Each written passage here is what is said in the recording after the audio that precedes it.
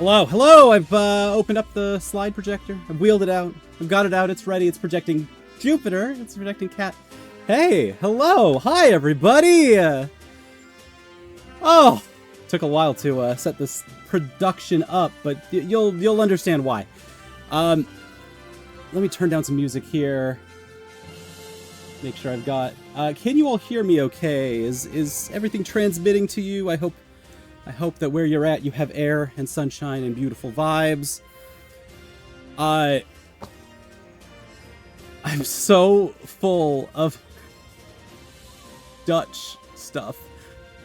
My brain is just like overflowed with so much. 71!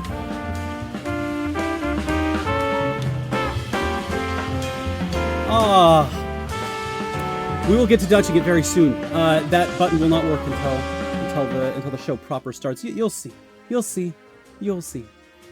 But it will be a very good button. Slide, actually, I will slide.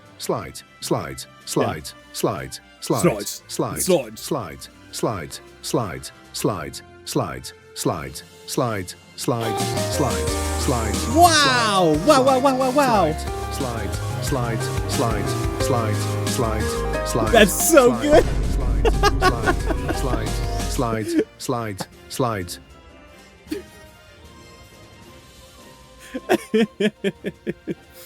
Beautiful. Oh, welcome back, everybody.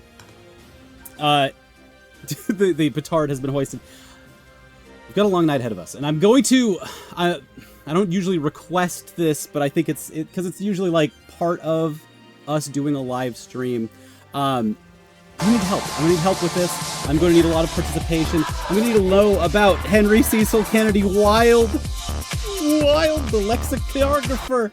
He's a philologist. That means that he studies horses, or love, or the love of horses. Yeah, we've got a hell of a show. I'm just realizing that I don't have, of all the things that I've set up, I don't have water. So I will need to go get some water real quick before we start this, because it's going to be a meaty stream. I need help because a part of this function that we are doing is homework. A part of this is actually a very, very official thing. We gotta really get things going because we got a lot of We do need to get things going, Conan. Hold for me, Cone. I know how to get back. Let's go.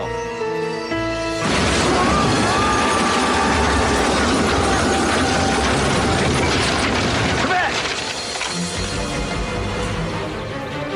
Hey, Walker! The judge was just the first one!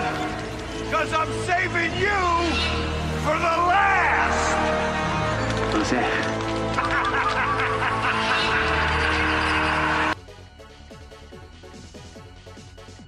Damn, thanks, Conan.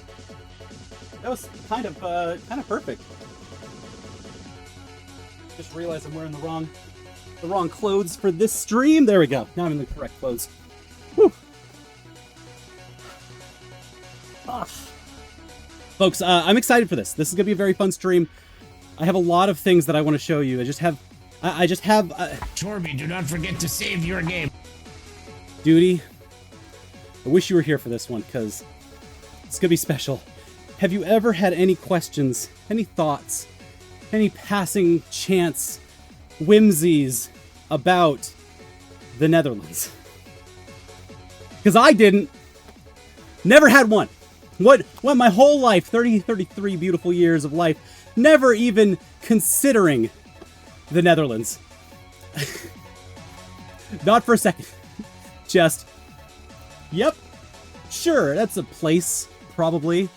Doesn't sound like a place. It sounds like the Nether. It sounds like a fake place.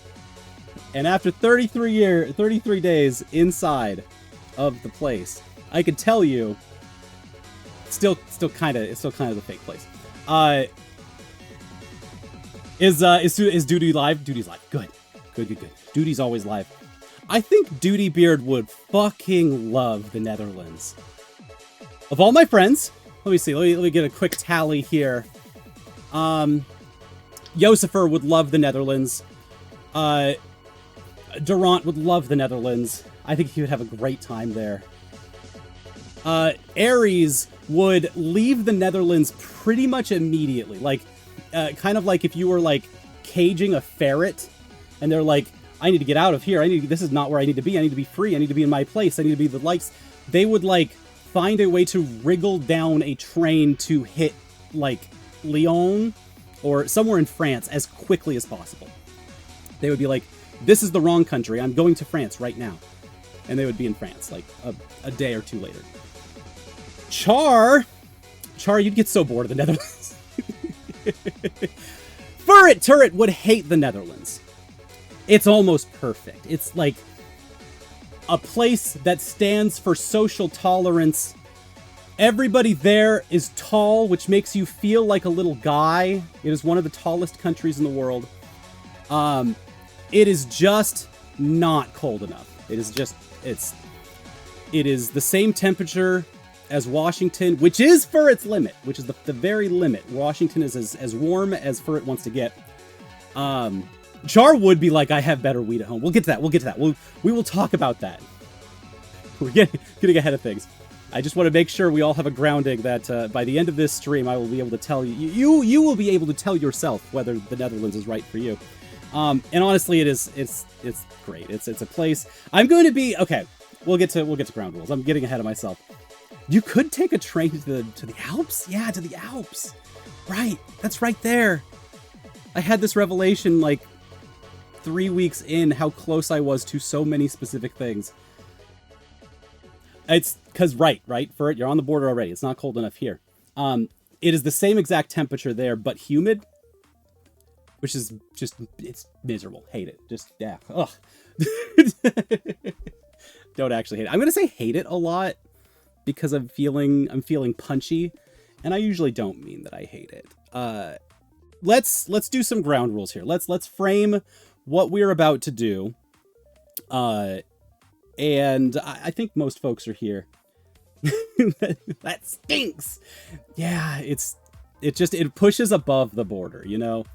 If Washington's a border ecology for you, that'll push one above. I think the music is right. The vibes are good. We'll do the rain wave. I probably want to take that actually with me before we go. So let's hack up the now playing part. And let's get on with the show. Let's start at the beginning. This is Jupiter. This is my cat. I'm going to present and perform this entire stream as if this is your first time, which is how you should do every stream, but you know we can't do that. We stream way too much. There we go. There it is. I'm taking the boombox with me.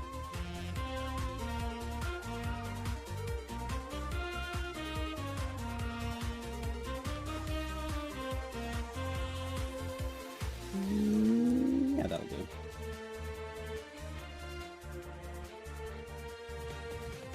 Let me get this above. There we go. All right, I think we've got all of our modules are ready. You know what's not ready yet? Let's give you the power to Dutch it. Okay, that's ready now. I don't know what game this is from. All right, so welcome to ChorbySP. If this is your first time here, hi, hey. We have a lot of video game music that we're going to play tonight. This is a stream that normally we would be performing video games from just a wide array of the funnest, sweetest, and nicest and coolest games that we've got. And tonight is a different thing. Tonight is a special performance. I have in my purview 1,007. I took 1,007 different photos of the Netherlands while I was there. I studied abroad with the University of Washington. It's on the hat. And while I studied there, I got to see all of the libraries, all of the archives, all of the museums. That is the LAM, the LAM sector of... there's a G in there, too, for glam. What is that? Galleries. That's galleries. The glam sector, the heritage sector, of the world. Every country's got them. That's why we have states, is so that they can manage your libraries, your archives, and your museums, your points of cultural heritage, so that we can keep them saved forever, or at least as long as we can. That stuff is very, very important for communities, for groups. And so the Netherlands has those in spades, has a bazillion of them. It is you can see in the upper right, this is actually, let me show you the full amount of this. Transform this, and then, yeah, there we go. The Netherlands. Netherlands is a very small country on a very small continent on a very small planet. And between the United States and here, the Netherlands can fit inside of the greater Seattle area. I think if you include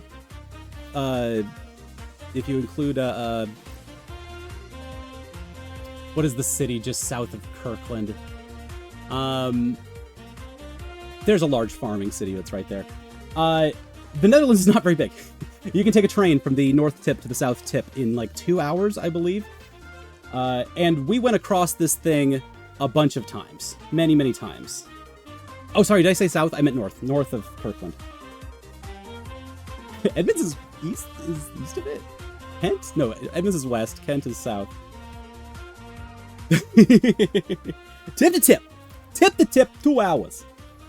Yeah, I mean, unless you are going to the past Den Helder, you got to take a little ferry boat. The ferry boats also run on the same tap card system as the trains and the buses. It was beautiful. The Netherlands has that going for it. Its train, subway, bus, and ferry system is better than you could possibly imagine. It's weird that the turnstiles trap you. It's very weird. That's a weird thing. You could try to jump them, I guess, but you would have to jump higher than your whole body. It's a pain in the ass if your phone dies and you have to use your phone to tap out, because now you are genuinely trapped in the structures of busing. But yeah, we'll get to a whole bunch of different details about living in the Netherlands, visiting there as a tourist, seeing all of their many, many types of ways of expressing their own culture. The theme of this study abroad, this was 1 month of we'd have about 5 site visits, one every day for the Monday through Friday school week. And then we would have lectures and homework assignments that would extrapolate on what we did at those site visits. The main theme of our entire program was to look at the... Do I have like a... That's the schedule. I want the easy. So we looked at library museums. We looked at different information and heritage sectors to understand the designs inherent to the Netherlands, Dutch design. We wanted to, our main themes were about innovation and exploitation. What kinds of processes did the Netherlands as a country and as a area and as a state do to build, not just technologically, but to build innovatively through culture, through state practice, through policy. And then how did all of those things end up exploiting others? What is our histories of colonialism? How do those extrapolate to the here and the now? How do those surface inside of those heritage sections? You go to a museum and you see the past. What is that museum telling you about their past, and how accurate is that? If you go to a library, what is that library's main volume of work? What kinds of things are they showing? How do they organize all of their stuff to express their country, to express their community, and to express their history, their past? So all of that is what we looked at. What is the way that they wrote it on the program is that Our site visits and guest lectures will give us occasion to consider how colonialism and its legacies play out in the contemporary cultural heritage sector. We're going to talk a little bit about neocolonialism. We're going to talk about neoliberalism. We're going to talk about market fundamentalism. The Netherlands were rich for this. The Netherlands, despite their small size, very wealthy country. Extremely grossly wealthy country. But they have not been that. They've not played that role for a very, very long time. And so, despite coasting off of inglorious wealth, they kind of have this, like, we were naughty, we did something bad kind of mentality and feeling in a lot of the places that we went. And so we're going to get into all of that. That is kind of the main theme. As far as, I want to make sure I've got all of the resources for this presentation put together. Let me explain to you what the homework assignment is, because what we are doing here, the whole goal of this is that this is... Go away, the Netherlands. I'm going to cut off the north and east parts of this anyway. There we go. This is a reflection project. This is worth a very small fraction of things, but I'm going to do it to the utmost because I think it deserves it, and because I think this is the funnest way to do this. Anytime that I can turn a live stream into a homework assignment, I absolutely will. They expected a short movie or a 5 to 10 page paper or a song cycle. I don't know what that means. But they want you to get creative with the concept of, hey, you're doing this study abroad. We're going to look at innovation and information services.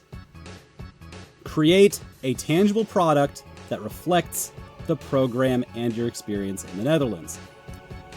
So, I took 1,007 photos. Why did I take 1,007 photos? Not necessarily for this, and not necessarily because I am a tourist. This selection of photos was actually put together so that I could make a game. And I made a game. This is my little Dutch 'em up.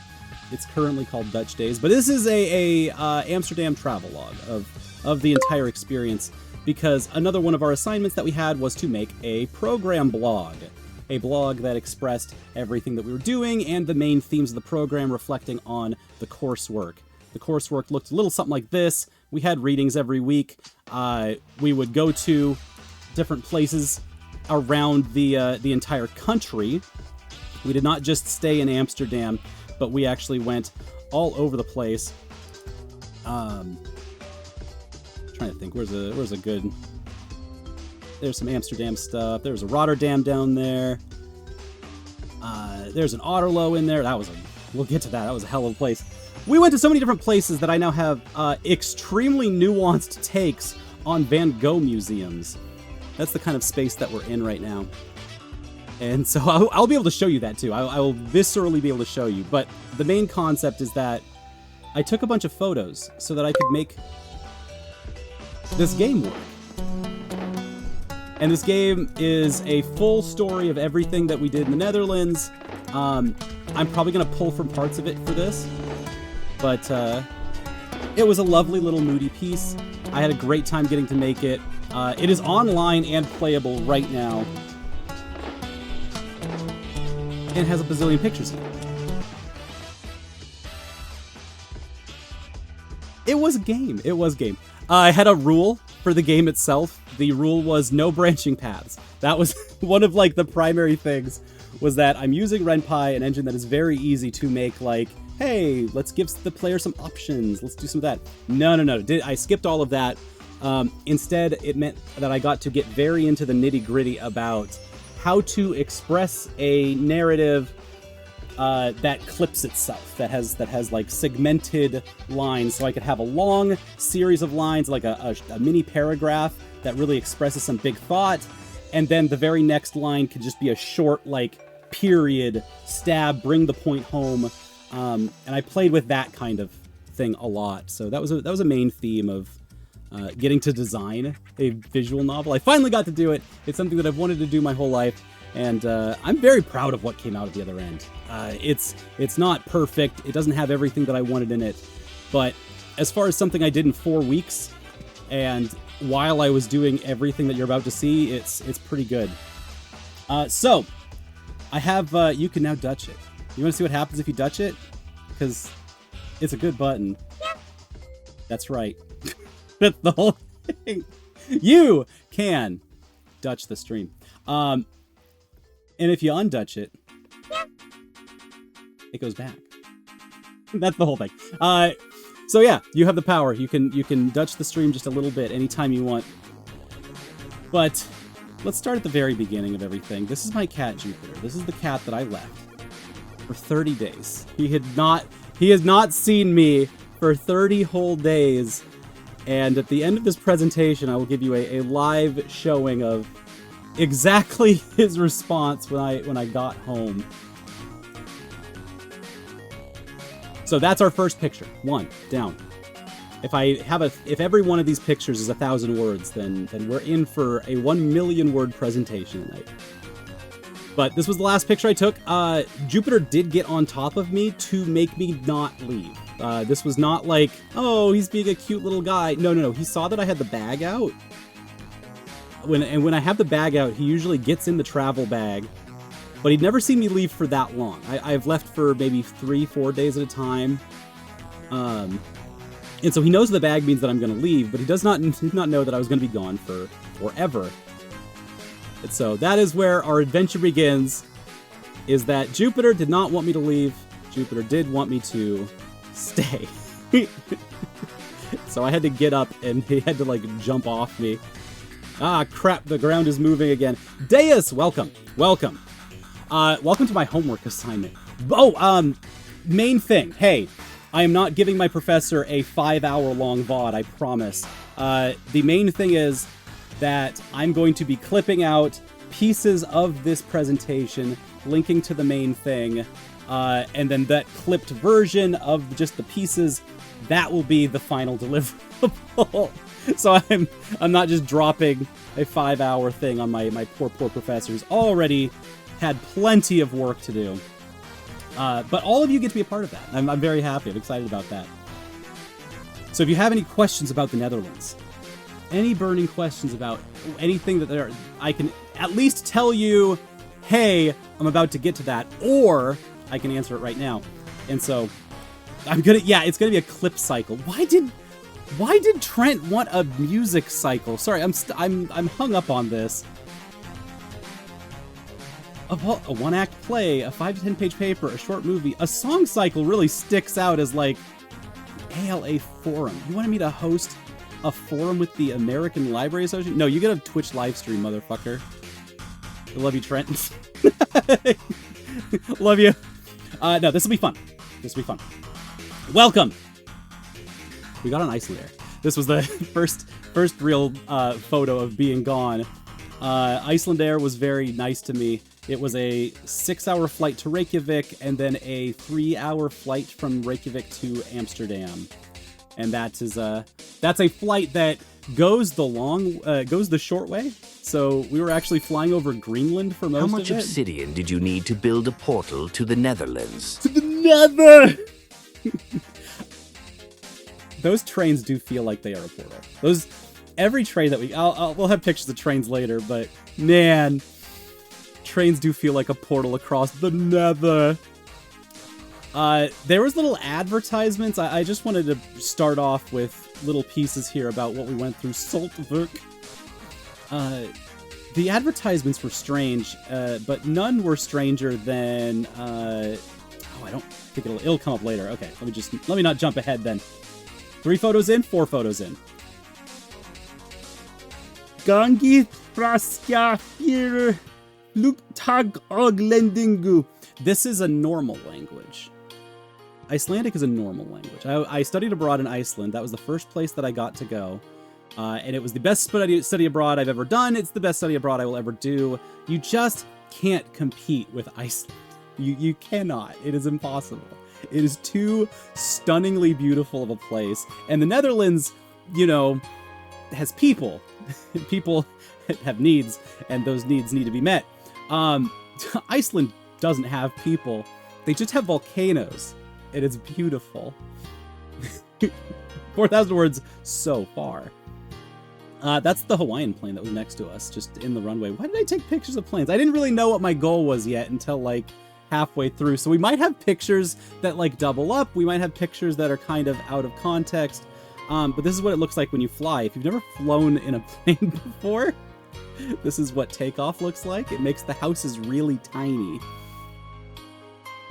So here's what we were seeing.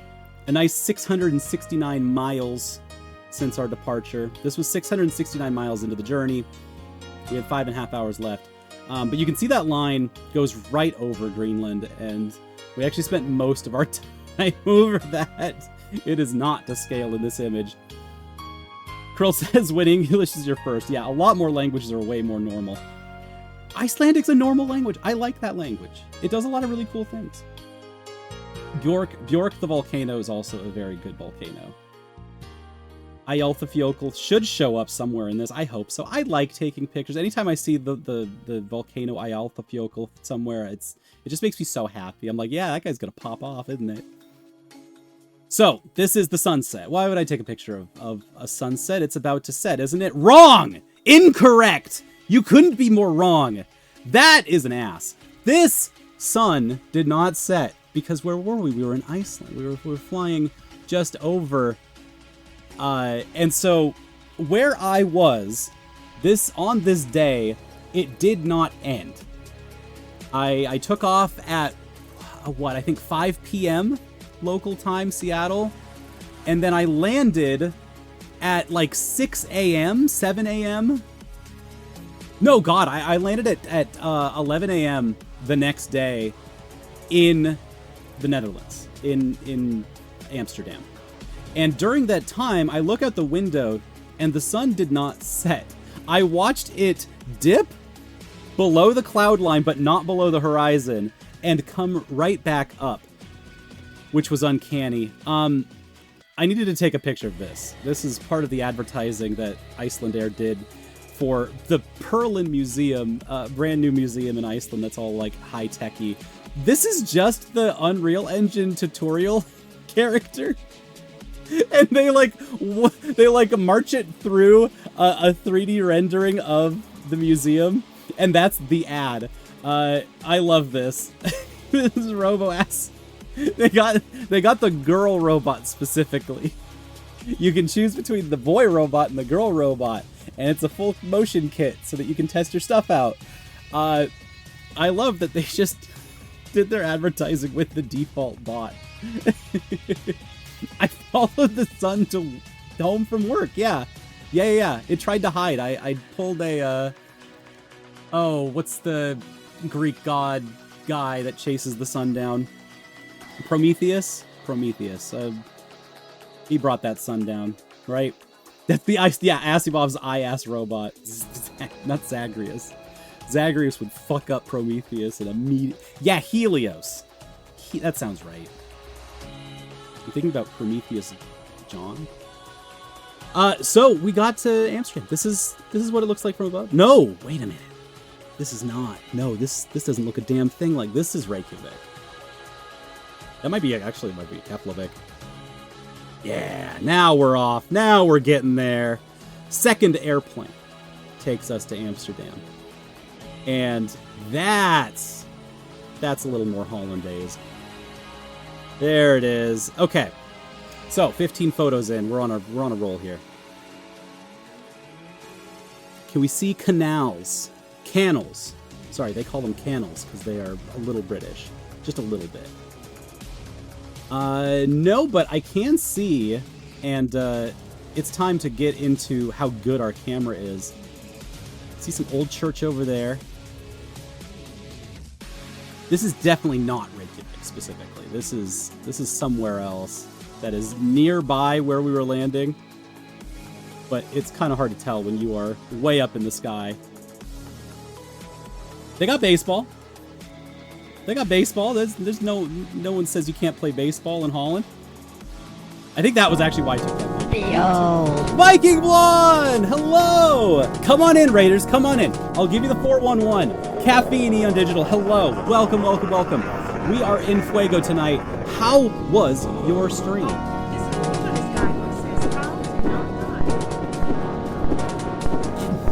Don't doot them! Will, did you just doot them from behind? Ah, it was Gundam's night. Go now, seek the lords of Lenanthor. Yesterday at the very end of the stream that Will and I were doing, when we played games yesterday, Abiotic Factor was so fun. Right at the very end, I was like, what you doing tomorrow? He's like, I don't know. And I'm like, it's Gundam night, isn't it? Yeah, it's gotta be. It's gotta be. C222! Hey, how you doing? Welcome, welcome, welcome. We have the big photo reel out. We are 17 photos in. We've really just begun. I have clearly not landed in Amsterdam, but for everyone that doesn't know what we're doing tonight, this is a very, very special stream. I'm doing my homework. You are all a part of my homework now. And so are you, Conan. Show me Walker, Texas homework. I gotta read about TV6 Lithuania, though. He just straight up kicked the guy. All media Baltics. We're not going to the Baltics. Wikipedia, we're not in the Baltics. We're in the Netherlands, which is, I think, different. Maybe not, actually. But I am a library master's student. And being a part of the University of Washington's Library Master's Program does mean that I am part of the best, greatest, #1 rated library program in the United States. And this is the best study abroad in that program. The Netherlands program for the iSchool, right up top. This is the premier thing that they do every year. Somebody runs this program, and my professor Trent has run this program for like 20 years now. And so it's a very special thing that I got to be a part of. And my final assignment, worth 10 whole points. I don't think I even need 5. I think if I get 5 out of 10 points on this assignment, I get 100% for the course. So, you know, for a 10 whole whopping points, I'm going to give them a live stream. Hey! Oh, Krill sniped it! Oh! The commands are out of order. What do you mean they're out of order? You're out of order! Whew, that fourth got exciting. Joarmy says, gotta go to bed. Sleep well, warrior. I will serenade you with all of the knowledge of the libraries, museums, archives, and galleries that we saw in the Netherlands. By the end of tonight, you will have a nuanced opinion of Van Gogh museums. I promise. Because I will show you very viscerally probably about 40 different Van Gogh paintings inside of these 1,007 photos. Somewhere in that ballpark. Let's talk about where we're at, though, because we're about to land in Amsterdam. This was the very first day. I was so confused, so scared. I had been flying for 15 hours. It was now noon. It was now 1 p.m. the next day, and I was told that in order to prevent jet lag, I need to stay awake until it is time for bed, local time. And so, after being up an entire day, I, had to just stay up. I got trapped behind the turnstiles to get out of the bus, to get out of the train area, because I did not know I needed to tap off of this whole thing. And my phone didn't have data. And so I was lost. I was just lost. This is Amsterdam Central. This is the big center downtown-y area. Right when you get out of the train. It is a beautiful view of a very large canal. And this tiny car, look at this guy, with a unicorn on it, is advertising the Banksy Museum. There's a Banksy gallery, and there's just a lot of Banksy out there, because the things the Dutch like, they love bicycles. This is not a bicycle, but this is a half a car, because tiny cars are very well loved in the Netherlands, because you don't need a car. You can just bike. You can bike with your family. You can bike if you have little kids. You can put them in a trough. You can put them in like a dumpster and haul the dumpster with your bike, and then you're a dumpster dad. That's what they're called. I had the eSIMs. Yes, I had the eSIMs all set up and ready to rock, and they weren't working. of course. And then I had to figure it out, all while having no sleep. And then I had to I got so mad that instead of just taking the single bus, because I couldn't figure it out, I just called an Uber and said, take me to my hotel. Which was, in hindsight, crass. But this is what I got to see. So after a 13-hour flight, after forever travel and being exhausted, to come out and see this, it was just like, hey, maybe everything's going to be okay. However, I'm coming from America, so being out in public with all of your bags and luggage was very scary to me. I wanted to get out of there as fast as possible, and so I couldn't really take in the sights. This was also a little foolish in hindsight because it's Amsterdam. I would be less safe I'm less safe in my own home currently than I was in Amsterdam. It is absurd how nothing bad happens. Because when something like minorly bad happens, that's like a news story now. All right, so this is the I stayed for the first day at a different hostel than where our program was because I wanted to come a day early. I wanted to try to take in sights. I wanted to try to defeat jet lag. I wanted to get all these things out of the way before the program officially starts. This was a great idea, but it was a strange feeling being so tired, being so exhausted, and then just seeing the dude. Like, I did not leave America. He's abiding in this. I wanted to go to this. I was told it would be like a swanky, high-tech, like tech bro hostel. The idea, the concept was I go to the tech bro hostel, they'll take care of me. And instead it was just very weird and it was a little out of the way, but because of that, it gave me enough room to get my bearings. And so seeing the dude was very grounding.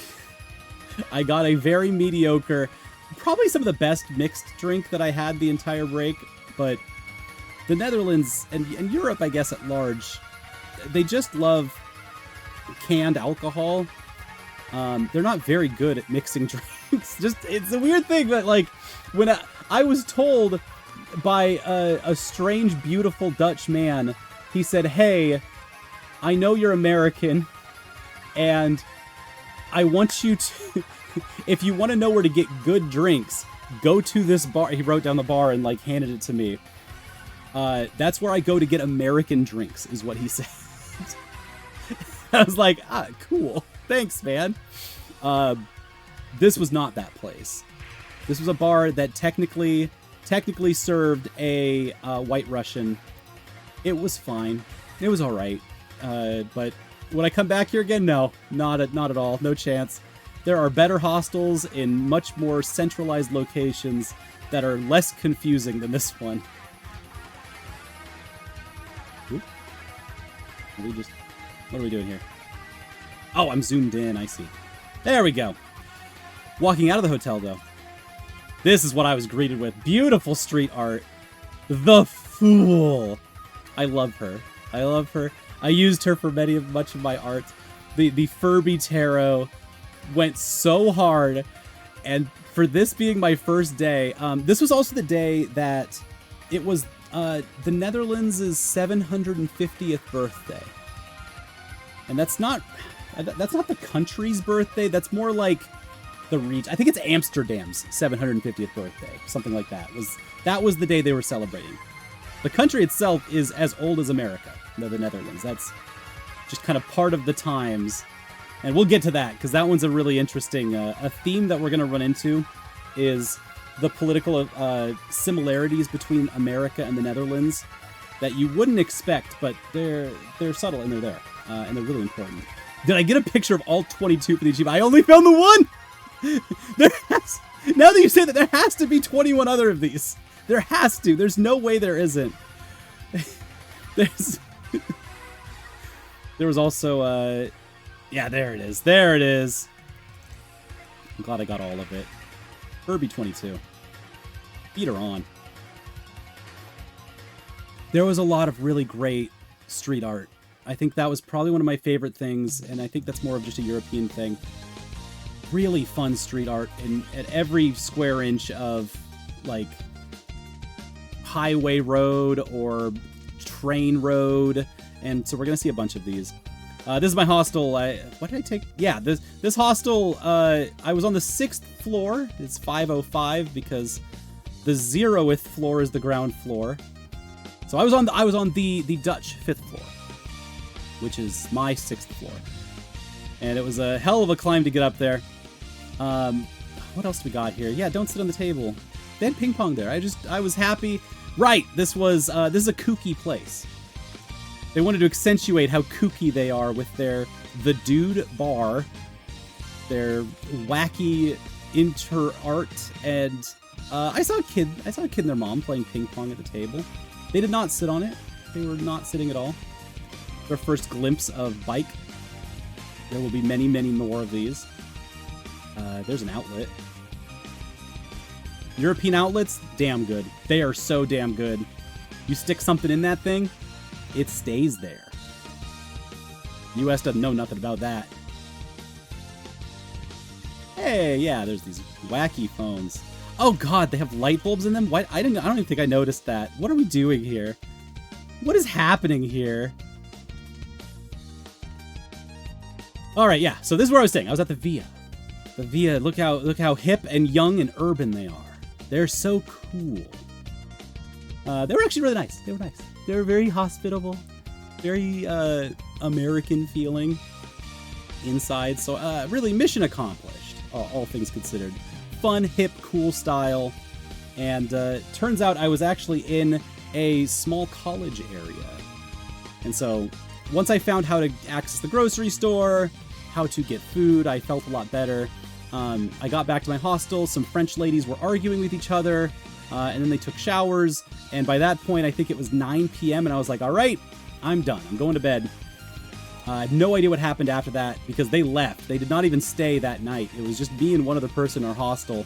They, came in, changed their clothes, and then left. I don't know what happened. It was weird. Yes, I hit up the Albert Heijn, and Albert Heijn was peak. I don't think I got any good pictures of Albert Heijn, but love them. This is what Amsterdam looks like. This wild Minecraft-ass looking building.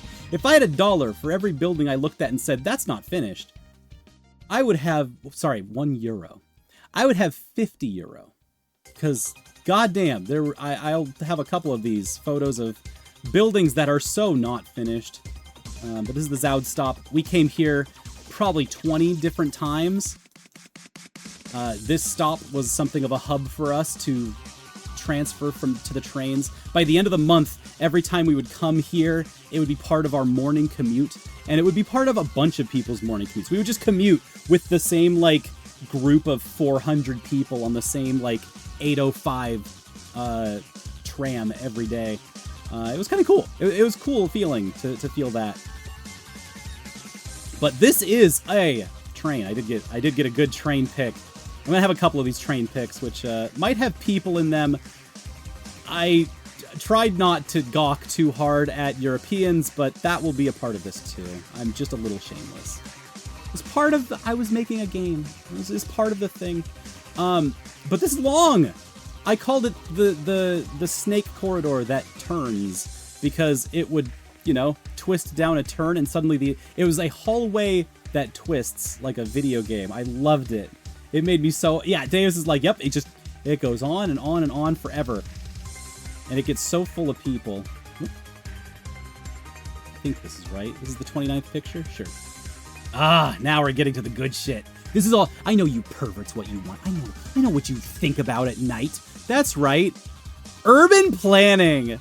There are 5, count them, 1, 2, 3, 4, 5 main subway lines that go through Amsterdam, and they light up like pinball machines. It's beautiful. This main line between Centraal and Zoud has De Pipe. You can see that. De Pipe, PIJP. That is where we lived. We lived in De Pipe for the entire month. Love trains. That's incidental. This was amazing and beautiful. We went to, I will have gone through Sloterdijk, Central, Bielmer. I don't think we never went Nord, and we never went to Gein or towards Gosplas. But we did go most everywhere else. I didn't go all the way to Isolator Rig. I don't know what that means. But Isolator Rig seemed like a cool place. Every stop on this thing was awesome though. And this main blue line, this is straight through the downtown area. So each of these stops is a very different part of like the Amsterdam downtown. So the blue line is the very, very busy one. Come on. There we go. This is the stop. This is the main stop at De Pipe. And it is a long empty corridor. I was trapped in here for a second, so I was just like, fuck it, I'll take a picture. And it was gloriously empty at the moment, but it is just has this like this energy to it that I can't really put into words. But being in this tunnel specifically, it's airy. It feels like adventure. And the far end connects to the main marketplace where every day they would have a full street market. It's a little bit indie horror game. Yeah, a little bit. And wag on my isolator. The other side of it, the other side of this area wall is the main area that we would live. And so you could very reasonably actually use this to cross that whole area if you didn't want to just use the street for some reason. But it's cool and nice down here. So we would be down here basically every single day for this entire trip. Cat! Of course, the first thing that we see is not bicycles, but cat. This cat is a street cat that lived right next door to us. And the street cat worked at the restaurant. Almost every cat has a restaurant, and every restaurant has a cat. I think that makes sense. Yes, every cat a restaurant, every restaurant does have a cat. They have a one-to-one relationship. New cats get made, which means you have to make new restaurants for those cats. Yeah, that all works. But God, what a lovely baby. Right next to our hostel is one gelato place. Between the hostel and the gelato place is this tiny child. This is my roommate Anthony. While I have a thing for wrestling, a little bit of an obsession, he's got one for F1 racing. So he was home and I was so far from it. We had so much long pillow talks. Each of these frames of video, yeah, it's one of the remaining 1,000 images. Yeah, that's what I thought. Yeah. This will not be the last picture of this cat, I promise you. I spent time here. Okay, so you... Okay. You're just like my cat. We were not feeling homesick yet. Not yet.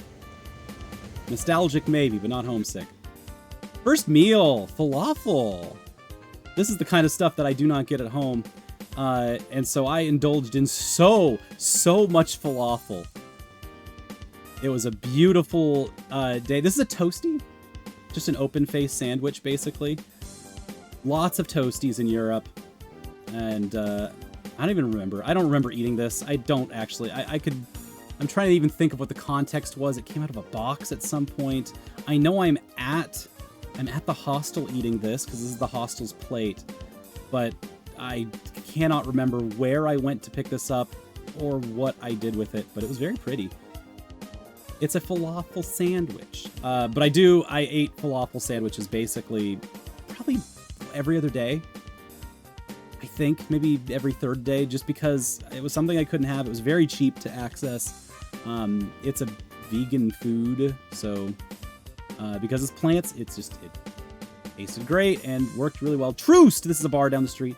This was their flights made from honey right out the back of the brewery. They would just carve it off the beehive. And the stuff that we had was great. This is Johnny. Every study abroad's got a Johnny on it. And this Johnny is a punk anarchist from Denver who smoked and drank every single night. which was gorgeous. He was living his best life.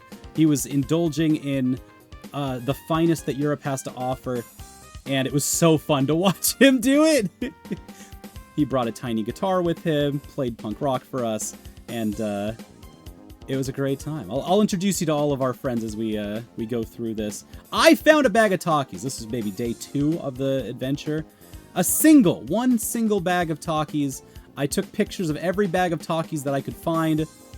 We will see, I think, one more picture of Takis before the end of this. When I got this picture, I sent it to Niall, who we will see later in this, and he said, "Where did you find that? Why?" And I don't know how I found it, because the store I never found these again in this store. It was just one bag. It rang up. I bought it. I paid for it. Don't know how they found it.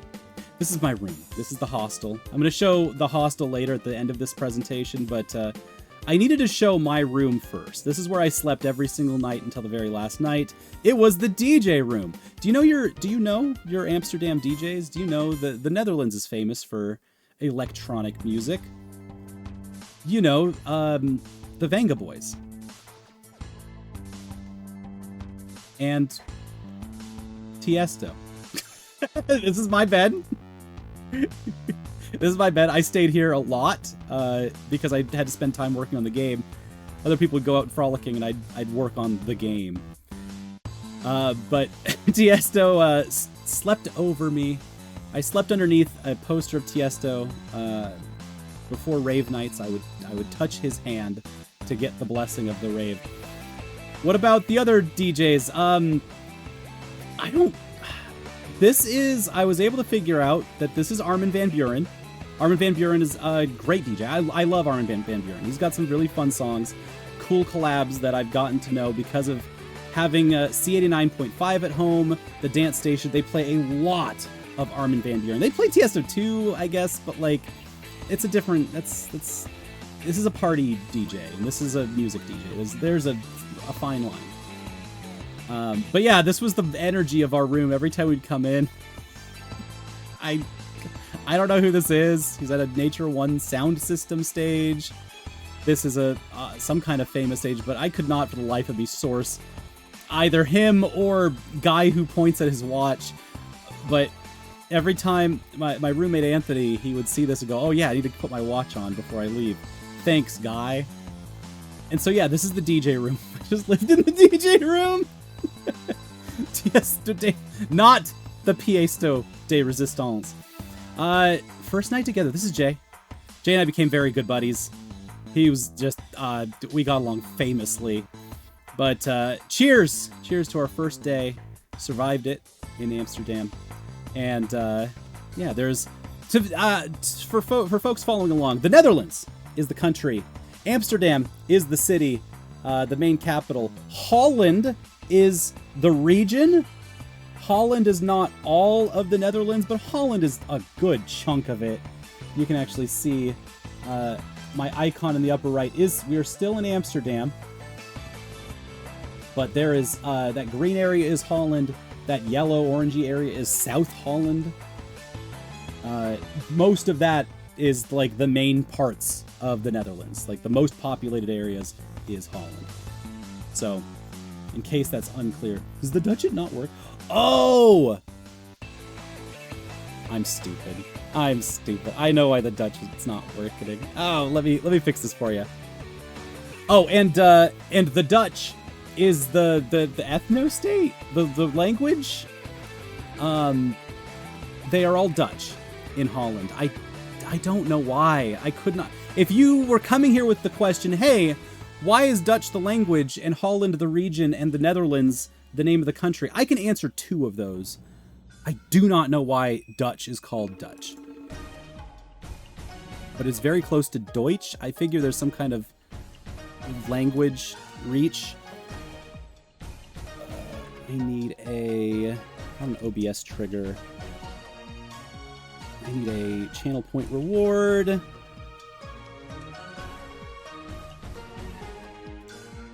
Okay. Don't worry. We're going to Dutch it up. I promise. There. It Dutches. It Dutches. I promise you that you can now Dutch the stream. Or undutch it, if you like. It's Dutchable.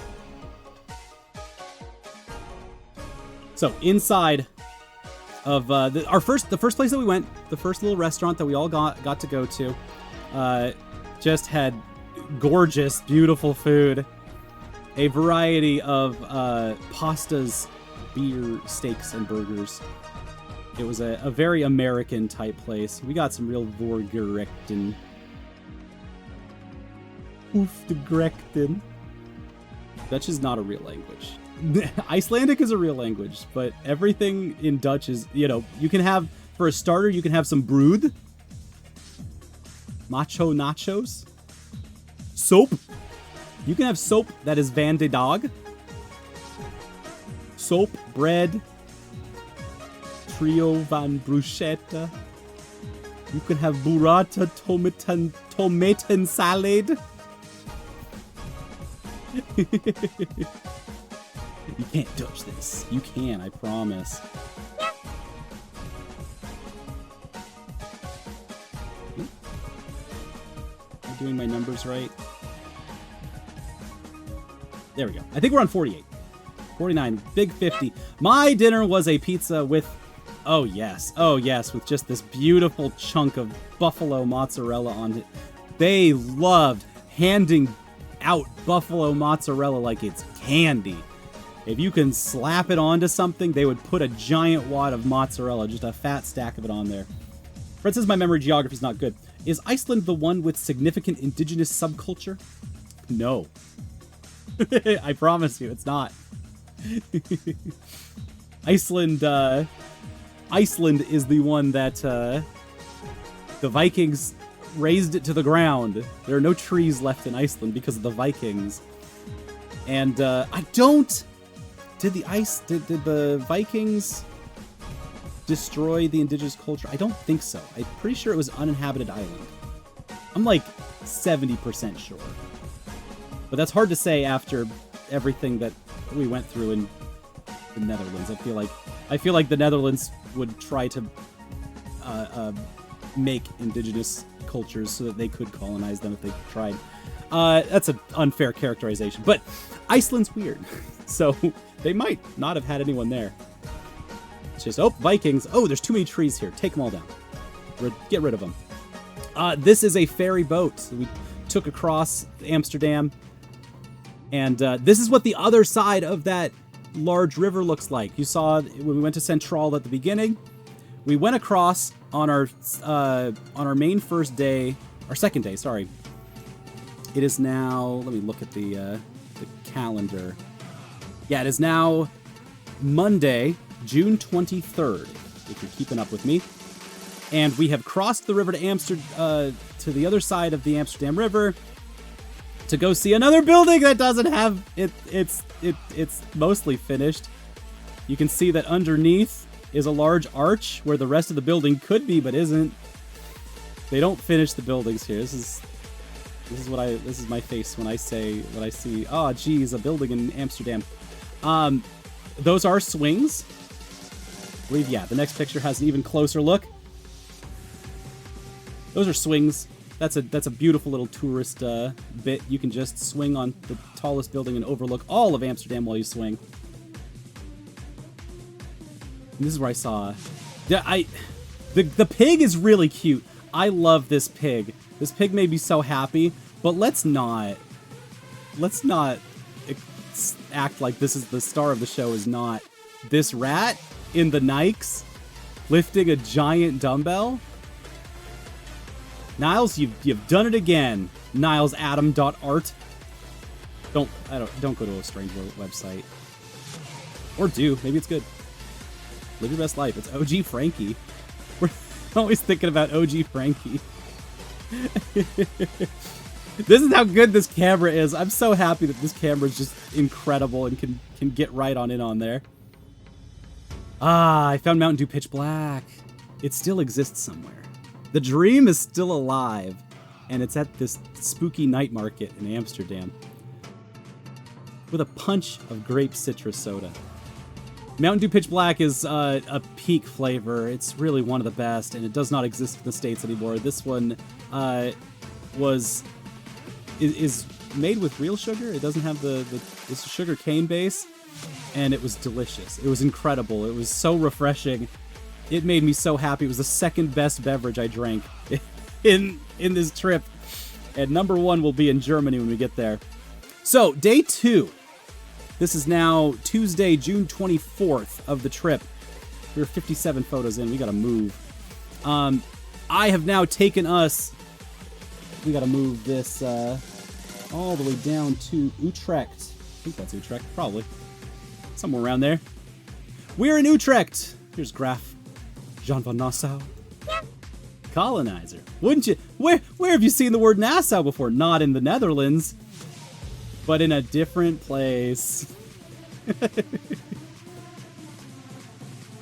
This is I believe it's the tallest building in Utrecht. You can climb stairs all the way to the top, and if you get to the top, you will see all the way to Amsterdam. I didn't do that. Are you insane? I stayed on the ground. This door is smaller than me. I did walk by it on the second time through here. But Utrecht is a beautiful city. It is an old city. It is an art city. More than any of the other places that I was at in the Netherlands. This is a place for artists.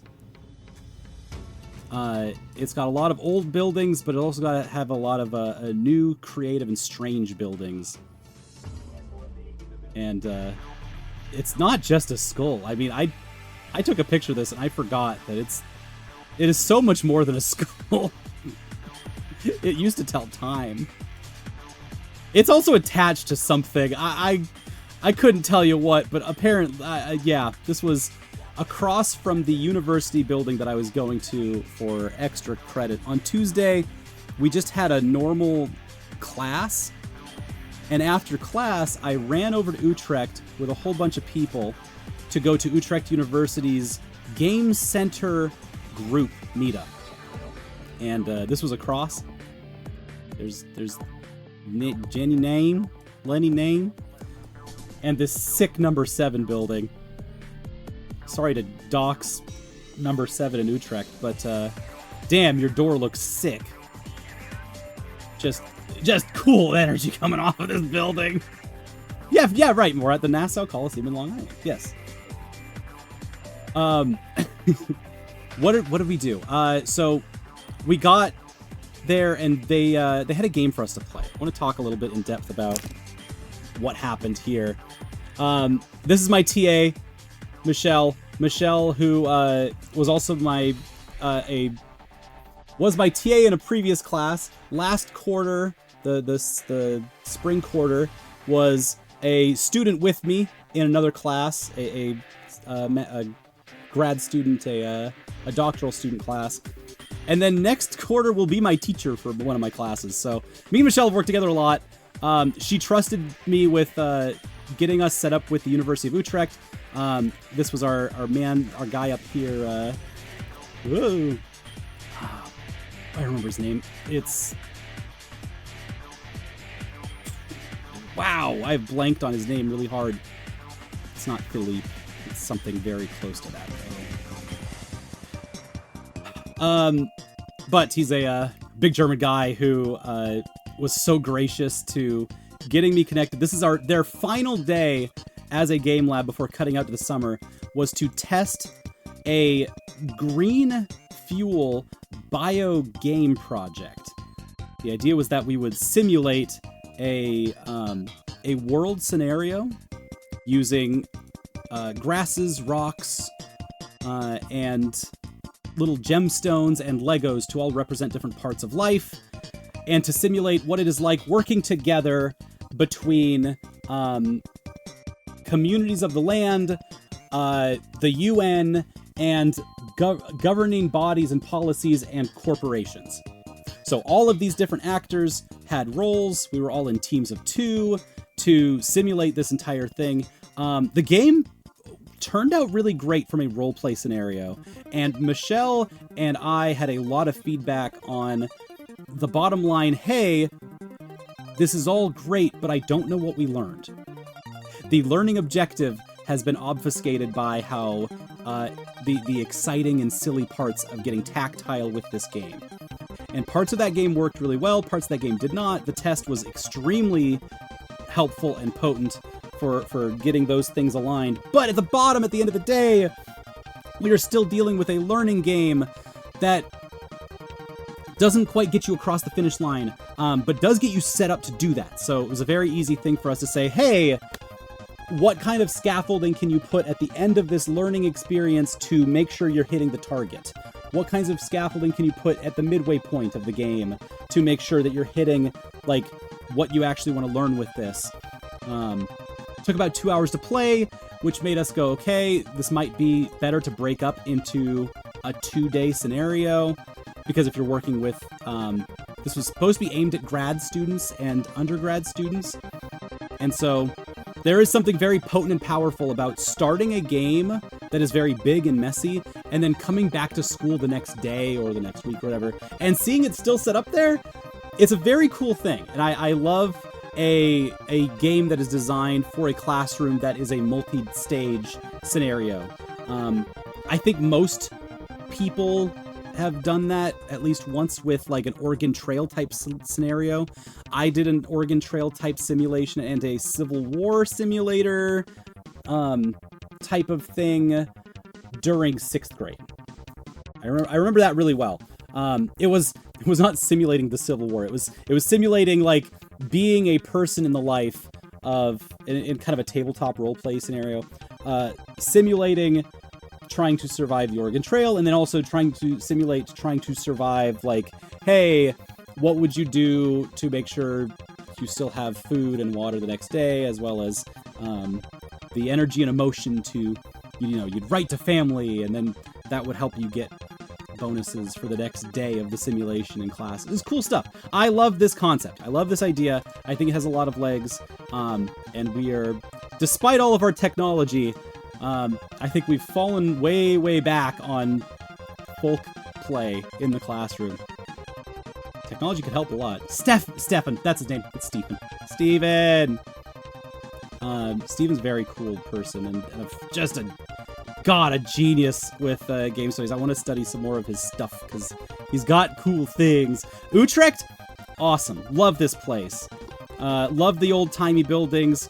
We were in this very old-style classroom. Right, I'm taking pictures of this classroom just because, wow, it is older than any classroom that I would ever be in the University of Washington. This is not... Buildings are not allowed to get this gracefully old in Seattle. They just aren't. And so seeing these, like, gorgeous cabinets in this beautiful building, and, whoa. This window really did a number on these two. Sorry, getting distracted. Great window. Yeah, you can see there's some cars, lots of bicycles, but it is very annoying to drive a car around anywhere in the Netherlands. And so I cannot recommend it any less. Biking to all of these places is way more preferred. It might take longer in some ways, but it's also going to take a lot shorter if you're in the city. Inner city biking is so fast. It's not lens distortion, that dude's thick. This was the outdoor bar. Afterwards they took us, Steven was like, hey, you want to go down to the pub and hang out more? And I was like, yeah. It was so sweet. It was so cool. Steven Werning. And so we got drinks. He survived my rant about professional wrestling as art and performance. And then we walked back. We headed out. It was me, Erica, Michelle. We traveled back. This is a river walk, so you can see this is actually like tiered. This is Utrecht is the only place that had a canal that had 2 levels, where you could literally go into a place, and inside of that, like, it's just gorgeous. It's really breathtaking. Also reminds me a little of San Antonio, which I think is nice. I think San Antonio is a beautiful, lovely city. And it also has a very deep art history, so I think there's some vibes here that go together. But every canal has a river tour. You can boat anywhere in these places. You can just slap a boat in the water. No one will get mad at you. Boat them if you got them. That is, I'm just realizing how many people are in this dinghy. That's a lot of people in a dinghy. But yeah, every time I was in Utrecht, the 2 times I went there, the vibes were exactly like that. So chill, very awesome. Hey, here's an Albert Heijn picture. There's the logo. Do you know what Albert Heijn has? The perfect trifecta. I've got 2 pictures of this. Pictures 68 and 69 of the list. It's perfect. This is a sushi wrap. That's a wrap. Cheddar tomate. Brie walnut. 2 kinds of wraps. So we got the regular wraps and then organic wraps, right? Sandwich. Little sando action. Wedge sandwiches.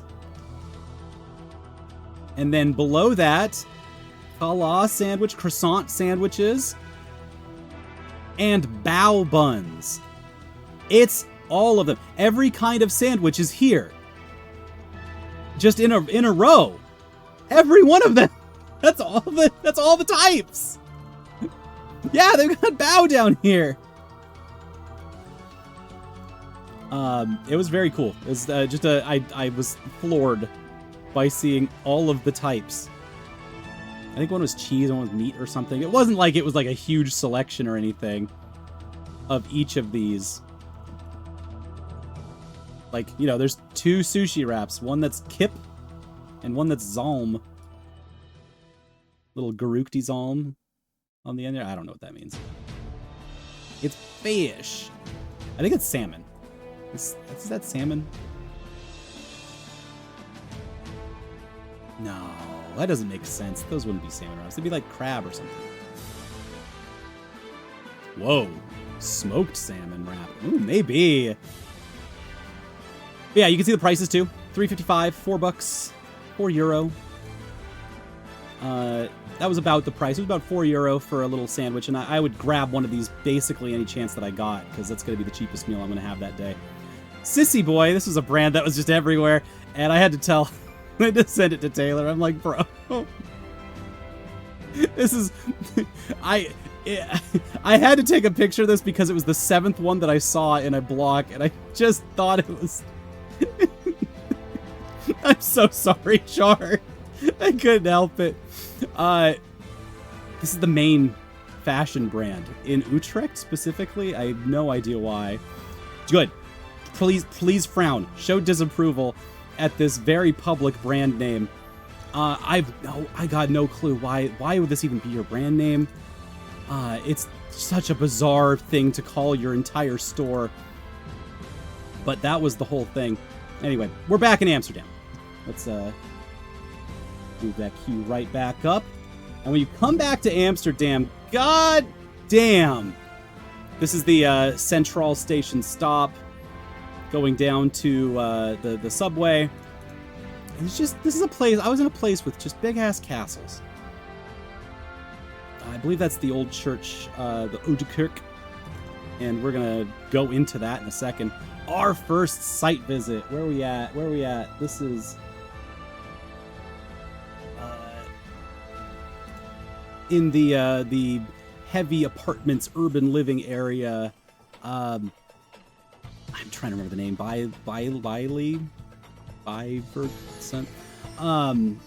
Bilgerson.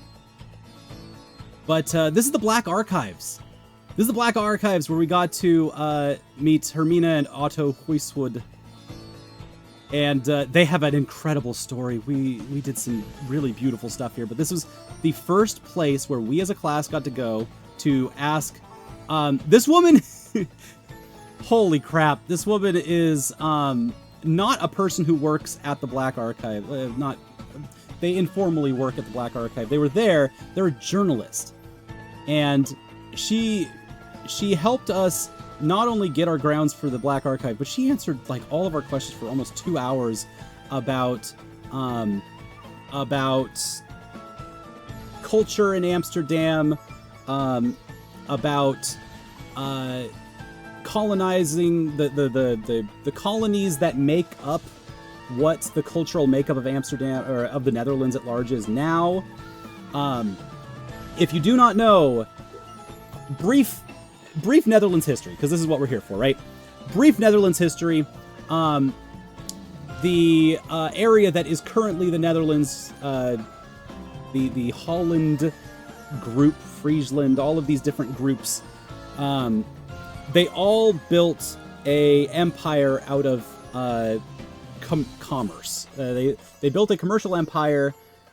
It was the first international corporation. We call it the Dutch East Indies Corporate Company. And with that, they colonized what we currently call Suriname. They colonized the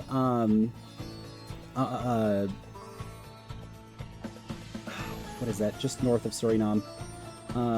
Not the Bahamas. The Caribbean. They colonized many islands within the Caribbean. And most importantly, not to be forgotten, they colonized what we currently call Indonesia.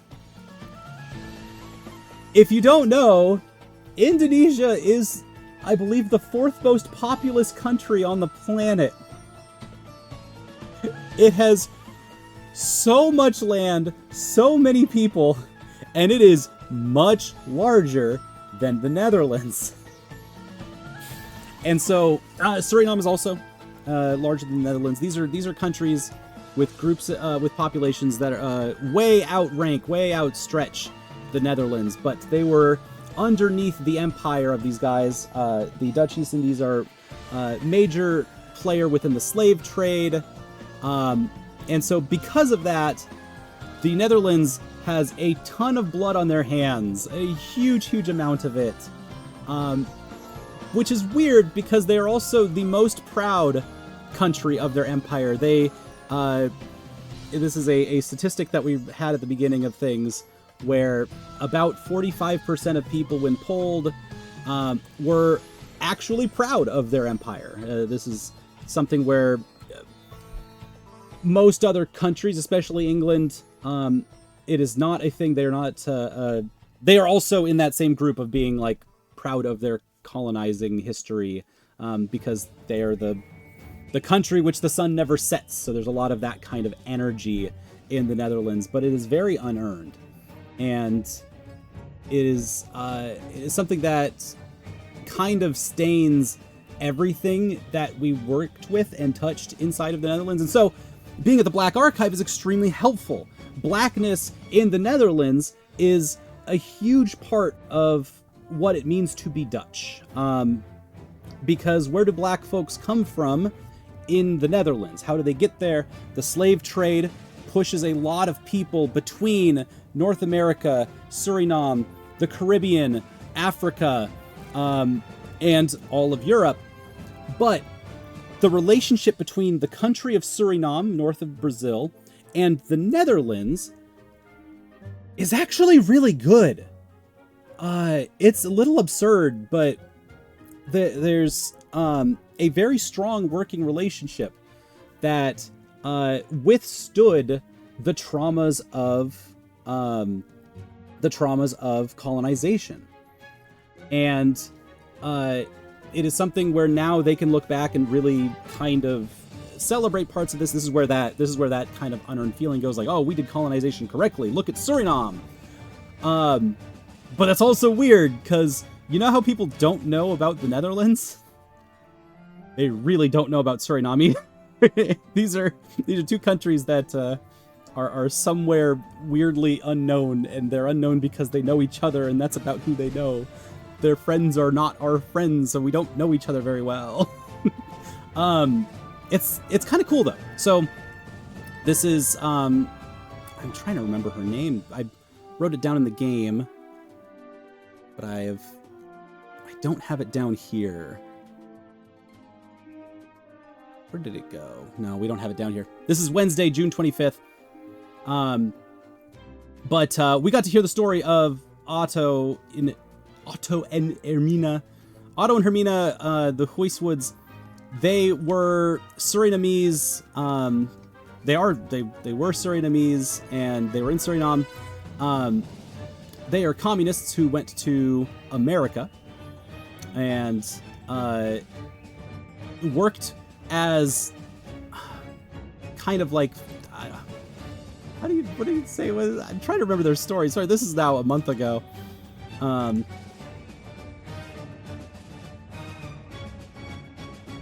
they were part of organizing the first Communist Party in America. And because of that, they were very quickly put on the FBI watch list. And we actually got to hold, our host gave us the entire FBI documentation for Otto Huiswood. And so we got to hold that in our hands, which was absurd. But this whole archive is a part of their library.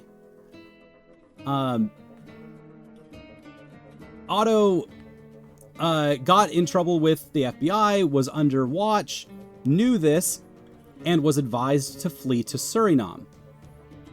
And the advice to flee back to his home country was ill-advised because the moment that he touched foot on Surinamese land, he was able to get arrested by the US and shipped right back. When he eventually got out of prison and went to the Netherlands. And the Netherlands ended up protecting him much more than anyone else could have. And that is where Hermina was able to start building a library in their attic that was very expansive. And this became the first like stepping stones of this black archive that we were in. And so we got to see all of this. And I had the question the whole time is like, wait, how is this a archive that represents blackness that B was under identification and under scrutiny of the FBI, but C was all the way in the Netherlands.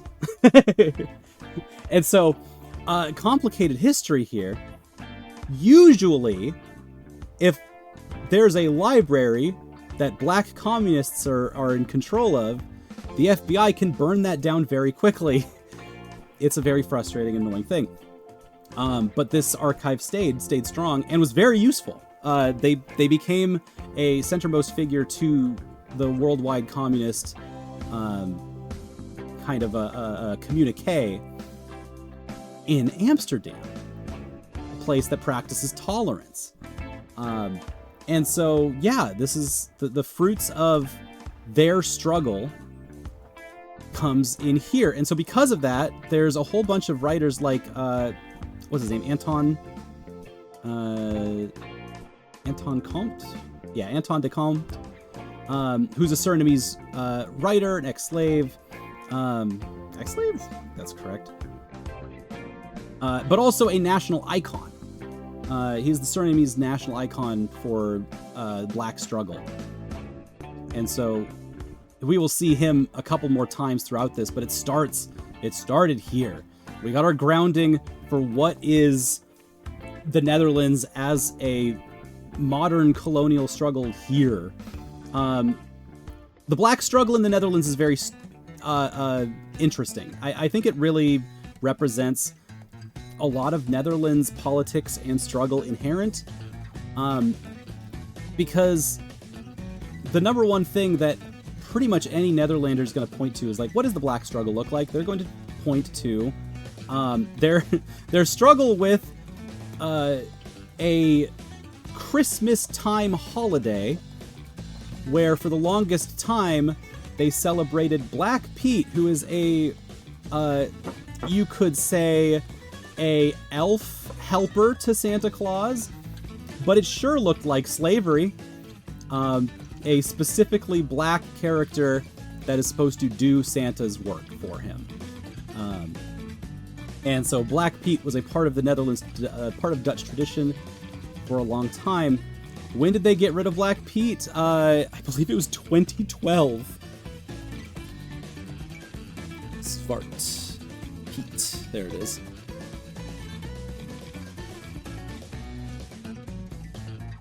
And so this was like, people putting on blackface to celebrate Black Pete, this character from children's books. And and stuff that they really, really liked. Oh man, we've got demonstrations as far as 2020. Yeah, Dutch it. This is time to Dutch it.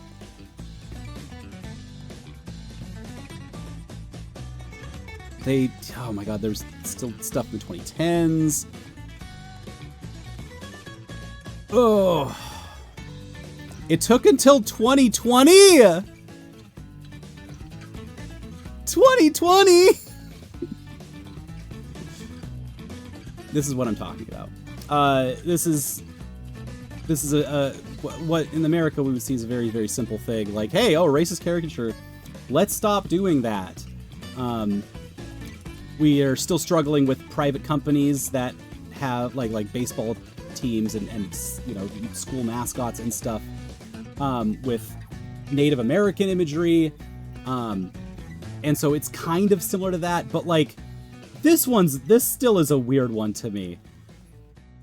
It took until an entire pandemic and the Floyd protests specifically, the George Floyd protests, to like actually nail it into people's skulls. Like, hey, this sucks.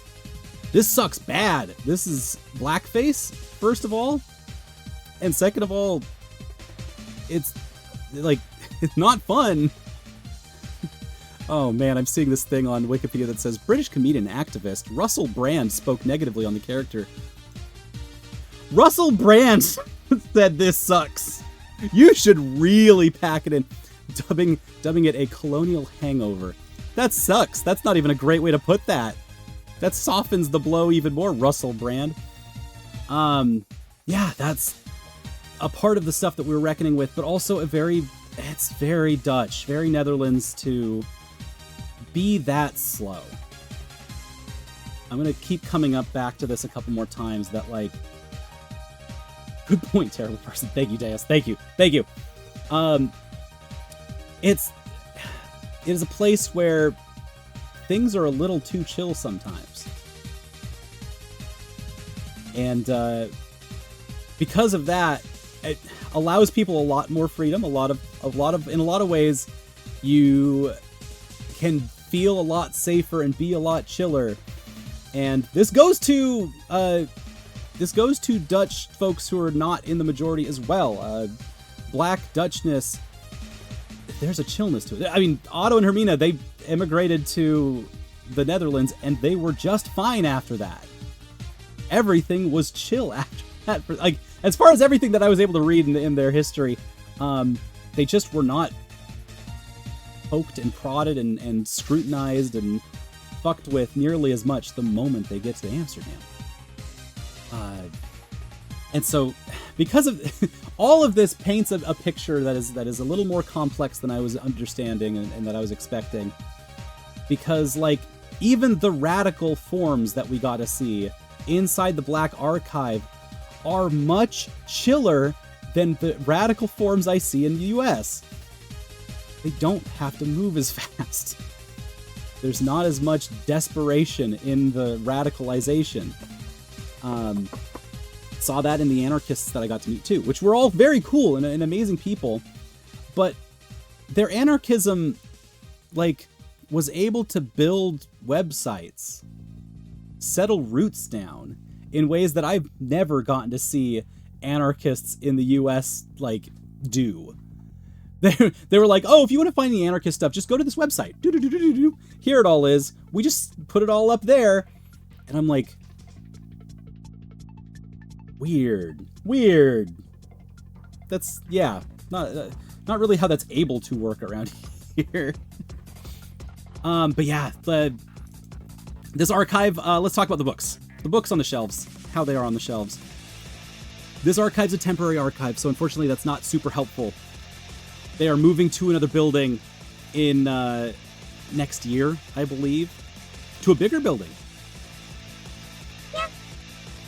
Dutch it back. Thank you. Good undutching. But there was a couple of shelves broken down for countries, and all of those countries were not Dutch like colonies, but actually they were black countries. countries where literature from black authors primarily come from. And so that meant Latin America, South America, Africa were all represented in really cool ways on the shelves. But then all of the Netherlands, all of the actual like Dutch books written in Dutch, are all on these very undone shelves. They're just kind of like numbered. What's the library term for this? Numbered in acquisition? Accession. From when you access it. That's how they've ordered it. And we're going to see that a lot. More than you'd think. They had an arcade game. They had sorry, not an arcade game, but they had an arcade booth that was like part of their display window from the outside. I just thought it was very cool. Bass! The Black Archives sound system. So they would present stuff on there. I just think it looks really, really cool. Yes, Eon, just ask a librarian. They'll know where to find stuff. To everybody, please go. Librarians know everything. It's really weird and absurd. And if they don't know something, they will tell you that they don't know something, which is way more helpful than any Google search you'll ever have. Because, as we've learned as librarians, telling someone that you don't know something is way better for the mental health of both parties involved than telling them that you telling them, not that you kind of know something, but telling them that you're still trying to find out. Having a customer, a person that you are working with, go home without the knowledge they asked for is good. It's actually a very good thing. Especially if you are going to give them a timetable, like, hey, let's come back to this in a second when I got more information. That's a part of the magic of libraries, is that we can help you. And if we can't, we'll still help you. This is the Nelson Mandela Park. And this is a part of the sculpture history of Amsterdam, and specifically the city, is these broken paintings, or broken sculptures. These pieces of a whole that give various different views and looks, breaking down the image while also expanding out the space. It's very cool. And so we're going to see a couple of sculptures like this one, but the one in Nelson Mandela Park is probably the best. It's probably one of the best. This park's cool, too. Oh, here's some friends. It's Tom. We got Ev and Natalie. Yes, that's who I was with. And this guy on a bike with a parrot on his back, a legit hunter class, modern day, with his giant tire he's next to, watching some soccer happening on the day off. We had just eaten some Surinamese Chinese food, which Surinamese food is awesome. It's so good. It was some of the best food that I ate there. It was so tasty. Thank you. Undutch that parrot. Sorry, you're right. You're right, Dace. They're watching football. That's the correct term. Disc? This is an indie game puzzle. The moment I took this picture, I knew exactly what I wanted to do with my final project, because I wanted to show you all on stream what is very clearly an indie video game puzzle for one MacGuffin. If I solve this, I will get a golden piece of some kind. Aeon, sleep well. Thank you for coming in. Go take care of your cat. I had a great time on the trip. And I'm glad that this is coming through, that I'm not like super critical or anything of this thing. Nelson Mandela Park just has so many fun views to it. Walking around it was gorgeous. And it was like, oh, if I had to live in a part of Amsterdam, it would probably be this part. Because this part just seemed the most down-to-earth, the most normal, realist, crunchiest. It just had like a mix of everything that you would want in a living space. While also being where like people are that feel normal, feel real, feel, I don't know. It just felt like home in a weird way. Path diverges. And it led us up to this structure that we were able to climb, kind of like a water tower-ish, except that it was not a water tower, it was just a climbable thing inside of the most wooded area that I was probably in the entire time I was in the Netherlands. Beautiful foliage. And this was the living areas that were around there. These are, for all intents and purposes, super apartments. Trying to think of what a normal word for that is. But they're very pretty super apart. Like, I was looking past all of these, not trying to look in people's houses or anything, but like a little faded, worse for wear, but still aging beautifully. Yeah, I gotta view the sun through that slot in the coin. Yeah, exactly. Thank you. When the sun sets and it draws through the coin, it reveals an X. And that's where you have to do an action. But, like, this is... in this part of... where are we at? Bleil's land. I don't remember what this neighborhood's called, but it was so pretty. Station Bullwike. I'm at the Bullwike station. I hope that helps. Maybe that can help someone. This clearly says Bullwike all over it. This cool llama sticking out of this. I love this. The train conductor's a little anteater guy. Yeah, it's such an awesome mural. Made me so happy to look at. Ah, I took a selfie at it too. Hey! This was day 3. I was still so chipper, so warm, so full of life. Life was good. It's just like the boy back home, exactly. That's what we're saying, Krill. Worse for wear, but aging gracefully. That's many such cases here. Sorry, 2 hours in. We're gonna get to 100 photos, I promise. I believe this is back to, yeah, we're at Amsterdam Rai spot, heading towards the Zoud stop, and going back home. Oh shit! Right, the most European man I'd ever met. Look at this guy.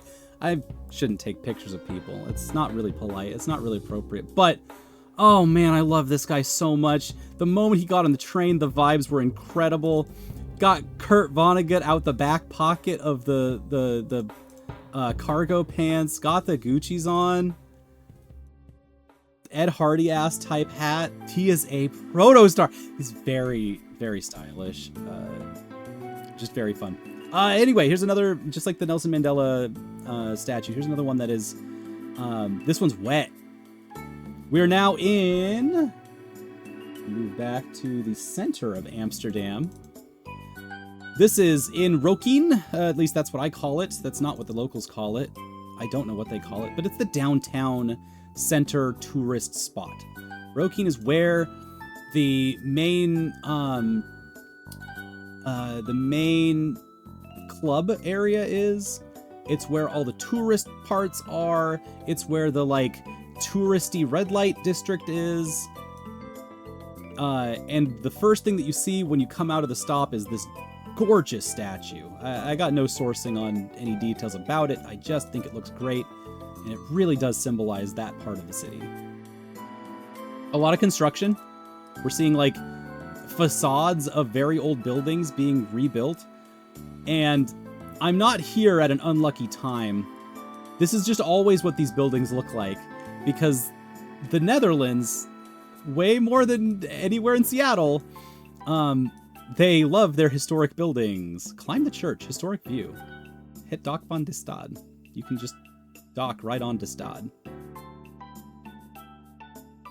And so almost all the buildings that there's a Madame Tussauds right up. You can't quite see. You can see the Sode.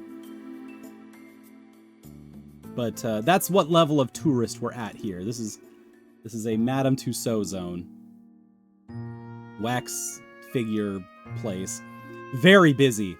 I don't know who goes to wax museums. I don't like them. They don't make any sense to me. I'm not a sculptures person in the first place, but mass-produced wax sculptures turn me off. Like, why would I want to see fake celebrity when I could go outside and see real people? Just doesn't commute. So yeah, here is bikes. Here is what it looks like. There is some people driving. They are so second citizens in this space, maybe third or fourth after pedestrians and pedestrians who are lying down having a good time. There's something so Netherlandsy about old buildings being completely restored to look exactly as old as they're supposed to look. It's a lot of money, a lot of resource being put into things that are old. In Seattle, we just tear them down, because why not? History, who does that? We are inside of the VOC. The Dutch East India Trading Company, the VOC. I got to stand inside the literal building. Zane took me around the downtown area to come see this. Can I zoom in at all? There we go. And inside of it is paintings of that were commissioned of the era. Paintings that make it look like a beautiful place to be. Tropical, civilized, and somewhat Dutch. And so these paintings are paintings of propaganda proportion. They're there to make it look like the VOC is inhabiting the place. And there it is. Exactly. Get those paintings Dutched. Here's a map of the area. You can see how they paint the Dutch farmlands areas compared to the less inhabited, I guess, areas, or is how they would portray this. Even though there's other entire cities. These are just other cities in this place. This is Indonesia. This is one of the most populated places on the planet. And they are just in ownership of it. And it's a weird ownership, too. In America, we're used to colonies as, like, you own that place. The Dutch colonies were... there was obviously slave plantations, farming stuff, but they are business centers. They are... how they worked in, what was this, the 17th century, I think? One of them years, way back when's. They were designed and built to be somewhat autonomous. And during that time, the Dutch Empire, the Netherlands kind of had a king, but like, when you think about the English Empire, you think about how the royal family, the monarchy, oversaw all of that. The Dutch East India Trading Company was a mercantilist system. They were building mercantilism into the first capitalism. And what that means is that if they could sell off parts of this empire to other parties, they would. Which is what happened to New York City, which was originally called New Amsterdam. They sold it so that they could have, I think it was for Suriname. And... oh, and for Indonesia. They sold it for parts of Indonesia, and they sold it for, I think, Suriname. If that might be correct. I'm hoping I'm getting my histories correct. I was there for a long time. Is that...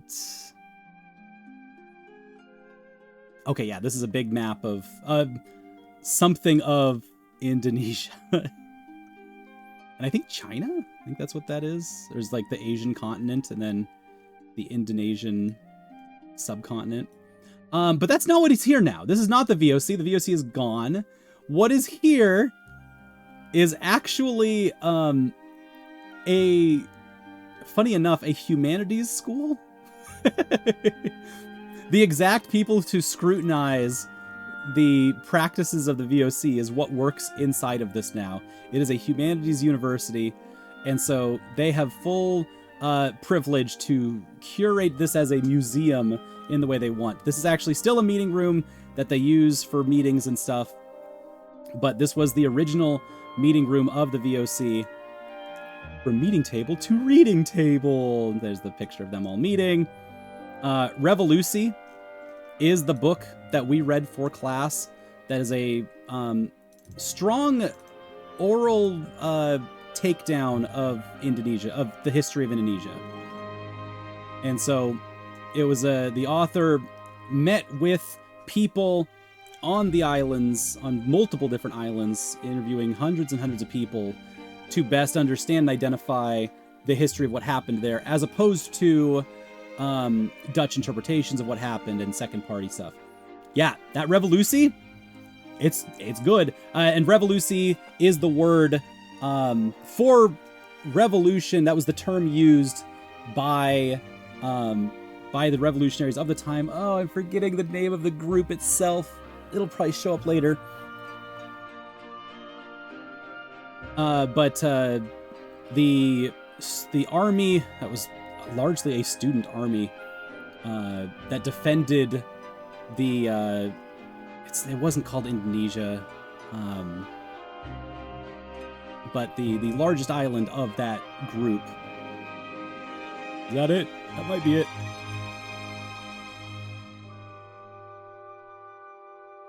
Those are gorgeous paintings too. But those are the paintings of, those are glossy paintings of the colonies from way back in the day. Evans Media 1% complete. Shut up. Shut up. Every one of these is worth 1,000 words. How long does it take to say 1 million words, right? The crest. This is a full-ass crest. Sword and shield. And then the flag of Amsterdam on a sword. This is not subtext. There's no... There is a lamb? I believe that's, supposed to represent sacrifice. Oh, right. This is in the church. We afterwards went to the Ouderkerk, and we saw feet. We saw Ian Gabriel feet. And that's Ian Gabriel's feats. Come on. Nope. Where am I at? There we go. The big wall of crests. There's not much to say about. We're gonna have. There's a lot of pictures of churches because we went to a lot of them, and when you go to a church, you take pictures of inside the church. Ouderkerk in Amsterdam, probably the least interesting church historically, but still a very gorgeous church. And I say least interesting because there's this like Korean exhibition going on in the same time inside of this church, where this Korean artist, Korean Dutch. I don't even think they were Dutch. I think they're just an artist that uses their Korean identity in pretty much all of their work to go do installations places where they do bindles on the ground. I think this kind of art is very loud with its messaging and not very impactful in its effect, because it's that kind of like high fancy art. Like, oh, we're in a church and we're gonna put down bindles that represent how far Koreans have traveled, and it's like, that's cool, sure, whatever.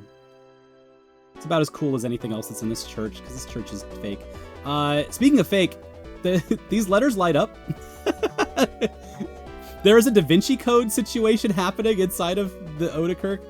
Beautiful stairways. The architecture inside of it is so fun, even though it's the silliest thing. The Netherlands are a tolerant culture, which means they are Protestant, but they're not Protestant. They have no religion specific to them.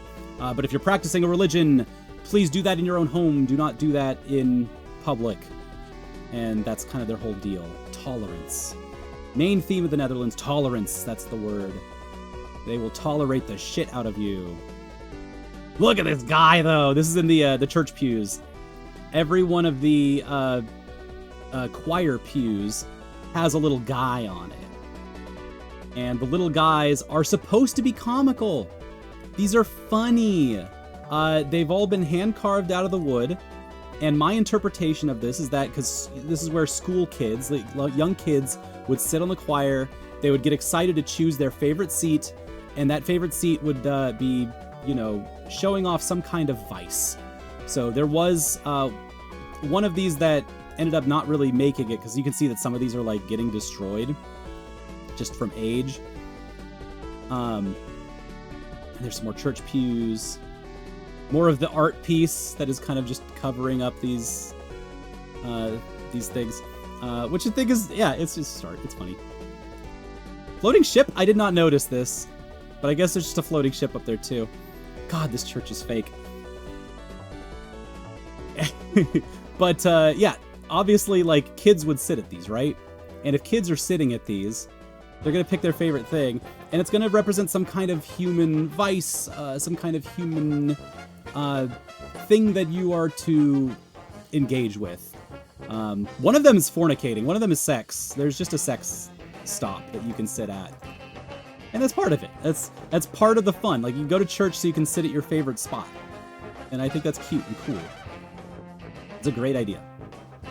If you ever want to do a video game map or a heist, I've got right here the floor plan of this church. I believe each of these are plots that you can bury something or a guy. I love to go sit in the sin alcove, contemplate my sins. That's part of the fun. There's a better picture of it. Middelkirk, Nordkirk, Zuid-Stide, South Side. Okay, yeah, North Side, Soid Side. Fake language. Salmons. They had a at the Odekirk. Had some really cool books, just hanging out. I was gonna take some pictures of books, no doubt about it. Stuff that got lost and left behind: glasses, cards, nameplates, coins. If you need an indie game puzzle, by the way, I took this. This is another picture that I took because it looks like indie game puzzles. Celebration. You only live once. You only live once. The book says YOLO. You gotta listen.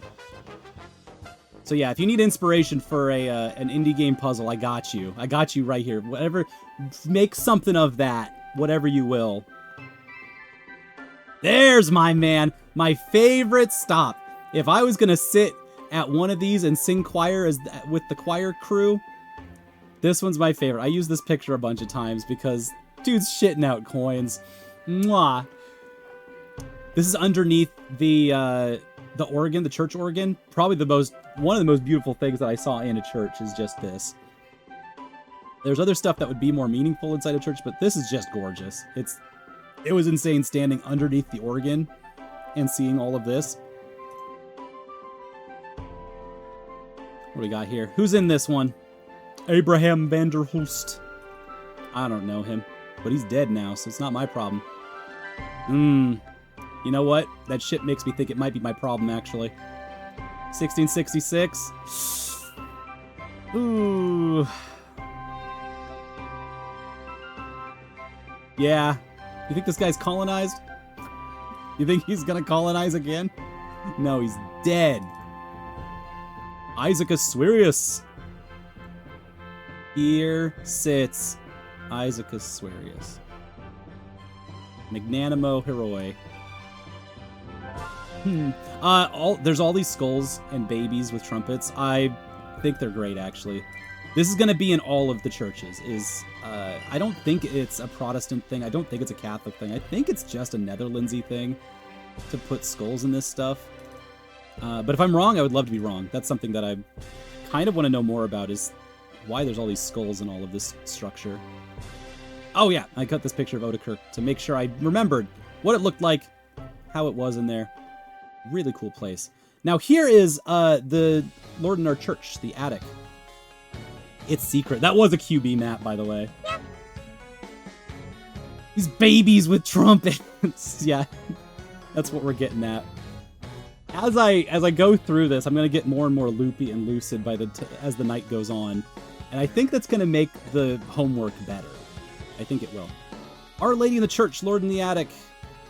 Wait, Our Lady in the Attic is a Catholic church. This is when you have a church in the Netherlands, in Amsterdam especially. You cannot say it is a church. You cannot say that you are going to the church. They're going to tolerate that it exists but they don't want to hear nothing about it. So this was inside of the attic of this person's home. You would climb through the entire house, and inside was a very beautiful Catholic church, just on the roof of it. There we go. And so, of all the churches that I went into, this was the most Catholic-ass place. All of the other ones will be more bearable, I promise. But being inside of here was cool. It was actually like a really cool place. Yeah! Sorry, I took more pictures of people in Europe. Tried to get pictures of all of the anime people. Get some Naruto representation in the Netherlands. I thought this would just be a One Piece type place. To see a Naruto person, mwah, that was exactly what I needed right then and there. This is me and Zane. This is me and Zane, and Zane's wearing the best shirt I've ever seen in my goddamn life. I made sure to get a picture of it later just because it's so funny. I took Orange with me. We were both in our best shirts. Orange with me to the land of Orange, where the Orange family is the first monarch family of the Netherlands. That is why they celebrate Orange. That's why the monarchistic class of the Netherlands is represented by the color orange. That is why I brought Orange Cassidy with me to the land of Orange, where he would get over famously, because he works about as slow as the Netherlands does. If you need a wrestling analogy, the Netherlands are kind of like Orange Cassidy. Does that make sense? I think that tracks. This is Sloterdijk, which is just a bus stop. But it's important to note that Sloterdijk is Disneyland. Hi! Sloterdijk is Disneyland. This is the morning of... I'm about to go take my little map very, very far south. This is the first weekend. We have now made it to the first weekend of the Netherlands. And we are bussing down the countryside. There are windmills. There are cows. Yeah, exactly. Beliefs, whatever. Politics doesn't matter. We are now in a fun place, which means we need to move, because we are not in the Netherlands anymore. Look at this fun place. This is Belgium! We have made it to Brussels! We're way farther south than this map will show. But we're in Brussels now! And Zane and I went to Brussels on this really cool trip. I found a strong sad in Brussels.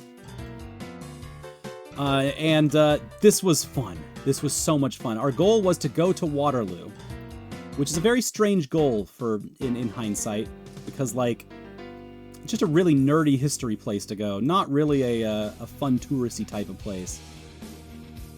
But I found out that Belgium is very proud of Waterloo. They really like Waterloo a lot.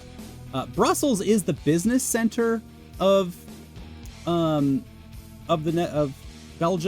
and so it is not like a sexy tourist spot. However, the moment we stepped out of the train, we did see red lights in the windows, and there were people working, and I was just like, oh hey, that's okay, nice. We're doesn't matter if you're in the Netherlands or Belgium. You can get work done both places.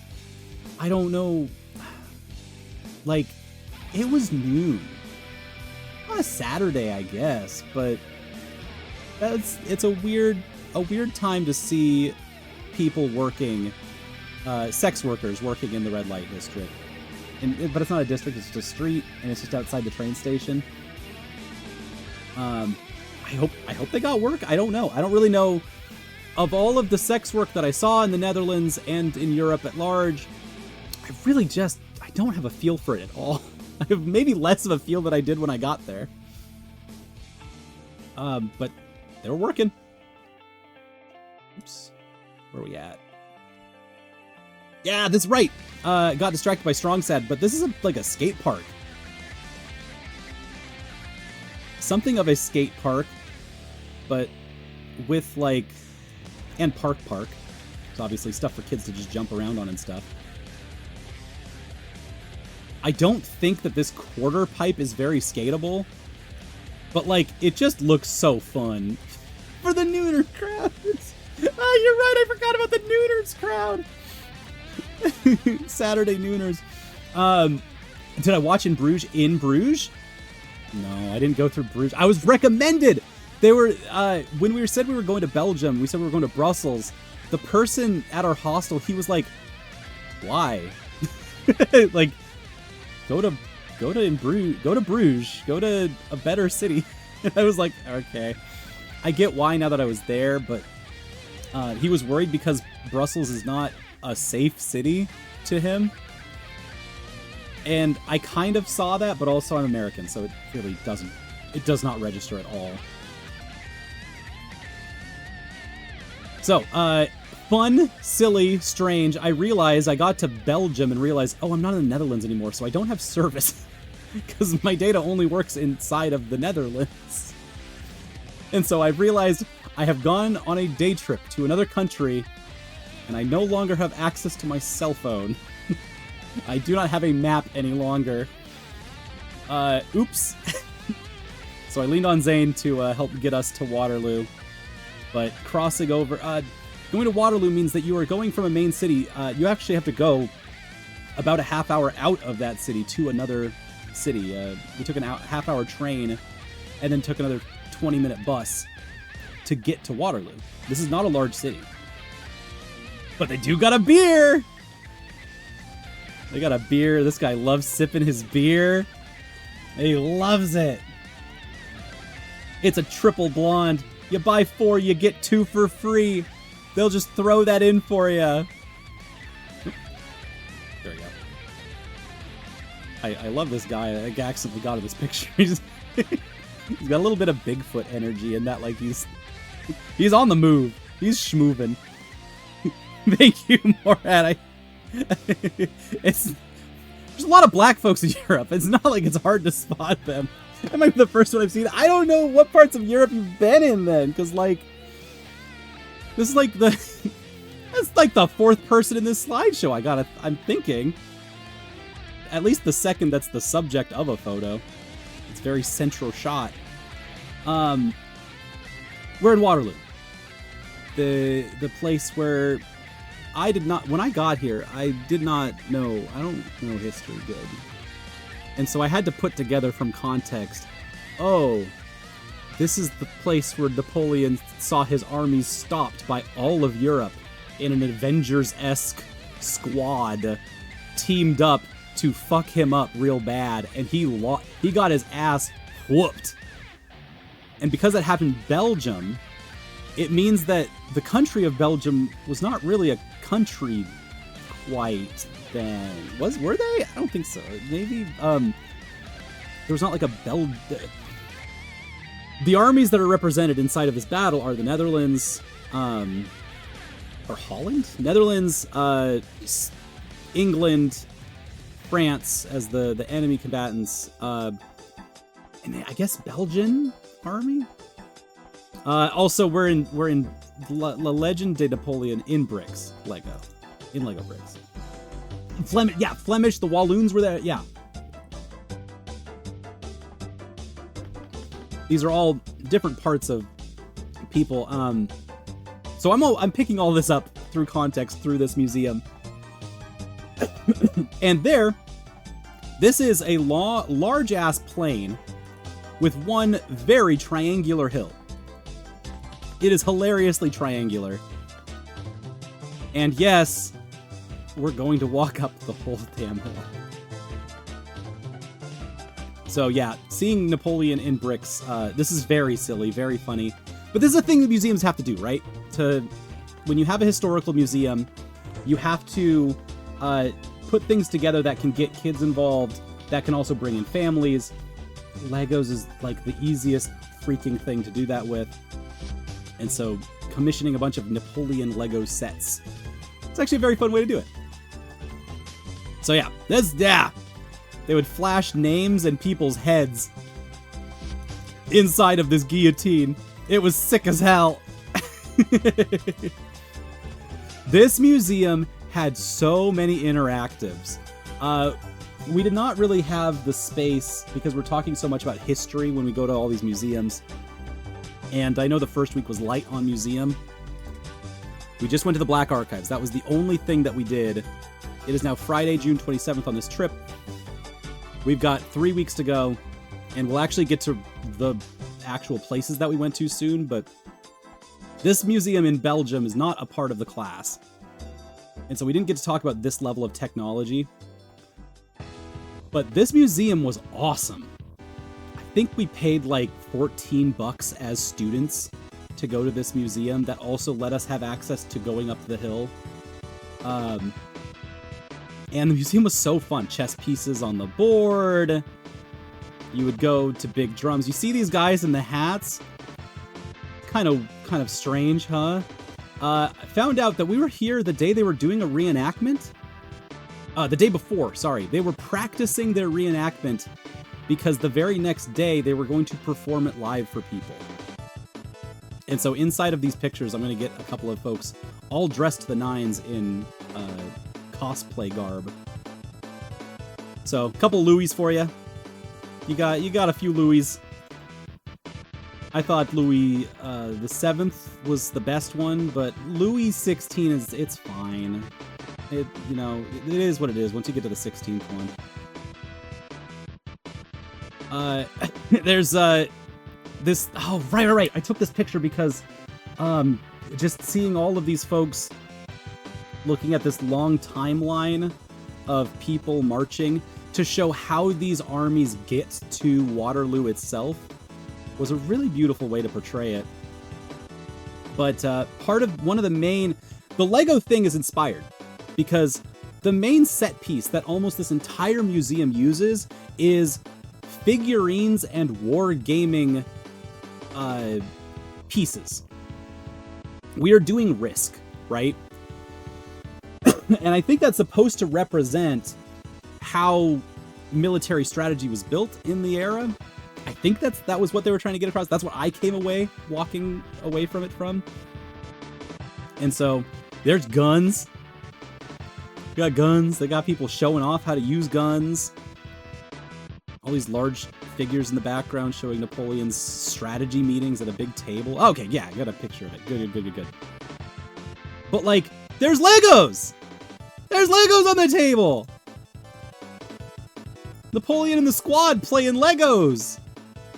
And I have to imagine that the idea that the museum's trying to purvey is that they are using pieces like toys to represent people. And that maybe that was a folly of theirs, but that was the strategy of the time. Making these large macro plans. Like they like you will be soldiers of the mind. They had a whole movie going on. Oh god, yeah. So many people. This was a Friday afternoon, and there were so many people getting ready for this thing, and they were coming to see Waterloo while being dressed up in the outfits. Oh man, it was so cool. This one's, I think, one of the coolest interactables that they had. It's so subtle. It's not something that's like used anymore. But obviously, this is an incredibly like 2010s level museum where they wanted people to get physically involved with computers. There's a lot of computers doing a lot of things. So to set up this whole Waterloo table where they're taking this big meeting, they literally have you sit at a table with little forks and knives and look at a computer screen that's supposed to be like a dish. And there's just a little guy. There's this little tiny guy on there. And I did not even watch whatever this was supposed to show because I was just too transfixed and I needed to leave immediately after seeing this. A little guy who is supposed to be of the scale of food, and like forks and spoons and knives would like stab at the table, and he would like go ah and try to like run away from them. That was the idle screen of this.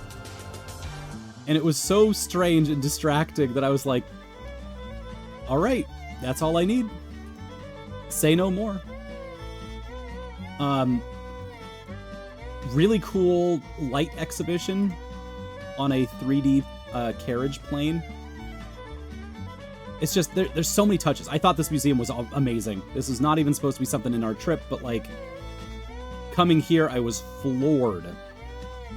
You would climb up to see a full-scale, like, mural of what the top of the hill would look like during the battle. It was a 360. This is a panorama picture that I took. Because, yeah, you would come up to the top of this area, and there would be a full 360-degree mural that was huge. Here's me standing on the ground of it, and here's me looking up. The scale of this is just massive. It goes all the way up into this warehouse. And so after that, you are spit outside. So all of that museum, you go through in a linear way, and it takes you naturally outside to beyond a gate where you get to look at Lion Butt. Oh yeah, we're climbing. We have gotten to the top of the hill. I put my big boy pants on, and this is the view. This is the view over all of a big chunk of Belgium. There's a map showing the, like, army formations. There's the Wellington squad, the Napoleon squad. And you can see that there's reds, greens, whites, navies, all sorts of different colors. And the French blue and white squads would fight against that. They're squatting up, taking certain streets and stuff. And that is one-to-one all of this stuff, right? It's amazing. Thank you, Mariah. There's another butt. Cat butt. But yeah, they were setting up. Not only was there, like, cute little tents and stuff. We'll see those in a second. But, like, yeah, they were getting ready to host.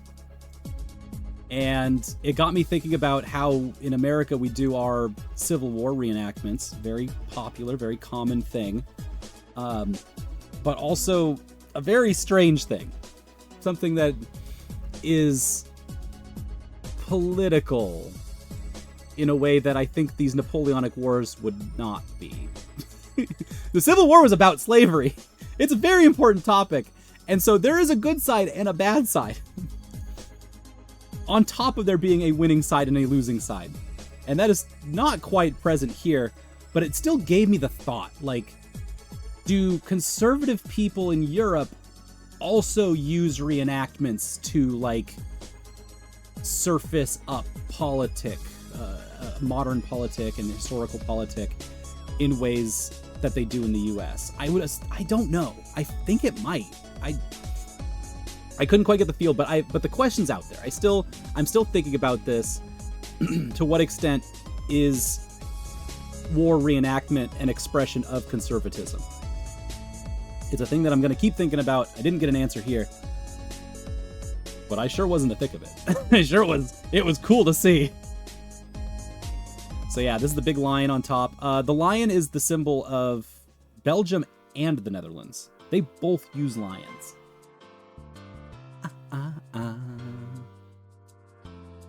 I don't know why, but they do. The butt of the lion! It's the butt of the lion! I forgot. That's what I took a picture of the whole hill that we climbed up on the way back down, just so I could see La Butte de Lion. Right, lions, they're popular iconography. I don't think there's any specific reason. I think just it's used in crests a lot, and then, you know, the lion crest people get popular. I don't know. But good lion. It's a good lion. And why not? It's a great symbol. Very fun. Cool cannon. Egalite. The egalitarian cannon. So yeah, this is my favorite picture of Waterloo. I love this. Sorry for taking more pictures of Europe, people, but goddamn. I saw the shot, I took the shot. He makes me so happy. Coke and a cell phone. Waterloo cosplayer. Getting ready for tomorrow. Beautiful. Caffeine, it says, I prefer the badger. More of a fuck around. Badgers are a fuck around find out animal. Absolutely. Chris Jericho got his famous nickname by lion salting off of the lion on Waterloo. Welcome, this is Texas. in case... I was in Belgium for 1 day.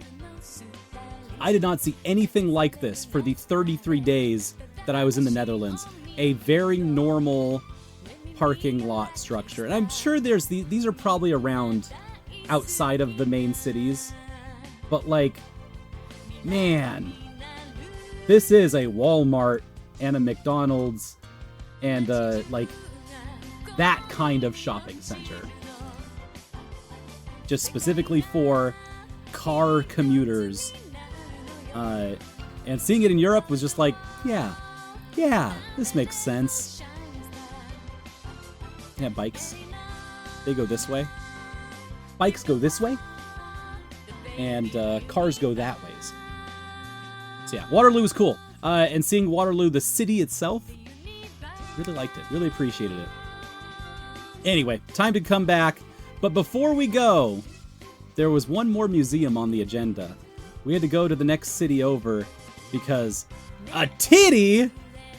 This is the student center area for UC Louvain. I don't know what that is. I probably could have looked it up. But there is beach here. There were people playing bocce on the sand. Pepsi and Aperol Spritz. Get a nice Aperol Spritz. Those are the the sponsored like people at UC Louvain. A beautiful campus that we got to walk through. See one titty. But that's because we were going, this is right next to the titty, is the Herge Museum. Herge the person, that's the artist for Tintin and his adventures. Huh? Huh? What is this? These question marks? And so, we got to see Herge and his cat and a cat butt. Ooh, almost. And the Herge Museum was a very normal museum. This is about an artist in his life. I think this was made during his lifetime, too, to some extent. But he made things that were not Tintin. This is some of the first comics that he did. But they are about the times. And so this is... Oh, right. This was a Romani family. Where he's, it's a comic about a Romani family. Where the kid, like, steals the stagecoach from them. Herge was not a perfect person. But his art is beautiful. Like, it became more and more beautiful over time in so many weird ways. Went to space. Tintin just popped over to space sometimes. Explorers on the Moon. Cover artwork from 1954. And so it took a lot of pictures of this place. The way that they showed his life was very romantic. It has this, like, kind of Hollywood-esque style to it, where it's like, he's part of the city. And since he loved drawing automobiles, we got a nice model car. He loved cars. He was a car guy. Find driving enjoyable? He loved cars, loved driving. During his Lancia phase. Right. I took this picture for Draslin. Just because it said the word, it's during my Lancia phase. After my Aprilia, I only drove Lancias. These days, I've calmed down a little. Loved speed. We all have a Lancia phase. There's a lot of pictures in here that I took for specific people, but I don't think I ever got it to them because I just was hoping that I'd be able to evoke it through this presentation. There's reasons I took pictures of all of this stuff. I don't think it was just for the typography, but it might have been. Cool dragon.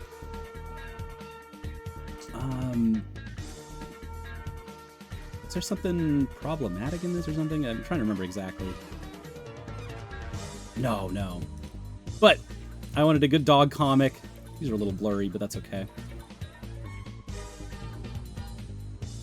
Just the ones about the dogs. What's his name? Snowy? Snowy. That's the dog's name. Right off the top. Snowy, best dog in comics. Sorry, Snoopy, you really gotta step aside. Snowy has done more than you'll ever even dream of, Snoops. Best guy. Just real, you know, Captain, it's Tuesday. I liked getting pictures of him. I think, yeah, this comic is just really good. Without any words at all. Just the how masculinity is expressed as like a bonding, a conflicting and but also bonding thing at the same time in 3 panels is exquisite. Oh, Scooby would like to have words. What, do they sound like this? Yeah, I thought so. Sorry, Scoobs. You don't... Just because you went to WrestleMania a couple times doesn't mean you get to contend with Snowy. You can go eat a sandwich about it. Spike. Oh, Spike, though. Ooh. That's a good one.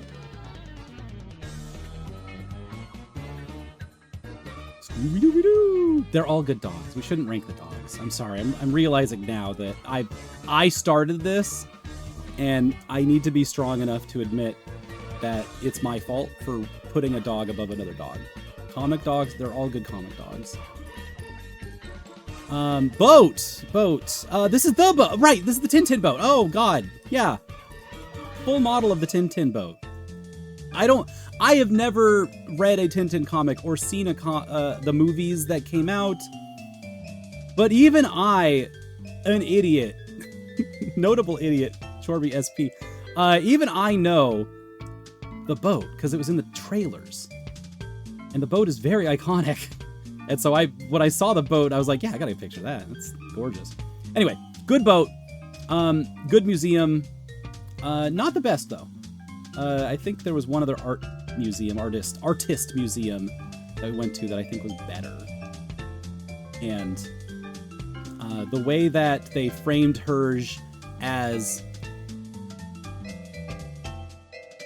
someone with so much impact, because it's not like he has the most famous comic in the world, but the impact of Tintin on other artists is unbelievable. And that's just a fact. That's something that is very well known. And so that side of the museum was very, very cool to see.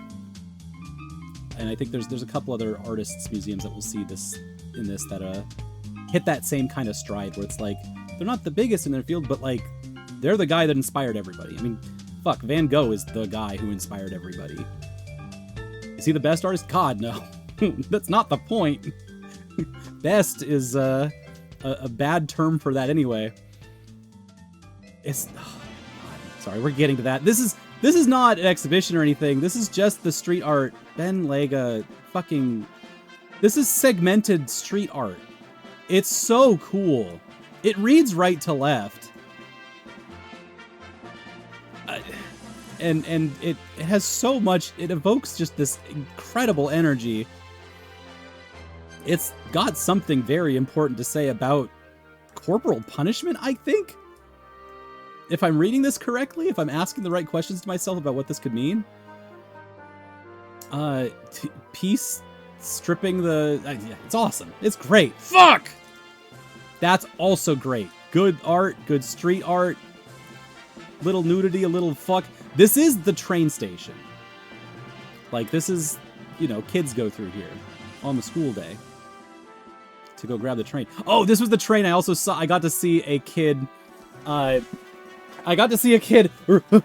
up to the train, push the button, and the button not do anything, and the train roll off, and I got to see the kid get so sad as the train rolled away, and I said, "Aw, sorry, kid, that'll never be me," and it never was. I never once hit a button and watched the train go away, or the tram, or the trolley, or the bus. Not once. Made every single one, and never had to be the... that's a big fat titty in public. Had to be a fat titty in public. We've had so many already, and there will be more. There'll be more. Yeah, this awesome mural, street art slapped right on top of it, some tags on it. I love that. It's so this random train stop underneath the Herge Museum. I do not know what the city is called. I don't know the context of why this train station just has all of this art in it, but it's awesome. It's so fun. Anyway, we're taking the train right back to Brussels, and I'm just realizing I'm awash in how French this place is. We have made it to France. We've got so close to France, is what I mean. On the way home, sun sets. We're on the bus. We're on the way back. And I eat my beefy roll. We stopped by the Waterloo gas station, and I found what is the greatest snack. They perfected it. It's brilliant. Beefy roll. XXL. The original. Except no substitutes here. Because look at that. That is a Slim Jim with a breadstick around it.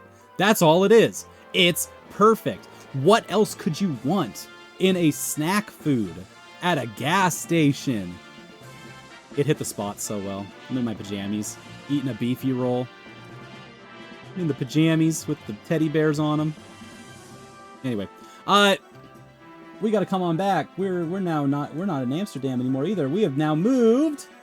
It's Sunday, and I'm at the 69 bus getting pushed by Soups. I guess. I don't know why this is here, but we're at the beach. We're at Zandvoort. The bodega is open, baby. That's the Atlantic. I have never been on this side of the Atlantic. I've never touched this side of the Atlantic. And unlike everyone in my school group, I came here with the express plan to jump into that ocean. I think there was one other person in the entire program that ever went over to Zandvoort and jumped in the ocean. Or they got ankles or like knees deep. They pulled their pants up and went knees deep. I was at Soups.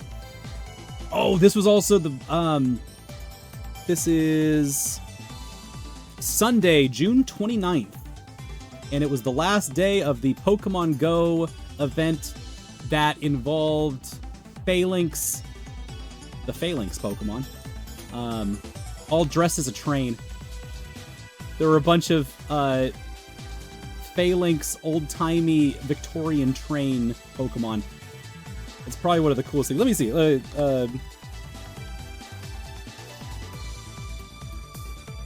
Phalanx Pokemon Go train.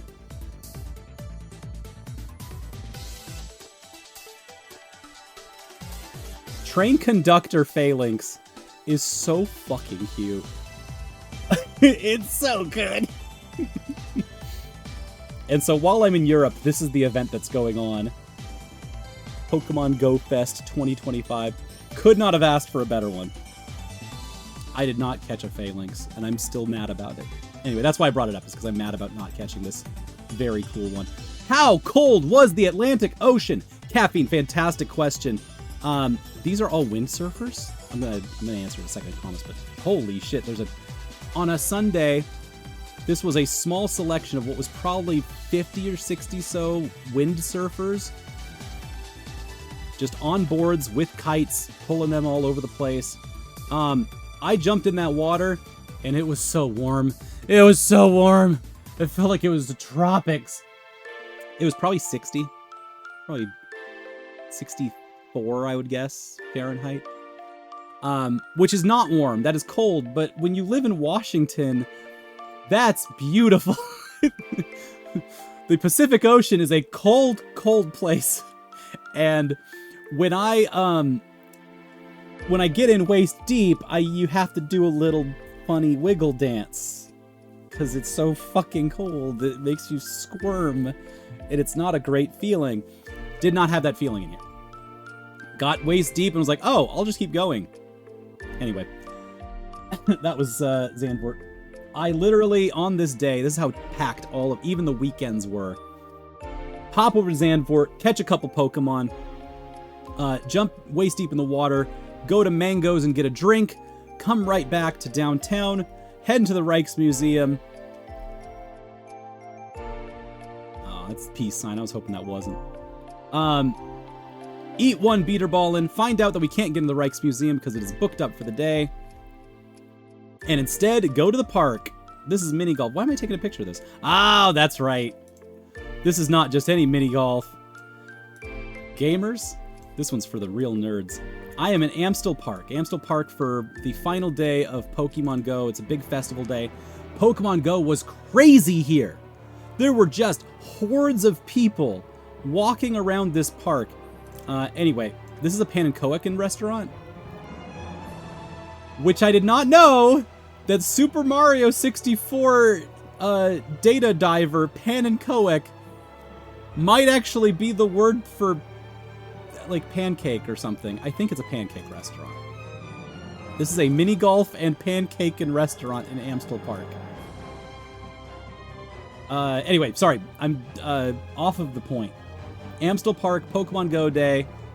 This was all in the same day. Came to the end. This is a sculpture. This gate is not a gate. You're not supposed to climb on it. It tells you very distinctly, hey, please don't climb on this. But this gate is open.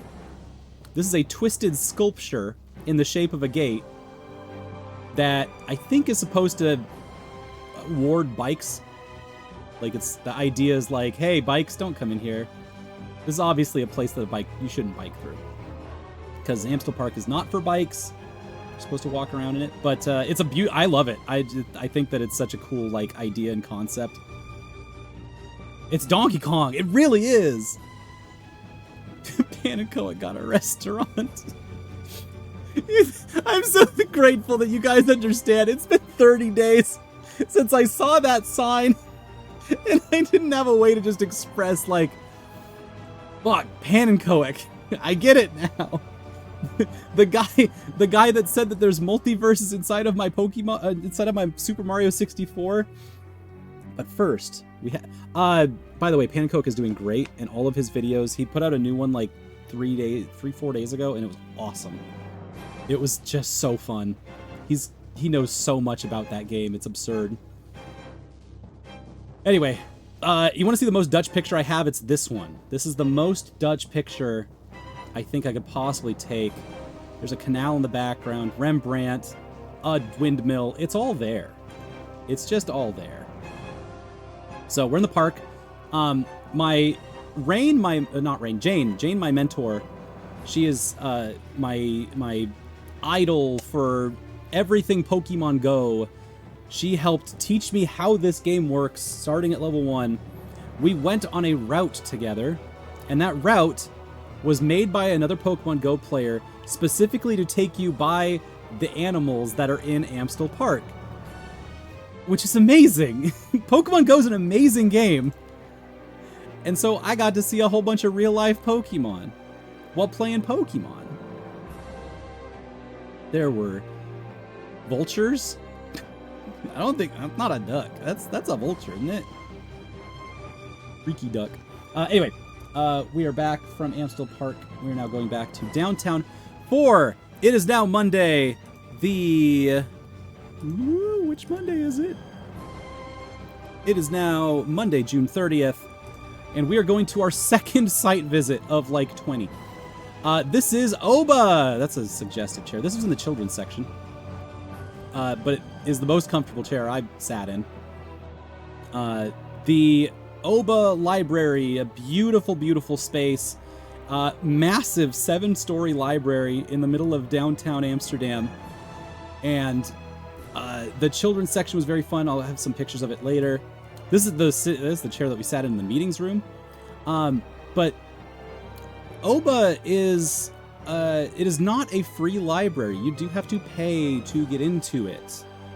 And because you pay to get into it, the people who pay are somewhat stakeholders. They can have access to other parts of the library, like setting up meetings and stuff. They can pay into that system further. These chairs were so comfy. We had to take a picture of them. That's how pretty and comfy they were. They look comfortable. That's because they were absolutely that comfortable. And they look so elegant and pretty. But this is the view from the top of the library. And this is the theater at the top of the library. They have a full theater, a full stage. Here's all the crew. There's Zane again. There's Tom again. And this is Pippine. Pippine was such a hunk. And he was so excited to show us this part.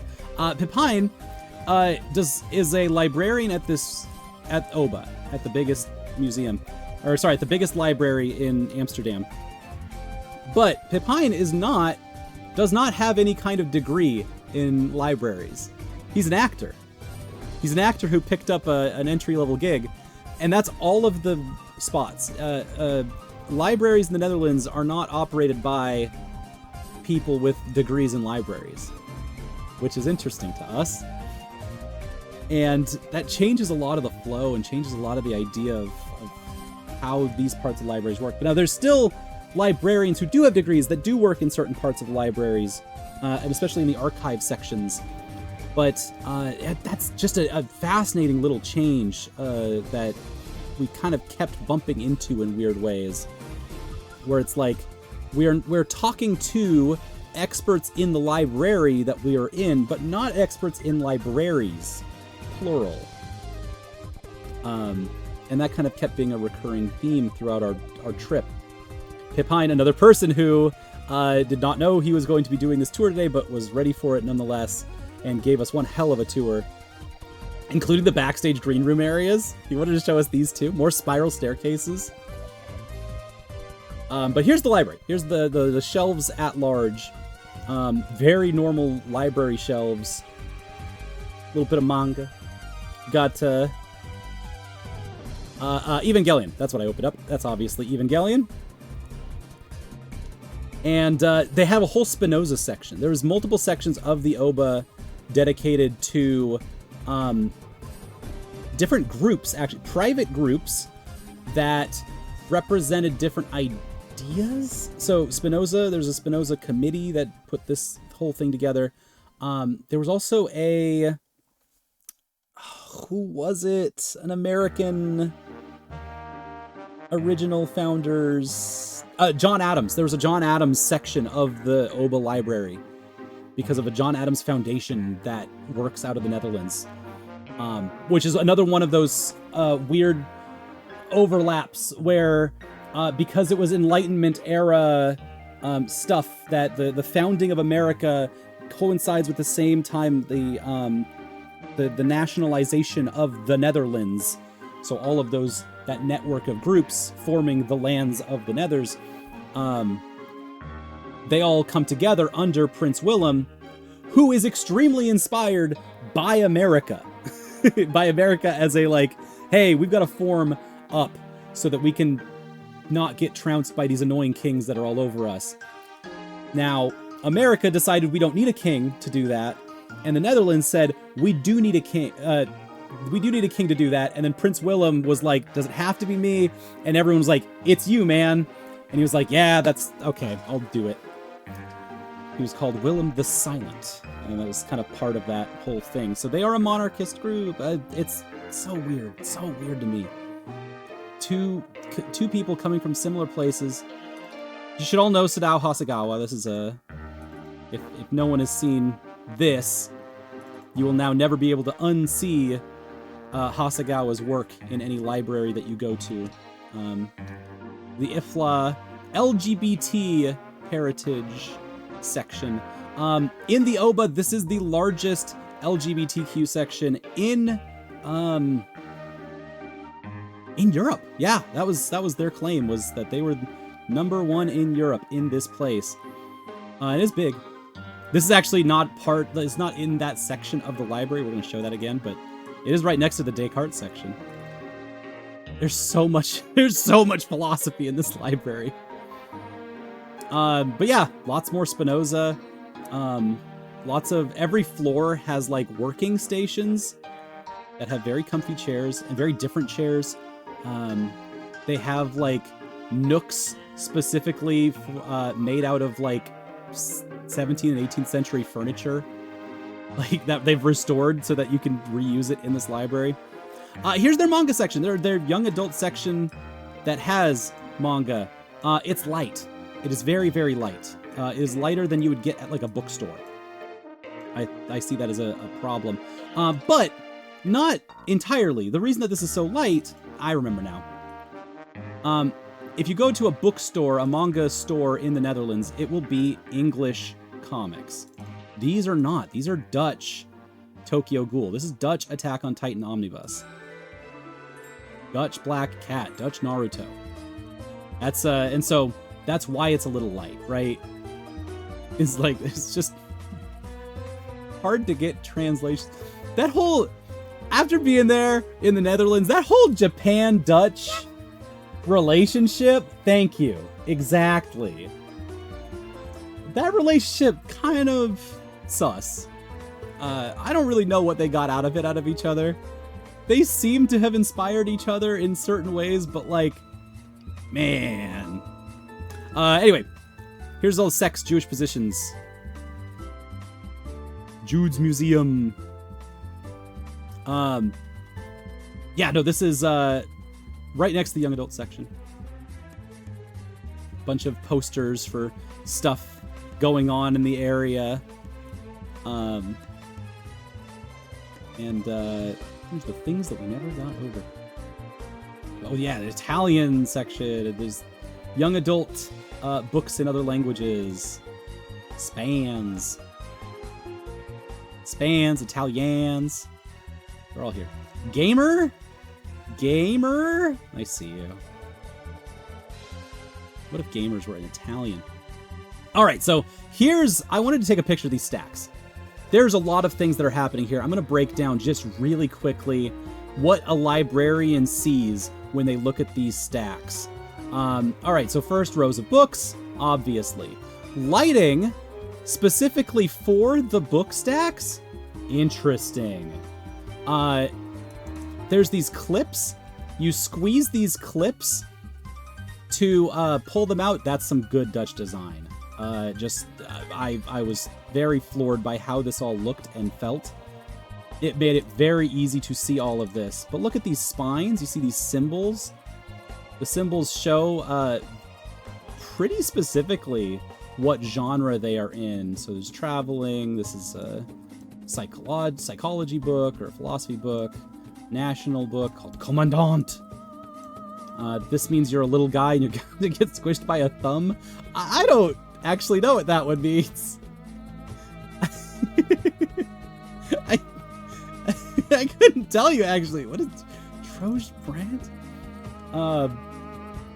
Yeah, I think we're in the history and philosophy section. So there's a romance. I see tons and tons of romance books at all the libraries that I went to.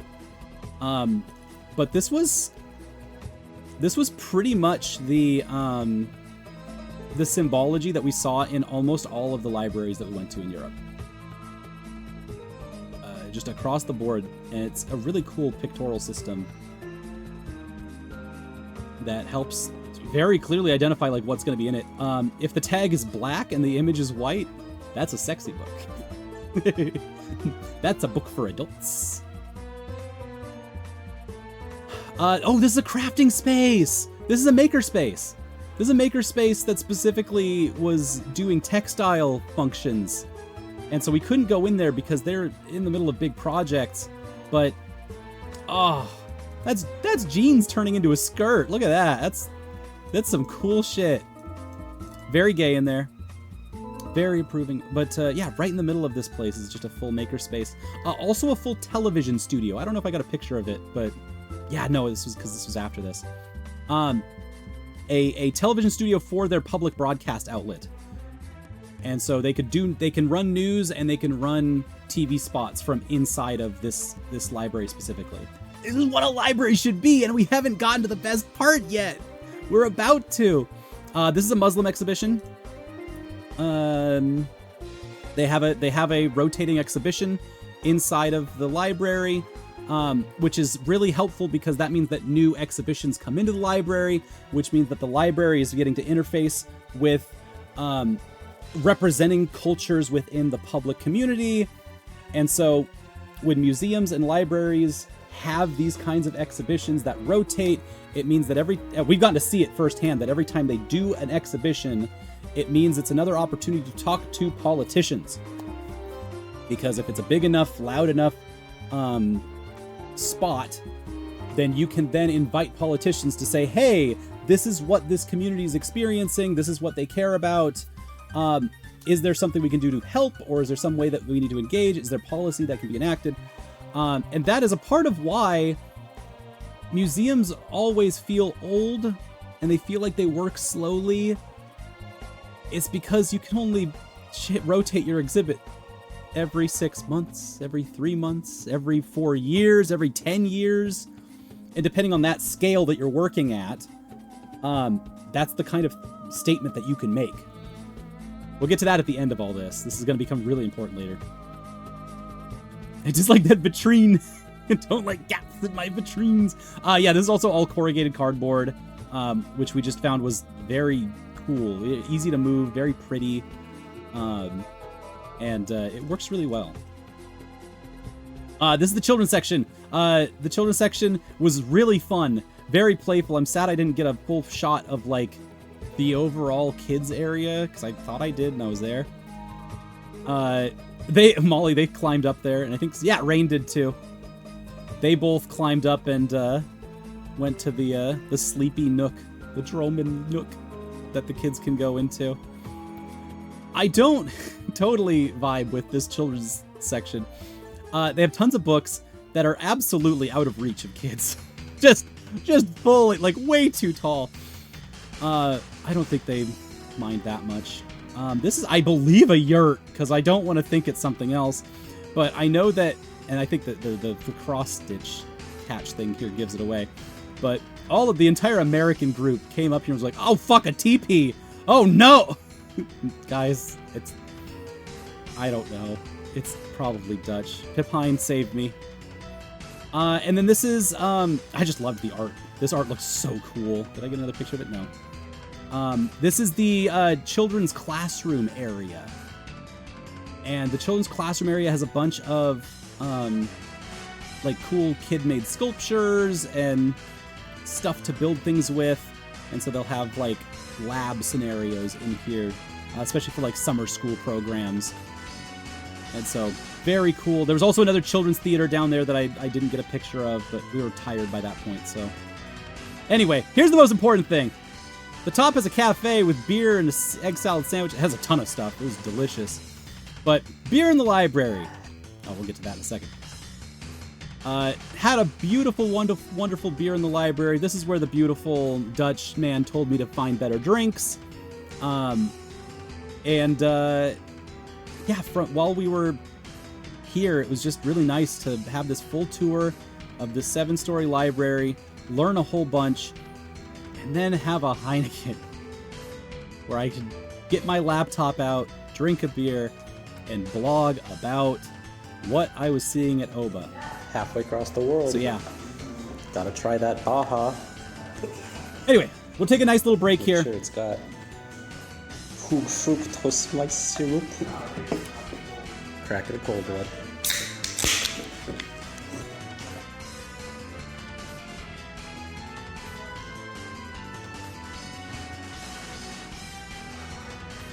So, that was your Baja Blast break.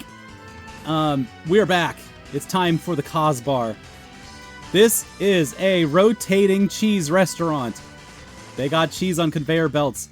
There's something so beautiful when the cheese is coming towards you, and yet so tragic when the cheese is going away from you. To live that over and over is a dream.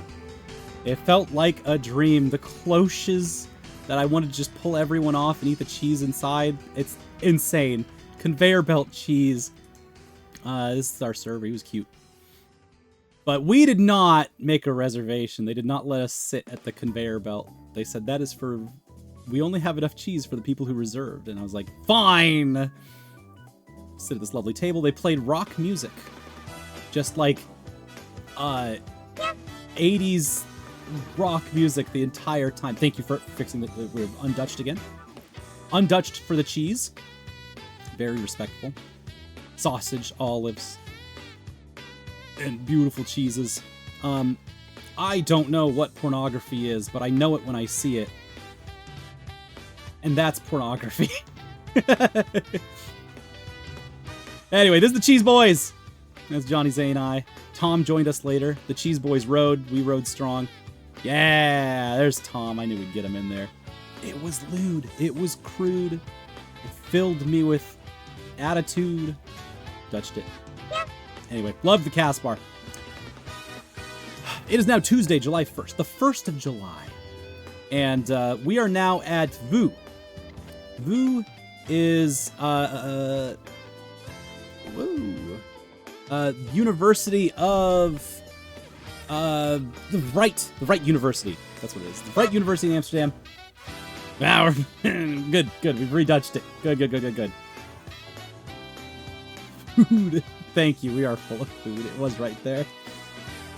You're right, Krill. This is why we have chat. You got to keep me on top of it. Was that a double Dutch? Did you Dutch each other? Impressive. At VoD, we had a Cards Against Humanity type game, but it was called Open Science Against Humanity.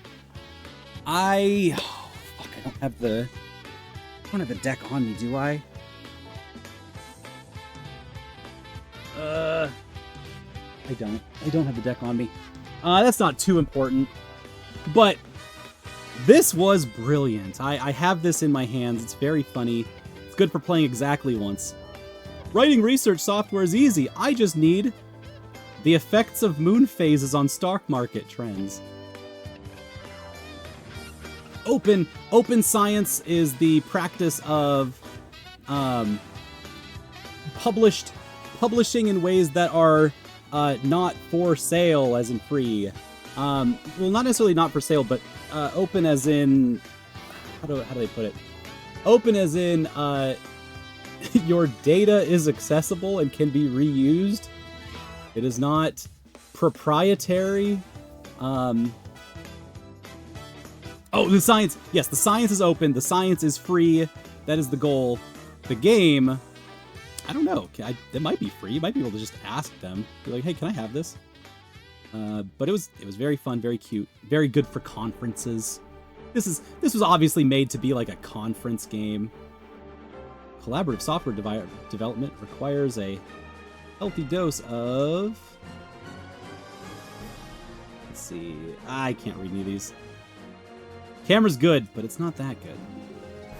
Apparently blank is frowned upon by the ethics committee. It was great. I should find work. Oh, good. I knew I was ahead of this. Oh, Dutch bottle. Got to show the Dutch bottle. The top, you spin it off, and it turns into a cup because this flared base is actually not a lid. It is a lid. You can take this lid off and drink from the bottle, or you can keep the lid on, and now you have a cup that you can pour the contents into. Anyway, that's Dutch design. Thank you, Katie. Waffle, welcome to the Netherlands. You're now Dutch. All right, here we go. Collaborative software requires a healthy dose of an infinite for loop. Secret successfully writing code and research is a healthy dose of smashing things together until results fall out. And so on. And so on. There is no competition in science. There is just financing the fourth boat of Elsevier's CEO. Confidently ignoring all inquiries of groups trying to replicate my research. It's very good. But this was we had a small battalion of folks at VoD showing us what is going on at their institution. I probably, of all of the places that we went, I probably vibed with this place the most. They have specific rooms, like, this is the gay room. This is the queer research library. This is a dedicated space specifically for queer research. And the room itself is not going to change. Now, at the UW, at our school at least, you don't have, like, this same sort of dedicated library space or dedicated research space to a topic. Usually you have rooms that you can reserve, and then, reserve them for a certain amount of time, and then they change. So the rooms are supposed to be very modular. And this was a library that had a, decolonization-specific room. a library for where all of those books can be found and where more will show up as researchers add more, and thus the research can build on top of each other. And so it's really helpful. Or they also just have a meditation room where you can have meditation, you can study meditation, you can do meditation. Just a chill room. Anyway, here's the transmission. In case you were looking for it, now you found it. Shout outs to the transmission. You know you're all out there doing the thing. That's a Chocomel.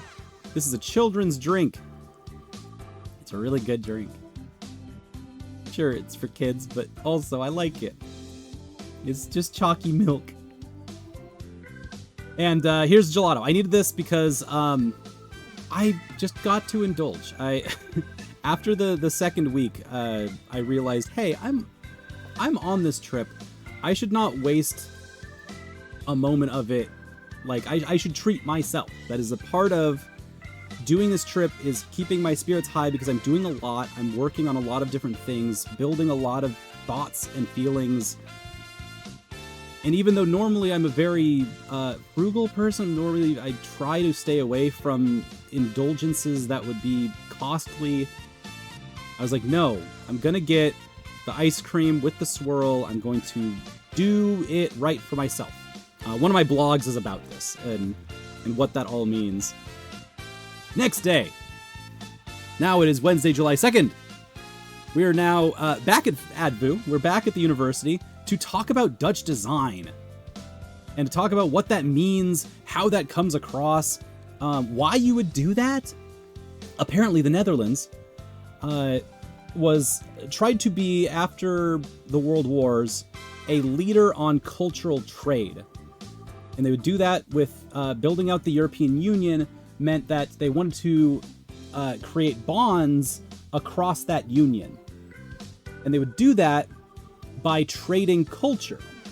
And so to do that, you have to build cultural artifacts of value to yourself that you can then give to another country, which is hard. Oh, good, Kevin, you noticed. Sorry, I haven't even talked about the Stroop. You're that's not what I wanted.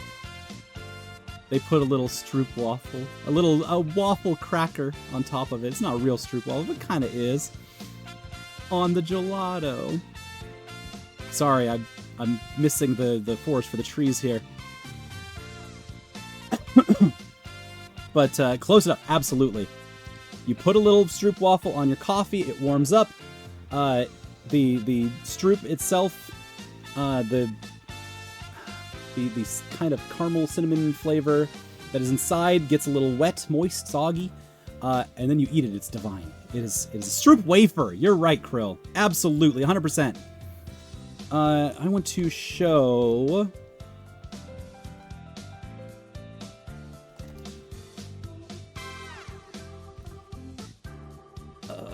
Where is it?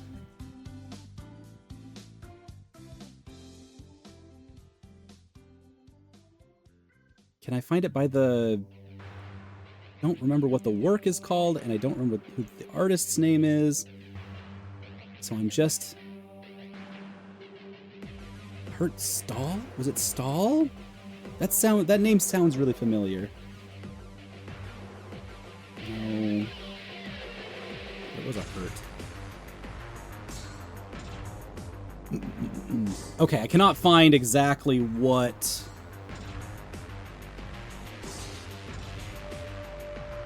this exhibition was called. Yeah, so we're working on cultural trade, which is complicated and difficult because it means nations have to talk to each other, and it means that you have to have something of value that then also looks like it has value to the other place and can also be shipped there. So this starts with like, oh, we're gonna bring paintings or fine paintings to another country. But that costs a lot of money. You have to ensure the travel, the painting gets there, and then you get something back that's of lesser quality because they couldn't afford, because that country doesn't have the resources to afford insurance on their fine paintings, so they give you something lesser, and it becomes complicated. And so the Netherlands' response to this was they started making modular, shippable culture sites, basically. And the exhibition they made, I thought was really cool, was, you know, a bunch of PVC pipe. You'd put it out, and it would show all of these different structures, things that are in the Netherlands that you wouldn't see other places. These are stop sign signals. These are very pedestrian types of artifacts that would mean a lot to another country. This is smart, but not great, because this still is a lot, and to set it up when you are the recipient of this is complicated. It took a long, like, large, big booklet of, like, all right, step 1, step 2, step 5 million to put this together. Just to see, oh, this is a bunch of pedestrian stuff. Okay. Caffeine! Go get some sleep. We're gonna be partying tonight. It was such... I'm glad you are seeing that this was informative. I'm a week into this a week and a half now into this program, and yeah, we're learning a lot. Oh, good, I did. Okay. Right, this is the Dutch Design 1, Louisiana Museum. I did search the correct thing.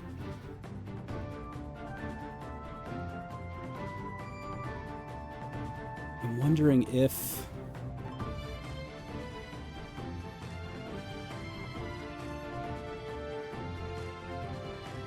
No, searching Dutch Design 1 and Dutch Design 2 is not great.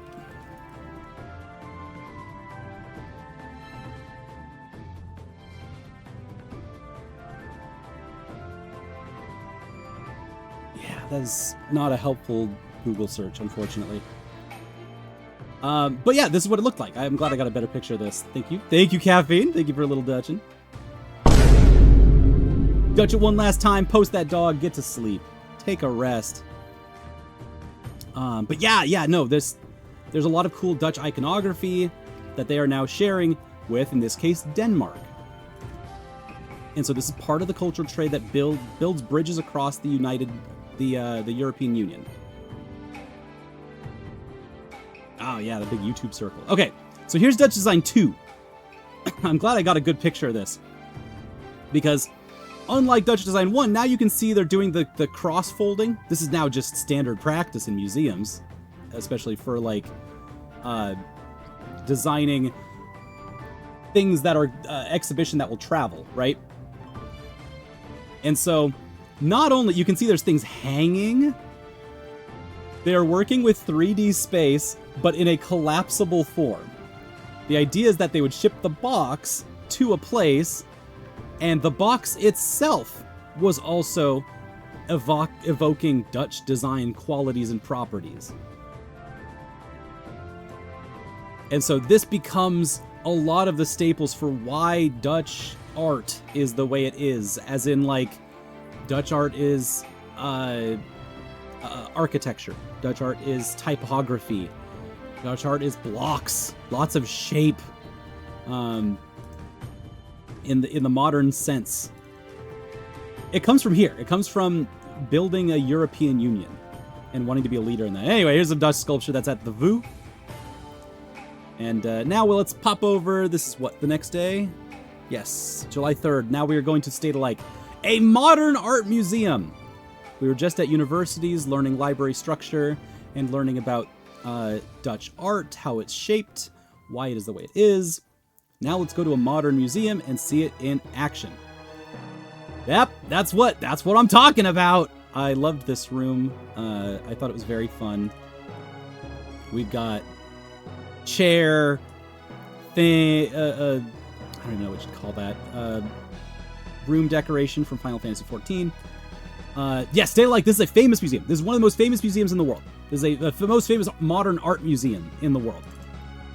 And there's chairs all over the place. They wouldn't let me sit on any of them. And this big ol' video game wall. I've gotten to see a lot of Dutch paintings, and sometimes they do get a little video game. That's kind of part of the fun, but nothing quite like this. Like, I have shirts that look like this. I have... Ada Basilisk also has shirts that look like this. Shout out to, oh, what's her name? I'm forgetting my own favorite shirt artist. Data Erase. Thank you, Krill. I knew you'd have me. Shout out to Data Erase. Shout out to the Data Erase wall. It's just, yeah, she's got a wall in the state alike, all right? That's how this works. I believe that's her wall. So yeah, typography. We're talking letters, baby. This is pre-computer. I'm pretty, I should double check that. Yeah, 1929.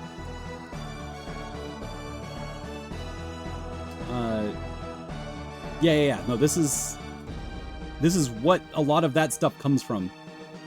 Here's my balls and eggs and orbs. This was a seating area where I could kind of stand above an art piece, so I took advantage of that. God, there was a whole bunch of rooms in between this one and that one that I don't think I took pictures of, but this is all part of the state alike has two halves. One that is the Netherlands modern contemporary art that represents the culture, and then there's the exhibitions that represent art itself, like art as a school, art as a craft, art as modern art. And inside of the Dutch side is a couple of a room for de style, a room for 18th century paintings that are a little more modern than what you'd see in that were a little more experimental than what you would see in other places. And then a couple of rooms for representing colonization. And there was an Anton de Comte room that had a lot of art evoking him. There was also a one of the best. I thought I got shots of this, but I don't think I did. Now that I look back on it, yeah, because this is way later in that when I was there. Trying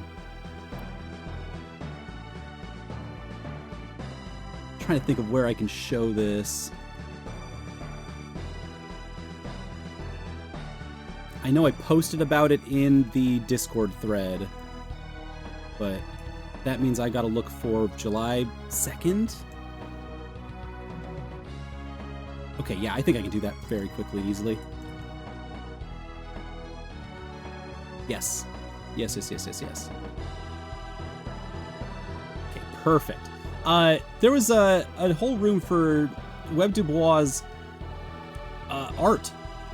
Of all people, like American artist Web Du Bois, W.B. Du Bois, his visualizations, his data visualizations. He did a whole bunch of these, and they looked incredible. This article that I found, I'll post the link of it in the chat. This article that I found was, doesn't even have, like, a lot of this stuff. It has some really great stuff. But just seeing data visualizations for the state of Georgia in the state alike was like, whoa, cool, sick. This was about, they all looked kind of like this, but there was like 20 different visualizations of it that were all really cool.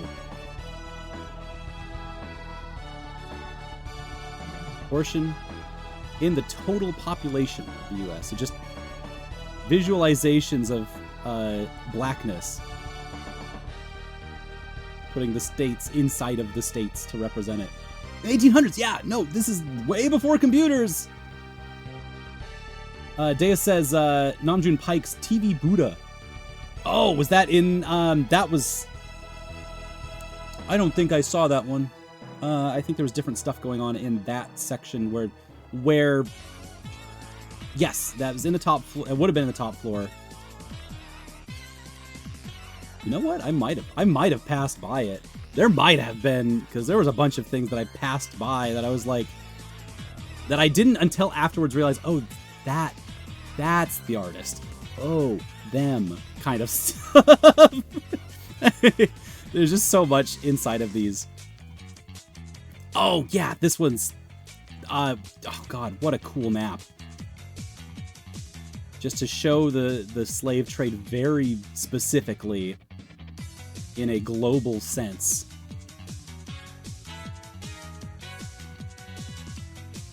The problem of the 20th century is the problem of the color line. Your scale, your scope on that was so hopeful. Just the 20th century, huh? W.B. Du Bois, always the optimist.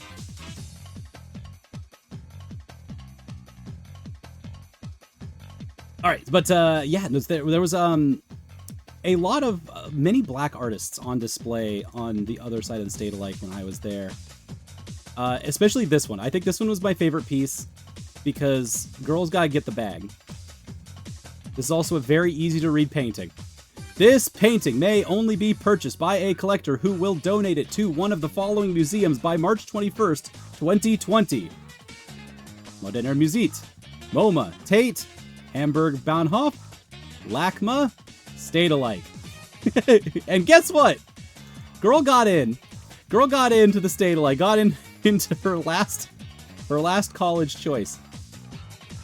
I'm trying to remember. I thought I tried to figure out who this artist was. I have forgotten. I tried to look it up later too, just because I was like, I love this piece. I think it's very cool. I think it's fun. It's funny. I like when art is funny, that you can look at it and just go, yeah, hell yeah. I think that we should keep moving this art up the list. I think now that it's been at the State Alike, it's like, all right, LA, come on, LA, make it happen. And then you cross off State Alike, and then you can show. It would look like, you know that bit in Lisa, the third Lisa game.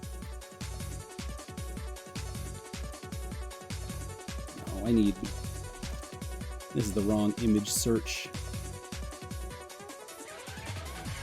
Oh yes, perfect. Yeah. Lisa's kill list in the joy section. Big Lincoln is next. I think it should look like that. Although I don't know the politics on adjusting art, changing art, moving pieces like this. But the main point, the reason that I think this is so cool inside of this space, that this is what it gets. This guy gets the whole damn wall. Is that when you make a painting like this, and it gets put into a museum of this caliber, that means that many parties have to get involved. You can't, it's not as simple as just saying, hey, this painting may only be purchased by a collector and put in one of these museums by March 21st, 2020. This is a black artist who is calling their shot, but that also means they have to know the entire system, know the buyer, know that the buyer of the art has the resources to pony up for insurance as it gets installed into the museum, because, and that's a very expensive and potent process, and it's usually a process that is impenetrable to minority artists who are a minority of a culture. And so it's not just as simple as, oh, they called their shot, oh, that's so cool, but like, they called their shot and they did the footwork. They had to, the hustle is so much bigger than just writing it on a painting, and you don't get to see it in this piece. Anyway, that's a lot of the reason that I think that this is a very cool piece. And I think it's very complicated and exciting. They did the damn thing. I think the State Alike's cool, but also it's so limited by being a boring fucking museum. The State Alike is the last one on this list for a very good reason. It's bottom of the list here of the nice ones. And so here's a video wall. They just projected a video onto the wall. Is that the best way to represent this video? Maybe, maybe not. But here's the room that it's in. I took a panorama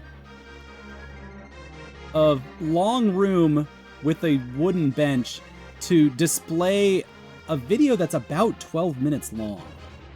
I did not stay to watch this. Not a goddamn person in this building has ever stayed to watch this. Nobody has watched this video. This video might as well have been posted onto YouTube. It would have gotten at least 6 views.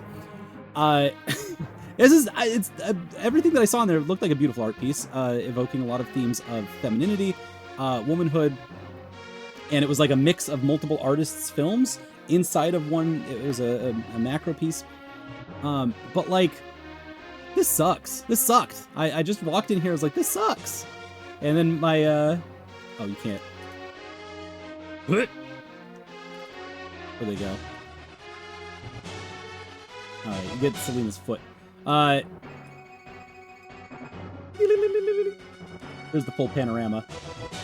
I got Selena just as she was walking into the frame, and I was like, "Sup?" And she was like, "Oh, am I in the way?" I'm like, "No, this is perfect." Yeah, no, it's a very frustrating room, and it really set the thing, like, for me, the State Alike is not a place for video, that's for sure.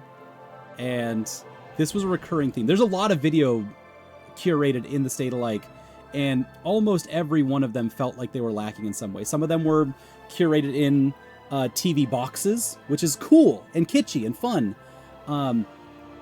But still, there was only probably one space where it's like, oh yeah, this video rocks. This video rocks. It's in the right spot. It's supposed to be kind of small, and it's loud, and it fills the room with sound. It was the sounds of a woman cooking loudly and aggressively, showing all of the instruments of cooking in a very inappropriate and challenging way. And so, yeah, got colliding against themes of domesticity and the woman's place in a kitchen, kind of complicating that narrative. Awesome. Great in video form, great in the space. Anyway, this piece should be my favorite. It should be. It's a bed of nails. It's 3D sculpture art on a 2D plane. I love this kind of stuff. Only one problem. They put the nails in backwards. They nailed it into the board. They should have just glued it onto the board the other way. Because now this is... If I throw a wrestler or a Mortal Kombat person into this piece, nothing happens. They don't get hurt. They don't die. They don't get bleed. They don't get punctured by artwork. You can just... I could lick this and I'd be fine. Except there's this little tiny cord. The cord... I did touch this. I touched it like... I looked around real quick. I was like, I'm putting my hand on this. Yeah, no, this piece is really cool. I love how the ways that the nails are banged into spot to make these like energy forms. Very beautiful, but just the wrong way. I feel like it would evoke even more if the nails were in the other direction. Maybe the artist had something specific they were going for. Not me! Give me violence. And ever since I saw this piece, I have now been thinking about, alright, how do I do a museum wrestling match? Because there's certain things you couldn't do in a wrestling match in a museum. And there's certain things that would be really exciting and fun and cool. And playing within the space of things you're not allowed and allowed to do inside of a museum space, it'd be awesome. It'd be really good. Just both wrestlers put their hands behind their back and look at art and get in art position. I think it'd be fun. Lifter, hey, good to see ya. We have not gotten into the lickable pieces of art yet, but look, we're getting there. What was this? I took a picture of this. Oh, right. Oh, dear. Yeah, I took a picture of this because I couldn't see what was going on because the glare of the room, like the lighting in the room was bad. I can only see the reflections of this other side, and I don't think that was intentional. That's just State-alike stuff. Orange Cassidy and Stoke Hathaway doing a match in a museum would... It would be awesome. It'd be awesome. It writes itself.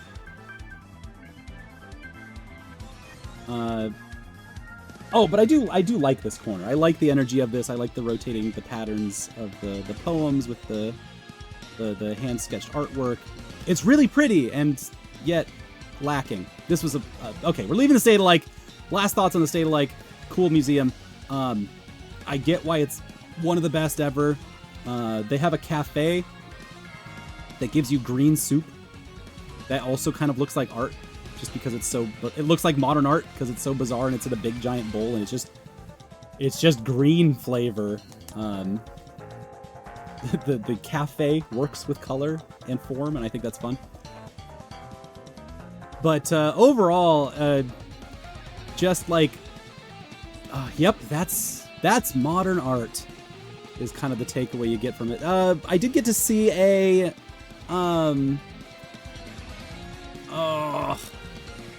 Maria, what's the artist's name? Lady Gaga always references her in like half of her songs. Is it Maria? But it was the video of her brushing her hair as self-harm. Abramovich. Got there. Is it Maria? I don't know if it's Maria's name. But I got to see Abramovich's video work, and it was just like, oh yeah, no, I see why this is here. I get this. Also, feels so old and dated now. It's like there's something about it where like, yeah, art has moved. This is not modern. This is just I'm such a Luddite in this field, so it's kind of weird for me even to judge it at that level. But like, yeah, the Abramovich doing the hair thing, doing the hair gimmick, hurting herself on her own hair. I just I feel like there's so we've gone so much farther than this in art. Anyway, oh god, right, Albert Heijn has just the cheapest. These are $4 for like big cakes, macarons. They just have these every day. You could just pick up a case of macarons if you want and have a wonderful day. Okay, checkpoint. Selfies. Let's bring it back. Where are we so far? It is now the 4th of July. Happy Independence Day, America. It was the worst Independence Day anyone has ever faced. No one was having a great time, except for me, because I went to The Hague. This is The Hague. The Hague is the a central city district for the entire European Union. It is the international center of Europe, is The Hague. It's also where the International Criminal Court is. It is where we send the worst international politic offenders, except for America. Gotta work on this. We don't work with Europe very much, so can't believe. Yeah, that's right. I went to The Hague. I'm sorry. It was for all the crimes. Streamer crimes happen now, so I can't explain them. But The Hague was awesome. I'm about to show you some heavy shit. We had 2 site visits on the same day in The Hague. This is Huis van het Boek. This is the Merman House. Mr. Merman was one of the first. Was a very, very rich man in at the beginning of the Netherlands as a country. And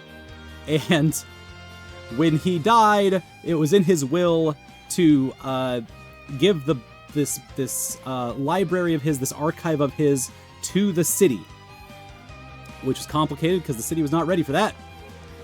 And so, inside of this will had a whole bunch of little clauses in it that were like, you can't touch this and you can't touch that. And so, building this archive has been complicated over the centuries, because there's so many parts of it that you cannot, by national law, touch. Because it was in this will, thanks Mr. Merman. but also inside there's just incredible stuff. We went to the garden first, got some coffee, and out the other side of this is the extension of the archive, where we did see like researchers studying, drinking their own coffee, but also it's where they've added on, because they can't touch anything in the building itself, so they've had to add on to a different building within the last like 50 years or something like that. And so we went between both buildings. But first, little coffee, little story time. This is our lecturer for today. He's a very eccentric man. And there's Trent, our professor, who's also very eccentric. And the two of them eccentric to each other a little bit. It was very cute. They rizzed each other up in a scholastic way. But yeah, no, we're talking like this was a collector of... You know how people collect like anime figures? That was this guy. This guy had his anime figures all lined up. And so like fancy paintings, big sculptures, armoires, all stuff that by national law cannot be touched. cannot be like moved from this building in any way. Busts like this we're in rich person house. We're in rich person house looking at rich person anime figures. We're looking at rich person's stamp collection. Yeah, Deus, the US does play by a different rule book where this does not happen. You die, that's ours now. The state's keeping it. Egyptology stuff. When I'm talking about like weeb shit, whoa. I'm talking about old-timey rich people weeb shit. That means Egyptology. We got hieroglyphics here today, which is fun. There's lenses that we could take into this. That's like, how neoliberalism colonizes cultural artifacts and how this works, and we'll get to that later in things because parts of that get really complicated. But this was a rich guy collected a bunch of stuff, died, and then wanted his house to be on display for the public to enjoy. That was the goal. To read more into it is mostly just, hey, look, let's have some fun here first. We're getting there. But yeah, amazing stuff. And so our host whips out the pillow for the books.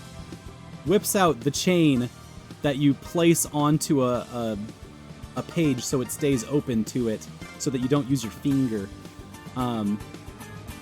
We got the real looks. And this is work that was printed before formal printing press stuff was invented. And so these are small-time copies of Bibles. I think this one's a Bible.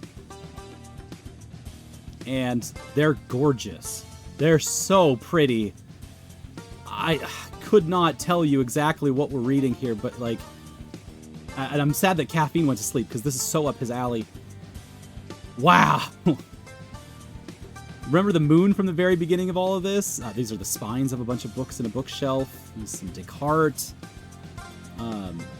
Look at Ariana's up here doing her thing. But yeah, this is historical books. Every single page, I was flipping through this book, and every page had this much like detail and graphical fidelity in it. It's unreal. So yeah, I saw this moon. That's a good guy right there. That's a real good guy. What do we got? This is the replica of Liber Chronicarum, one of the most impressive printed books from the 15th century. You can see the original copy in the display case in this room. The book has more than 600 pages, contains more than 1,800 illustrations. Not every illustration is unique. Some woodcuts are repeated several times. That's just Nubby. Yeah, that was Numbers Nubby. Yeah, exactly. This is Nubby's Number Factory. I'm so glad that that was not a part of the lexicon before I left Amsterdam. Now, gamers, it's Nubby time. And one of my ex-middle schoolers, the third day it came out, he was like, hey, you gotta check this game out. It's Snubby's Number Factory. My friend made it. And I'm like, one of your internet friends made it. I see where this is going. This is very good. It's going to pop off big.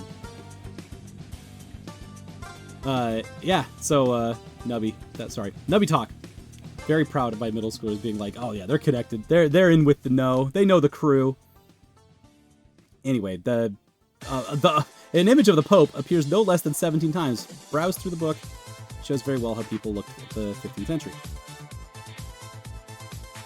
It's Hartmann Schedel's facsimile of Libra chronology. So obviously I'm flipping through a book that's a reproduction. Thank God. But yeah, this is what the library looked like. And inside of all of it, like, there's postcards in here on display. The way they display everything, I think, is fun, exciting, just a nice variety of stuff between the, like, 2 or 3 rooms. It was sweaty in here. It was weirdly sweaty. Okay, yeah, this one, this is where shit starts getting real. Did we? Yeah, this is... All right, Under Glass, a series of Wikipedia books. We got jokes. All the world's knowledge is now a mouse click away. That's what the text says. So having a book titled Wikipedia is very fucking funny. And in 3 different languages, no less. Kingdom of the Franks. Oh, this is... Oh, sorry. This is Kingdom of the Franks to Kingston, Pennsylvania. This is Musée des Arts to the Museum of Contemporary Art, Los Angeles. And this one is National Law University, New Delhi to National Medal of Technology and Innovation. This is 3 books that barely cover a single fraction of a single 2 English letters. These are not different languages. These are different sections of Wikipedia printed in very small. Wikipedia animated series. That sounds very fun. I didn't know that's a thing. This is New Amsterdam, isn't it? Yes. Yeah, because that's Boston. That's what New Amsterdam looked like. That's Long Island, right?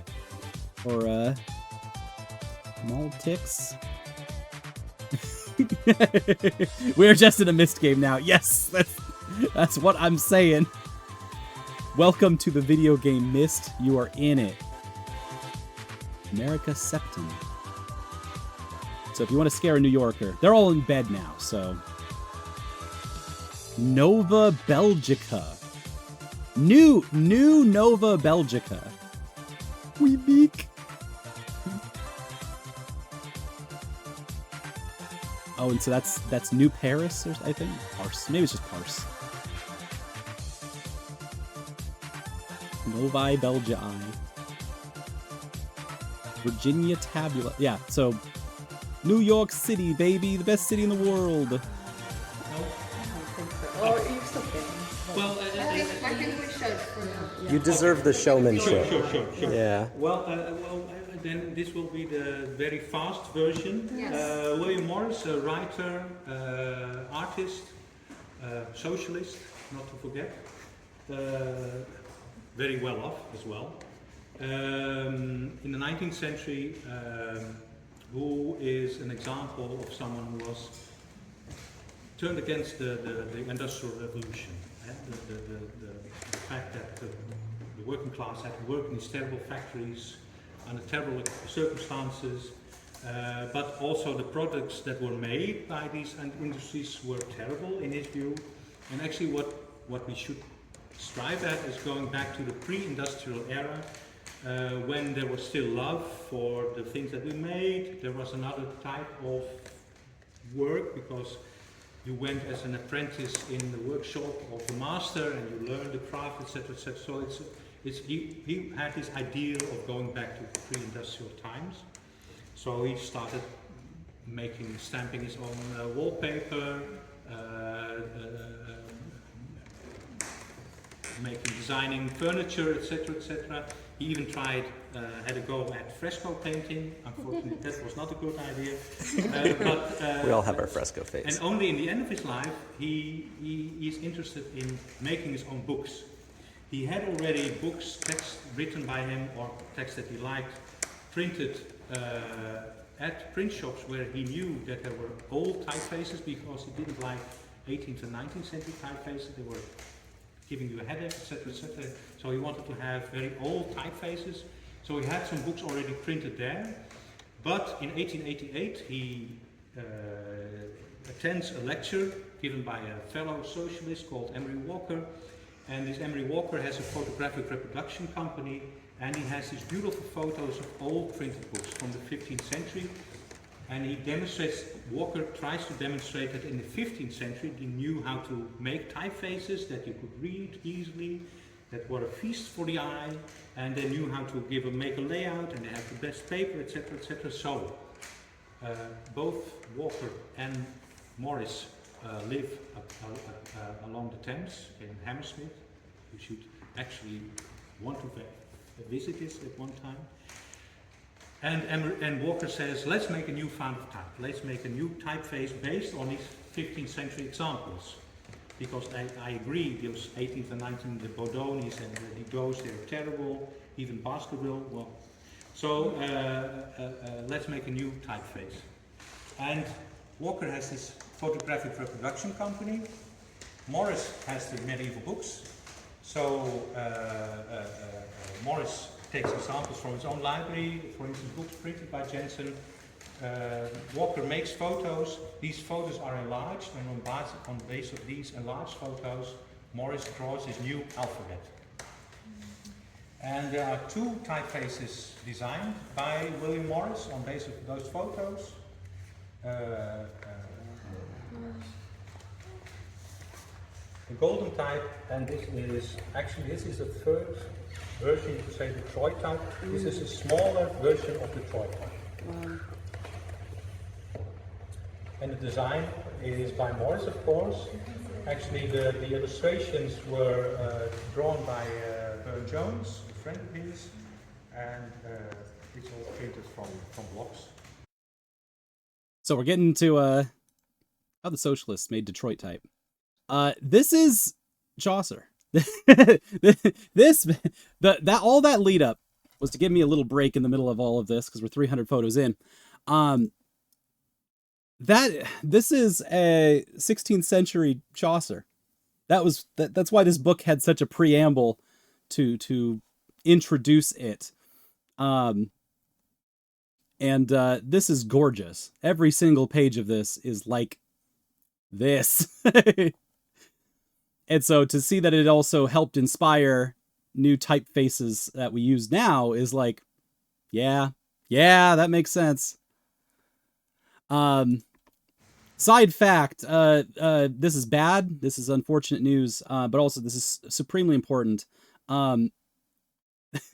Unfortunately, Jane right here, who is the person who taught me Pokemon Go, one of my favorite people that was on the entire study abroad trip. Is that fair to say have a favorite? I don't know.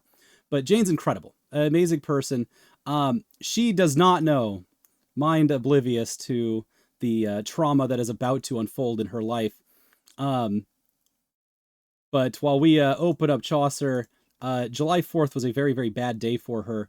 And I want to put this out here while we have an audience, while we're here, is that her house caught on fire while she was studying abroad. She was not at home. And so we've got pictures of her house taking severe damage from fireworks during the 4th of July. Fuck fireworks, just all the way across the board. Fortunately, the GoFundMe has gone very well. I'm going to put a link to this in the chat. There's a lot of hope. We did find out it took an entire day, but the cats are safe. Nobody was harmed. So most important stuff is not a problem here, but still being so far away from home and having this happen on the exact day that we are like, all of this is happening. It's just a very real, realization that, like, while we are in this space studying abroad, that life is also happening at home around us. And it was just such a real moment when we got back home and she got the call and she started to have to set all of this stuff up and started having to talk to insurance people like every day while we are in the worst time zone ever. To have to contact the West Coast from the Netherlands means that you are working specifically at and after 11 p.m. at night so that you can talk to people at 8 a.m. their time. But yeah, no, please, if anyone can help with that GoFundMe, I know that I would desperately appreciate it. Jane would obviously love that. Very fortunately, a lot of the stuff that was damaged can be replaced. The fire did not hit, at least from what I've heard and what it sounds like, the fire did not hit the worst parts, and also she did not need to take an emergency flight home, leaving the study abroad. So, in that order, cats and people are fine.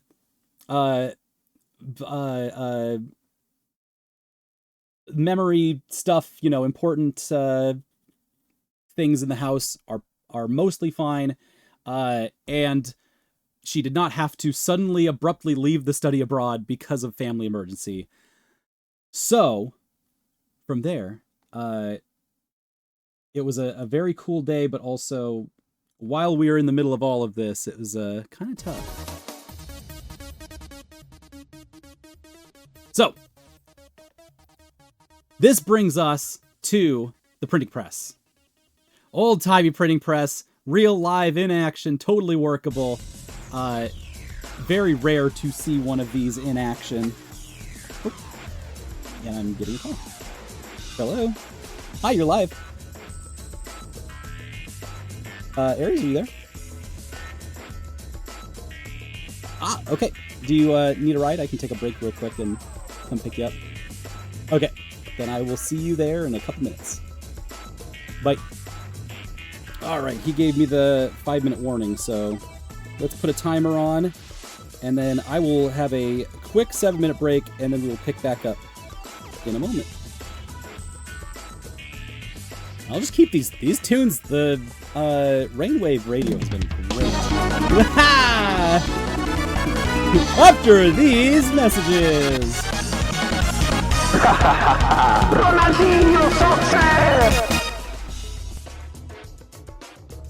All right, I want to show you the money shot. Let's get the real shit in here. Obviously, gorgeous, beautiful typefaces. This is a calendar. This is a calendar that was manufactured on that previously shown printing press. And oh my god, the gold leafing, it's so pretty. It's so cool. Very fun. All Latin, obviously.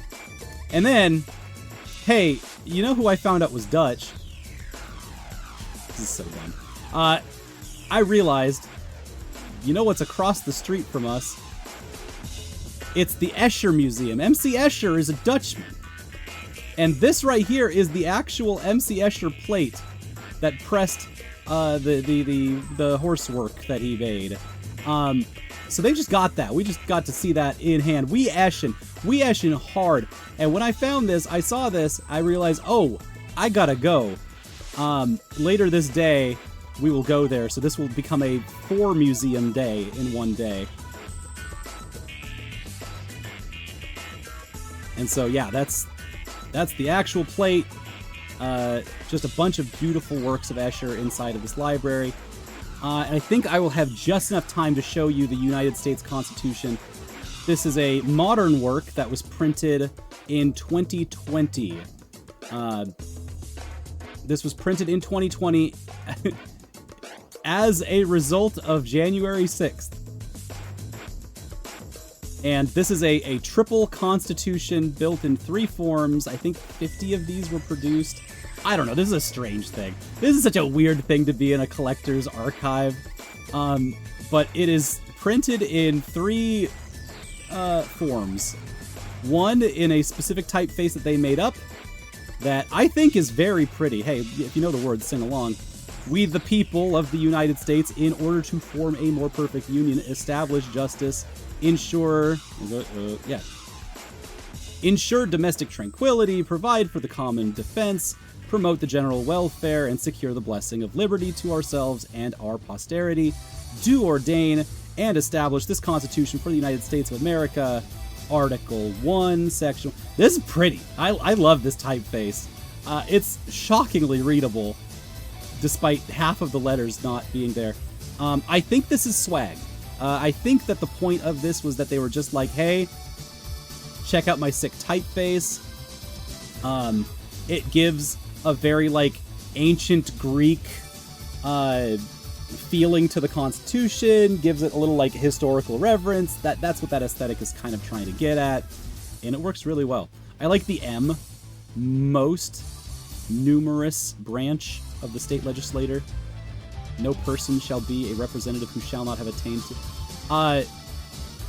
The second version is a highly redacted version that uses physical smearing effect to in its typeface that I think comes from printing press goop.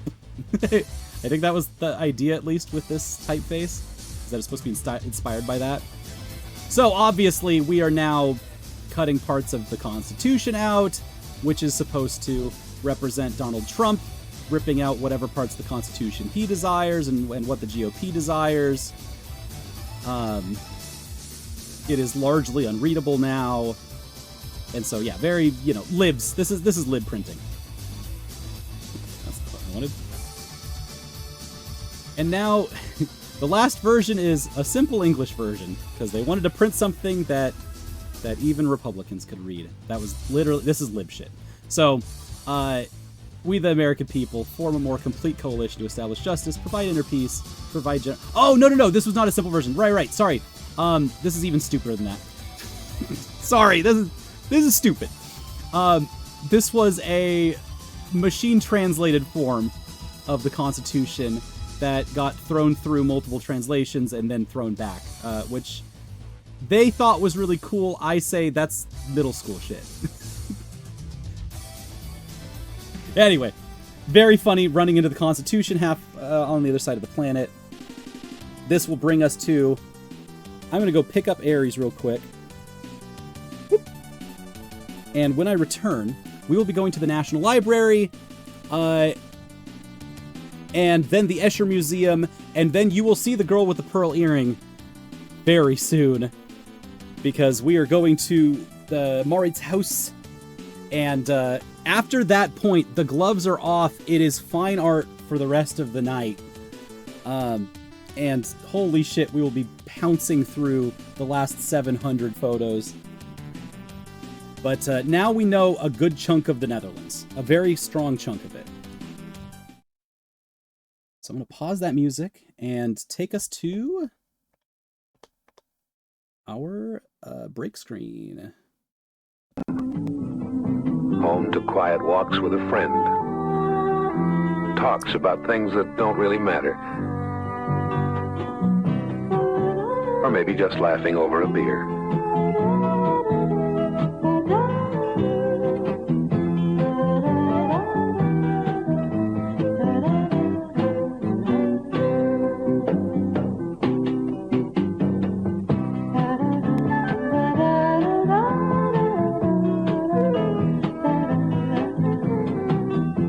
We make Olympia for times like these, and we brew it with the best water we know. The naturally pure artesian brewing water of Tumwater, Washington. It's the water that makes it Olympia. Bringing your wife to the baby doctor. You think about your new responsibilities, like life insurance. How are you going to afford enough? There's sort of a responsibility gap. Allstate can help. If you're 25, for example, $30,000 worth of decreasing term life insurance costs less than $11 a month. Allstate makes it all a lot easier. you're in good hands with Allstate. Hey, Mom. Hello, honey.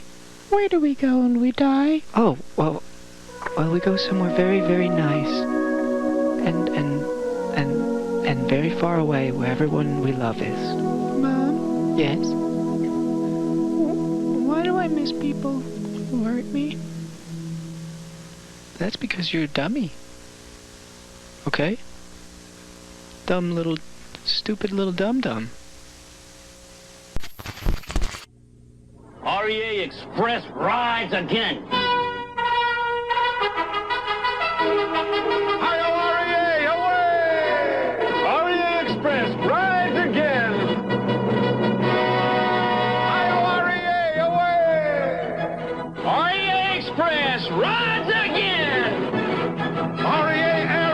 The fastest delivery of small shipments known to mankind. IOREA, away!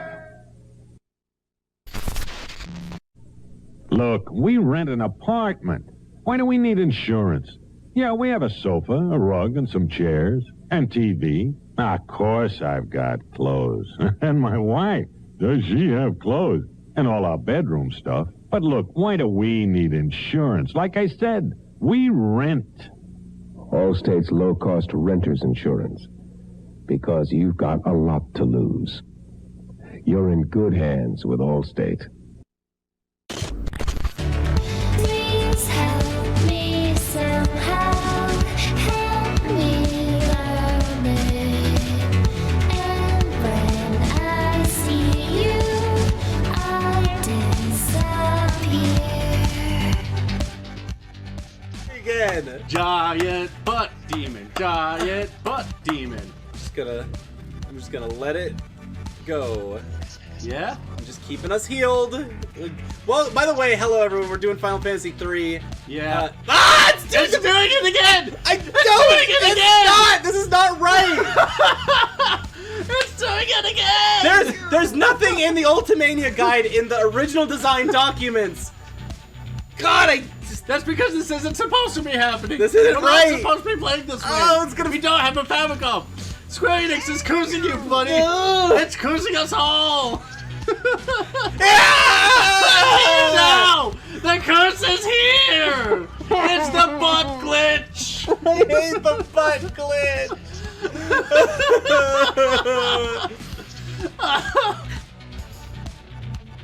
All right, nice. The cap. How did you get there? Hi, I've been here. Oh! What could you have against a con? It's a ground bug. Whoa! What? That's it!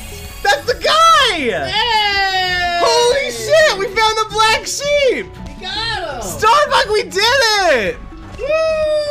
Oh my god! And hug me, brother! Woo! Congratulations! And all it took was Austin leaving.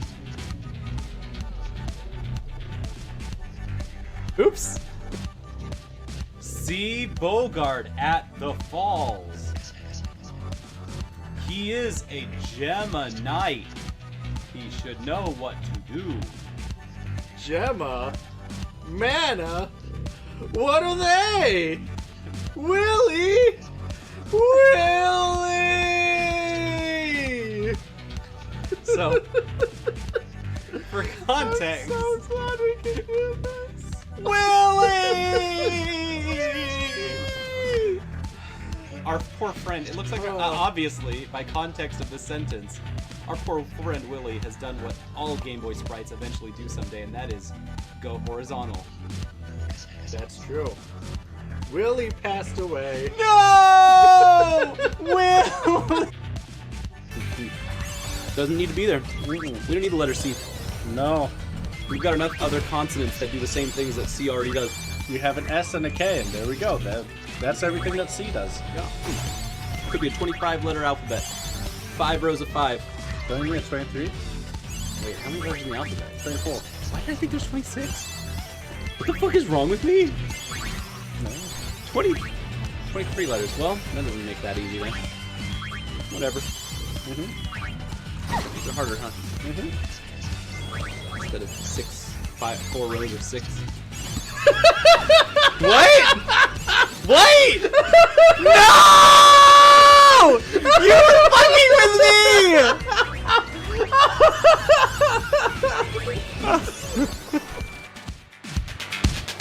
I'm a witch, and you're never gonna see me. I'm a witch, and you'll miss me all the time. I'm a witch, and you're never gonna see me. I'm a witch, and you'll miss me all the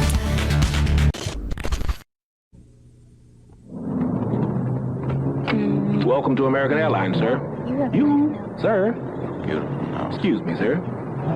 Your baggage has been checked through to New York, sir. Gate 7. Number 7. That's gate number 7. We've made flying American Airlines so simple. All you have to do is drive up to our doorstep. So when you have other things on your mind, it's good to know you're on American Airlines.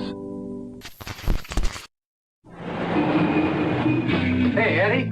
Hey, today's the grand opening, huh? Congratulations. Oh, thanks a lot, Bill. Wow, it's a happy day for me. Hey, I used to play one of these. This is really a dream come true for me. And you know who made it possible? My full-service bank. Bill's my banker. I already had a checking and savings account there, so I went to see them about a loan. First thing I knew, they were explaining bookkeeping and insurance, things I hadn't even thought about. Full-service banking really means what it says. And they've got all kinds of ways to help. And they can help everybody, from a housewife to a millionaire, even a fellow with a brand new music store. Bill, I'm glad you're a good banker. See your full-service banker soon for savings accounts, checking accounts, tailor-made loans.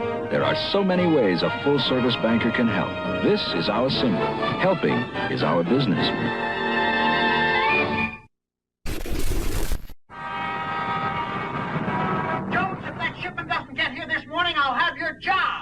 I hope they used REA Air Express. I hope. Picked it up yesterday. Got it here this morning. Call me anytime. Silver Bullet. Who was that man? Hi, REA. Away. REA Air Express. Rides again. REA Air Express, the fastest delivery of small shipments known to mankind. Hi-yo, REA, away!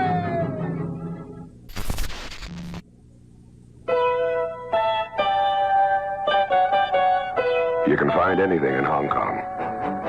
Ivory, silk, jade, and an American beer, Schlitz. And out here that says home. You only go around once in life, and you gotta grab for all the gusto you can, even in the beer you drink.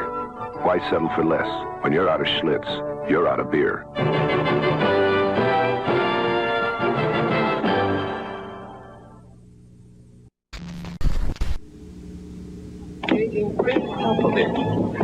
Wow.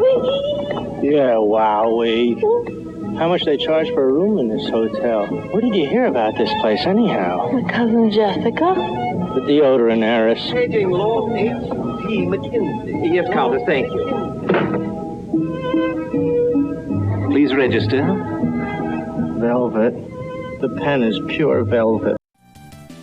All right, welcome back. Where did we last leave off? I hope that break was as good for you as it was for me. Aries back home, eating some food, had a great work day. And while I was in the car, I realized what we're about to get into. And this is KB. This is the International Library of the Netherlands. So we're in The Hague, right? I didn't even move my cursor. We're down here now. We're at Den Haag. And when you go to Den Haag, you are now in the center of Europe, right? You're in a place that's supposed to represent cultural centers for the entirety of Europe, and the International Library is here.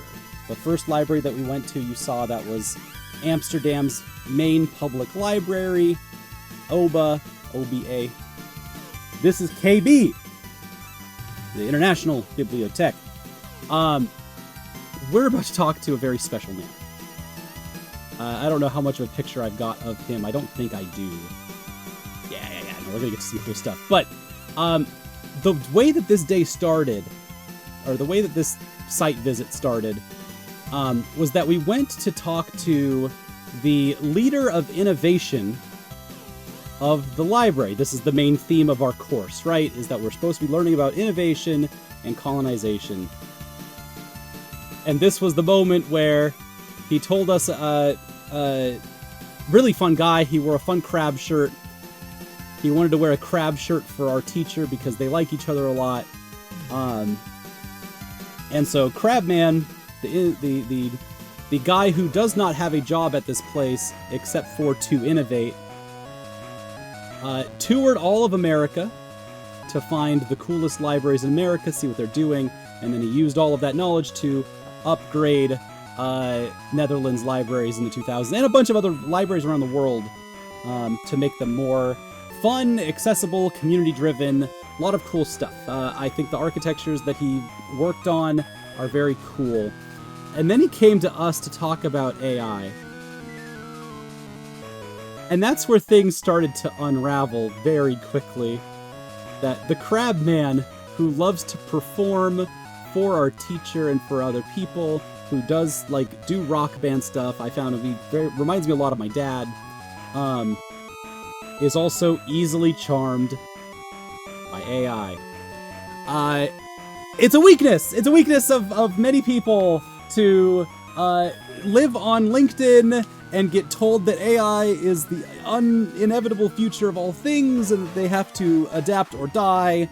And man, hearing that at the International Library for the Netherlands, at the major archive center of the entire nation, from the Crab Man, was rough. And so I ended up emailing him later about it too, and just getting in touch because I was like, hey, there's a lot more here. And yeah, this is not going to be the first time this comes up on this trip either in this way. But the Netherlands are very slow, very methodical. AI is very fast and rapid. And so a part of their goal, being an international center, is to devise and build their own LLMs. And I just am looking at them like, dog, AI is not going to be a thing by the time you're done with that. It won't be. And if it will, it won't be that AI. Pseudo! Oh, good! Oh, good. Thank you. Please interrupt AIBubble.com. Pseudo says that, hey, the stream for tomorrow that you can go see, shoutouts to Pseudo streams, Pseudo is putting on a Harurara wager club for all the Uma Musume fans, and it's going to be a disgusting stream. It's going to be a beautiful stream. The people that are involved in it are beautiful people, and I was contracted to do the halftime show. And so I performed halftime show. I performed the hell out of a halftime show, and Pseudo is working on the footage for it now. It's going to be very, very good. I think the stream that they're going to put on is so fucking good. Yeah, I'm not ready for it. I'm not. And I'm in it. Both of these descriptions are true. It is going to be the greatest Horse Fury AMV halftime show! Yeah. It really will be. I hope you get a copyright strike. We got to touch a microfilm scanner! Yee! This is the one time that I got in trouble for taking a picture and had to delete it. Because I wanted to take a picture of their archive. Don't do that. But the archive did look really fucking cool. The bibliothèque, the library itself, very pretty. I guess, am I... Yeah, no, sorry, we interrupted AI talk. The discussion that we had was, it was very grounded because Jane and I all came down fast to swoop in and say, hey, these AI technologies that you are talking about innovating on, have you recorded any efficacy of those structures to make it worth investing resources into? smile? That's the question. I just keep asking this question to everybody. Everyone who works on AI. Have you recorded any kind of efficacy on the works that you are doing in a way that is better than just having a normal algorithm, or to do it manually? Every time I've heard an AI project that has success, I pull off the little mask, the like Scooby-Doo style, and that was an algorithm again. You got him. Anyway, so yeah, no, we couldn't get an answer, couldn't really get a straight answer out of what they were trying to do, what they were planning to do, which is unfortunate. Now, the other thing Crabman said that was exciting, that I can very loudly say, that I think is cool and stupid at the same time. They are going to make a new archive. And so we got to see the floor plans of a new, modern, high-tech archive plan. And the plan is supposed to be a humanless archive. Scary, dangerous, exciting, sexy. It's going to look kind of like an Amazon plan, right? That's inherently, because you're going to be using, robot technology to scan, archive, hold books. We talked about it. They're going to also, like every other library that we've been seeing, they're going to use it by style of order of acquisition, which means first books go in at the bottom of the stack, and then when you find something, you move. You don't move all the books, but you just move things over to condense space as needed, which is in my head very efficient. Actually, I as far as I'm a systems game designer type brain. I'm excited for that. That's a very cool thing, and they are developing a archival system that has to build a space that is space efficient. Can have a person inside of it. First of all, you can't remove people completely from the equation, because if something goes wrong, there's still space for humans to walk the archive and move about it so that they can, fix stuff. That's really important. I could see so many ways that something like this could go very, very catastrophically wrong, but there will still be a person there to oversee that part of things.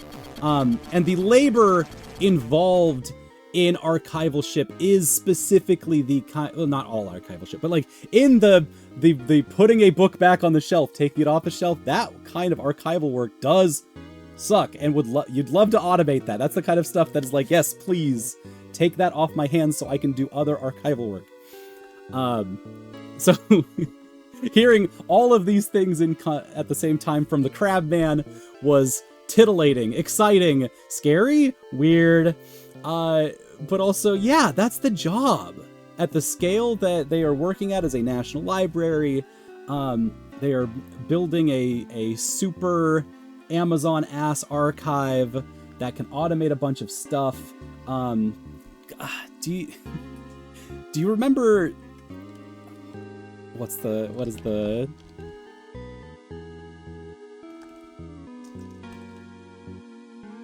what is the 3D tech artist Dahir in Shot? Hey, do y'all remember the Dahir in Shot models?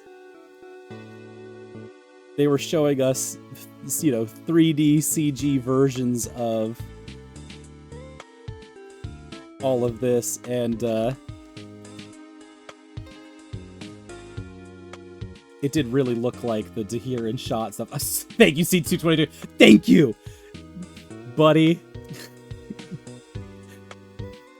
God bless Dahir in Shot. Please, nobody else bless them. Do not give them any money. They will put you in an earthquake bed and you will die. Yeah, they had some superstructure that looked kind of like that. But the idea was like, okay, we need something that is immune to flooding, earthquakes, all of those kinds of, stage hazards of life. Helicopter train, the turnkey city. Being in Europe, I could see how people get freaky with the Dahir and Shot stuff. I can see it now. You know, in a way that I could not appreciate before being in the giant country that's America. Yes, library stage hazards. Thank you. Yes. Global warming. Yeah, they got to make it immune to all of that stuff, which is exciting too. That's fun. If the books shake, they don't fall off of things. That's great. That's lovely. So this is what the National Library looks like at large. This is also another library that you do have to pay to get entry to. Unless you're a student, which is below the age of 26, which is a weird thing. Students are, because I kept running into this, like, hey, how come you turn 27 and you have to pay stuff now? And they said, because that's the age that students stop being at school. And I go, huh. I'm 33, and I am flashing my student ID at museums, and sometimes they are not accepting it. Like, oh, you are too old to be a student. Which is interesting. That hit me in a funny way, because it took me a decade to raise the money to get to go to a master's degree like I'm doing right now. To be in the spot that I am, I can only do that after dealing with America stuff for a whole decade. And to come to the Netherlands and be like, you are too old to be a student. I'm like, yeah, I know. I know I am. I wish I wasn't either. I wish I was learnt already. So it came up here, and I'm just like, okay, yeah, this is a thing where there's no normal expectation that someone would take a break from school, because that's not how the educational tracking system of the Netherlands works. The idea is that since school is so accessible that you go from one to the other to the other. If I had, been able to do that coming out of undergrad, because graduate school would have been a lot more affordable or free, that would have happened. I would have definitely done that. Even though I didn't like my undergrad at the University of Washington because they were dickbags, I think that's kind of how undergraduate works at a lot of schools. They really treat you like shit.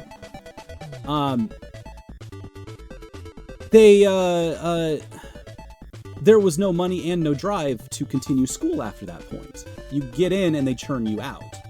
Even if you get into a program, even if things go perfectly your way, it still is a grind that they churn you through and turn you into meat slurry at the end. But even despite that, I knew I was a scholar at heart. I knew, and my streams are a testament to that. That's why we're here. That's why we do the damn thing. And so facing that in a library scenario made me realize that what we are dealing with here is a middle-class coded library system.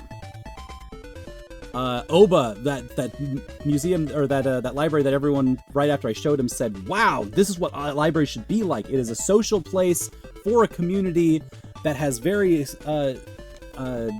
specific views on what should and shouldn't happen in a library, but that it can be a communal space that is loud, that is exciting, that has performances and presentations, that you have cafes at, you can serve beer, people aren't afraid of things getting on books, people trust each other.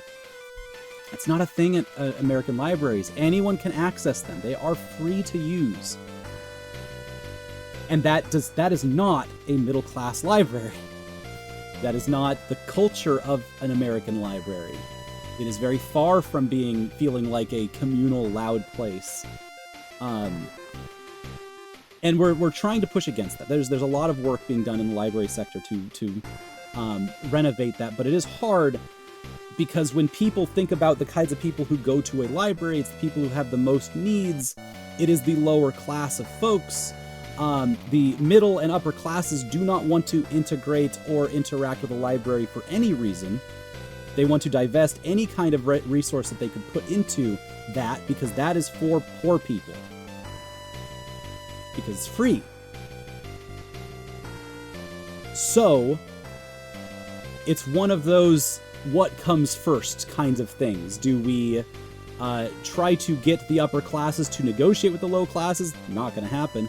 Do we put a monetary barrier for parts of the library so that income can come in specifically for library upgrades, renovations, and so that the people that have money can put stake into the library, because if they have stake in the library, they then won't want to shut it down, because they will know that people within their community also have stake in that library at a financial level. That's tough. That's a tough question. That's a tough scenario. But seeing it in action here, I'm just like, that's hard to argue against. These are not like high-priced things either, but there is still a small price barrier put in place to build that stake. It's strange. It's weird. I don't think it works. I don't think it's just how I am. I think the functions that American libraries give put everything that I am about to show you to shame. I think if you go to your public library in an American city, you will be serviced to such a much higher regard than getting a fucking beer in a library, because librarians are magic. That's because these are people with degrees that can help you with literally anything that you could possibly imagine, and are happy to. And that's not a thing. It's not necessarily the same kind of thing that's happening at these libraries, as comfortable as they are. And they're very comfortable. Comfortable. So yeah, this is kind of like the things that I'm processing while I'm here, and coming to this library specifically really hit me with that stone cold. Dudes be thinking in the Netherlands. Folks be thunking a lot. The statues show it. We're in The Hague, and like, this is the kind of stuff you get in The Hague. Is it's party time for the Enlightenment every day there. All right, so I wanted to show you. It's MC Escher time. Y'all deserve this. It is 12:30 at night, and we're gonna keep going late. But it is time for MC Escher. The worlds that this dude builds, I think, are so fun. These are very simple. As we're going to get to much more complex paintings and styles of paint and works of art. But the way MC Escher works with shape and space and geometry is awesome. It's awesome. It made me go, damn, I want to see this kind of artwork, but from like Iran or something, you know, somewhere in the Middle East where they had math longer. And math and art was such a form. That's a castle in the air. No doubt about it. No doubt about it. This is how you make dungeons. If you've ever been a game designer who's made a dungeon, this is what it looks like. MC Escher did it first. But no, this is a design doc. This is a legitimate MC Escher design doc. I got a picture of one. I was so happy to see it. This museum sucks. It's kind of a shitty museum, but it's Escher, so it's cool. The OG level design. I'm saying. So many of these pieces are so fun. Just beautiful repeating shapes. These show the outlines, so you can see the base, like, these are squares shapes. Here's ones that are triangle based. This is, you know, repeating patterns on the 3, repeating patterns on the 4. Wiggly squares, but they're arachnids. And they're all touching, they're all hugging each other. We've got all sorts of bugs, birds, fish. MC Escher is all about navigating life. Oh, hey, there's that horse. Remember that literal, like, we saw the plate that made this? Yeah, there it is, motherfucker. Yeah! Earlier this day, I finally get to put it together now that I'm watching, like, seeing all of my stuff in order. Yay! It's happening!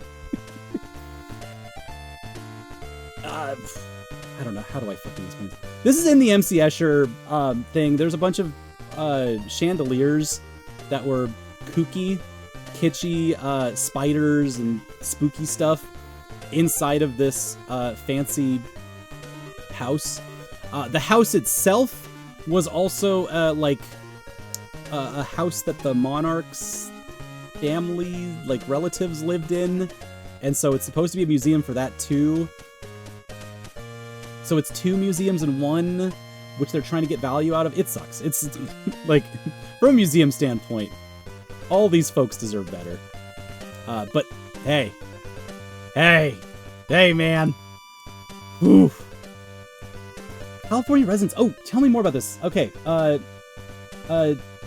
California residents are allowed 7 free day visits to the Stanford Library. Yes, the Stanford libraries are private because it's a private university. So those libraries are not free. Those are not public. But Californians are allowed 7 days. It's very cool. That way you read one hyper-specific reference book through the combination of the Dewey's Decimal System and librarians. 7 days were not enough to read through the stack of material I gathered on a very... What was the subject? If you can say it. That's amazing! But yeah, you went there, the librarians helped you find resources, and then 7 free days were not enough to... Did they get... So, at that point, a librarian should get you in touch with somebody who can access the library, or like can access the resources in a way where they can get them to you, I would hope. Maybe that didn't happen. I would hope it happens, but, you know, that's my thought, is like the next librarians, when they can't access a material or they cannot find what is supposed to be found to use as materials, usually the next question is, okay, what way can I trick the systems so that we can still navigate this for the user? You know, how do I emulate this? Or how do I post a reprint of something XYZ? How do I get it so that we need to digitize, we put this on the fast track to digitizing this resource? You know, that kind of thing. Emulation. 20th century color photographs. Ooh! So specifically the care and identification of color photographs from the 1900s. Yeah, no, that sounds like that's such a juicy topic. I am sure you got a lot of stuff from Stanford about that. I can imagine that is the right place to go with the right question or the right query. Oh man. Yep, I'm sorry. Yeah, you're screwed. That is bigger than a 7-day topic. You right, they right.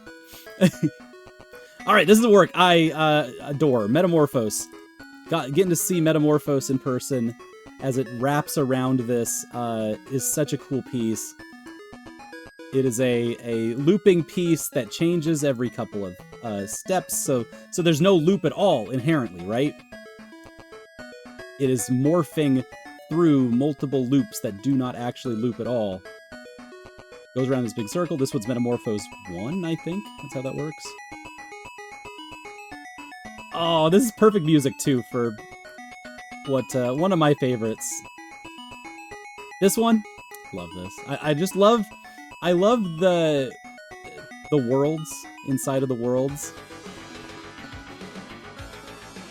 This is all of the stuff that our point and clicks that we've been playing are built off of, pretty much across the board. There's no point and click that's ever been made that hasn't looked at MCS and went, ah, damn, at some point, right? Oh, you know what? I've been manually clicking through these. I want to hit...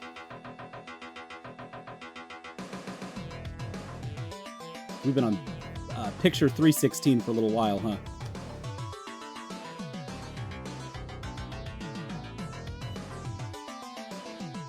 Alright, that should do us better. Yeah! This is my favorite one. This is my favorite one. I think I took a second photo. Yeah, I made sure.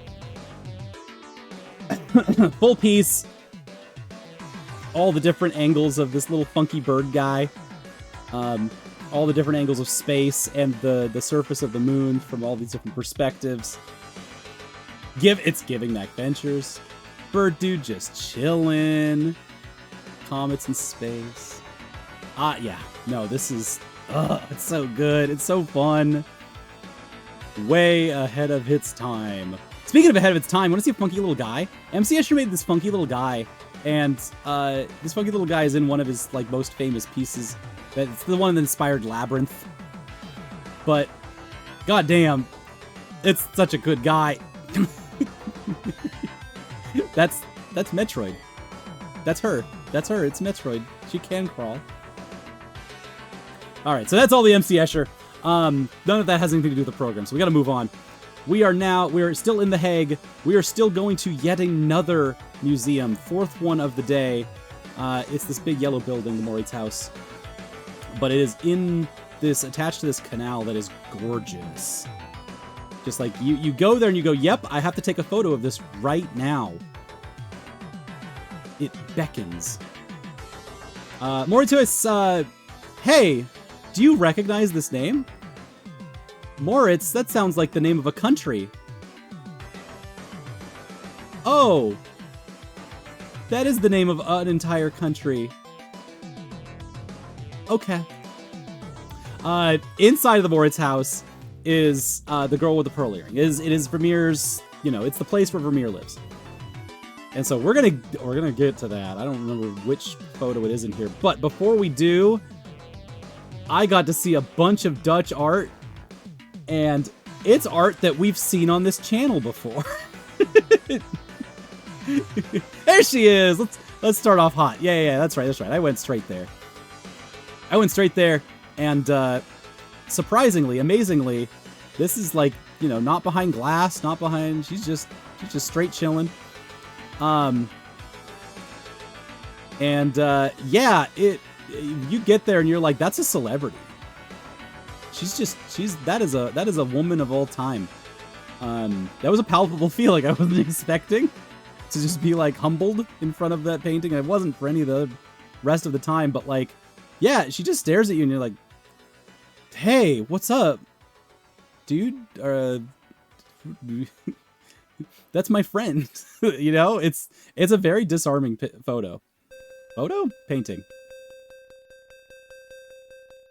But yeah, that's the one I wanted. We've seen this work. We've seen this painting was in there too. It's time to bring out the triptych. I forgot that I didn't have Steam open. It's giving Mystery Vortex. It's giving Mac Ventures. There's not a huge crowd around. This was on a Tuesday. This was in the afternoon. This museum was the museum most full of Japanese tourists, which is a weird thing to say, a weird thing to see. You see where we're at on the map. It's The Hague. It's not like it's a huge city or anything, but like, oh my god. Asian tourists come to this building specifically a lot. And it is so different from, it's completely different from, like, you go to the Mona Lisa, you go to the Louvre, and it's crowded. You will not get close to the thing. This was not crowded at all. And we'll have other museums that are even less crowded with even more famous stuff. It's really cool. The Netherlands is kind of dope like that specifically. Nobody really knows where the Netherlands is. And so, because we know, we get to see the cool shit. It is so easy to see the girl with the pearl earring, to see Vermeer's work. And I'm very happy to say that. I think that's a cool thing. Because I don't know, it feels like such a down-to-earth painting, even more than the Mona Lisa does, which is kind of a similar. They're sisters. You can compare them.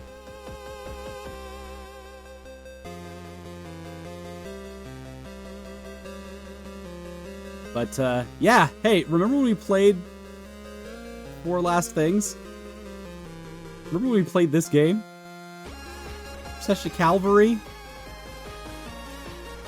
All of these. Yeah, this is the place. Moritz house is the spot.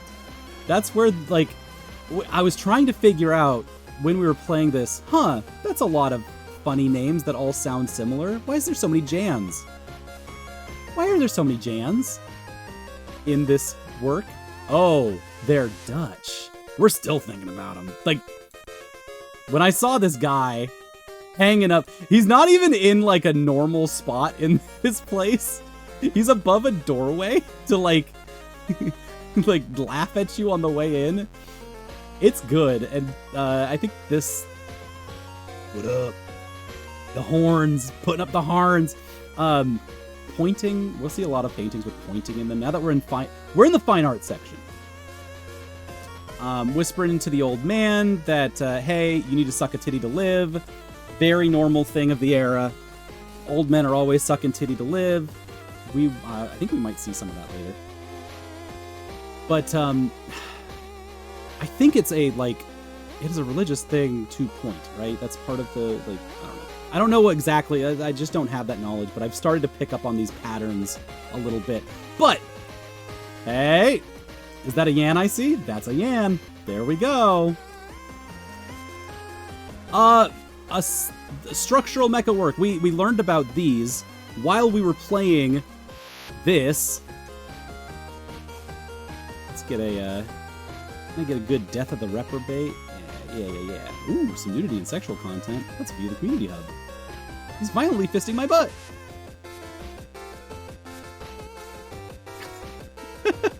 Did not know that. Getting bored, just give up.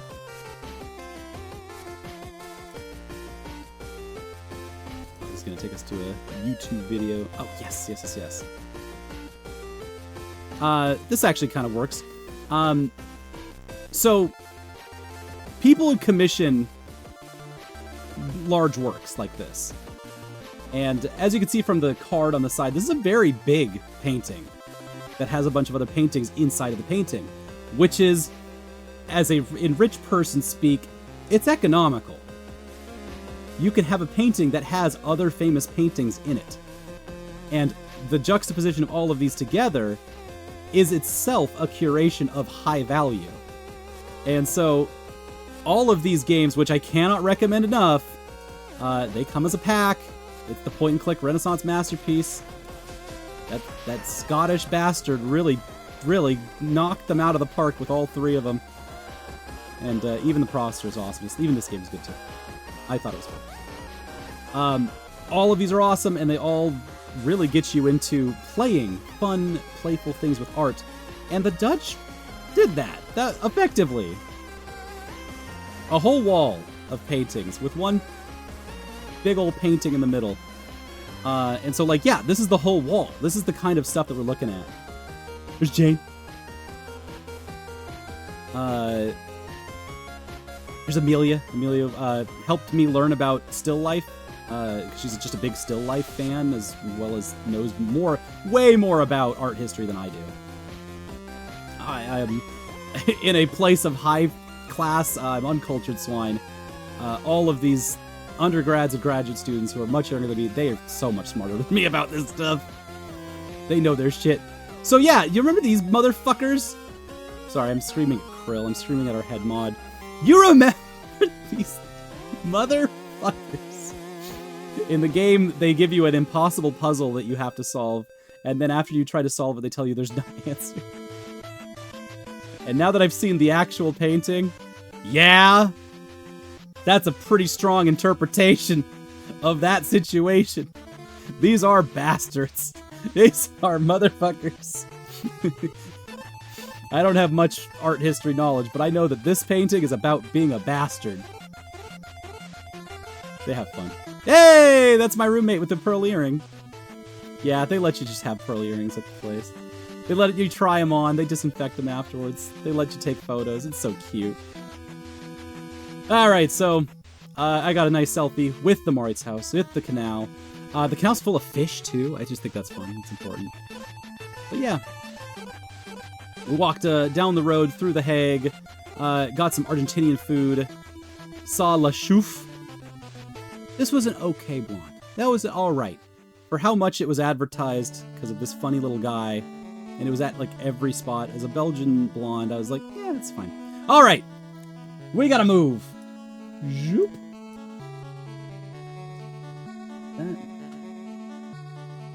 How far south are we going? Yeah, right there. We're in Rotterdam! Wait, that is exactly what you think it is. Don't even think it's something else. Don't worry about it. Let's see. Do I still have... I gotta open up Pokemon Go real quick.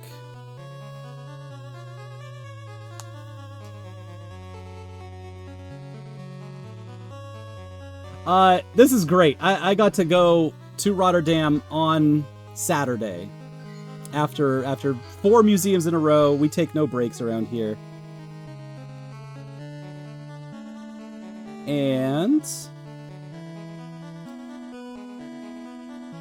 where is my... I think it's items, isn't it? Is that how you find these? I have gifts.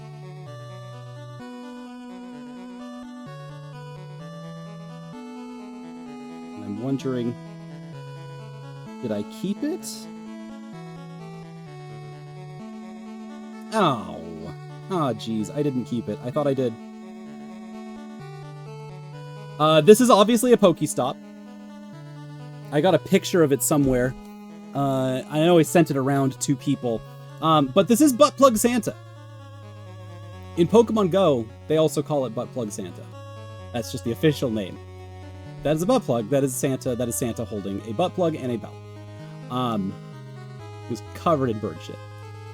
It's awesome. It's very big. It's so fun. It is the first thing that greets you the moment you get to Rotterdam. Rotterdam, which is my favorite city in the Netherlands. There's a lot of cool cities there. Rotterdam is a real place that I feel like is just the salt of the earth lives there. Is there a story behind this Santa?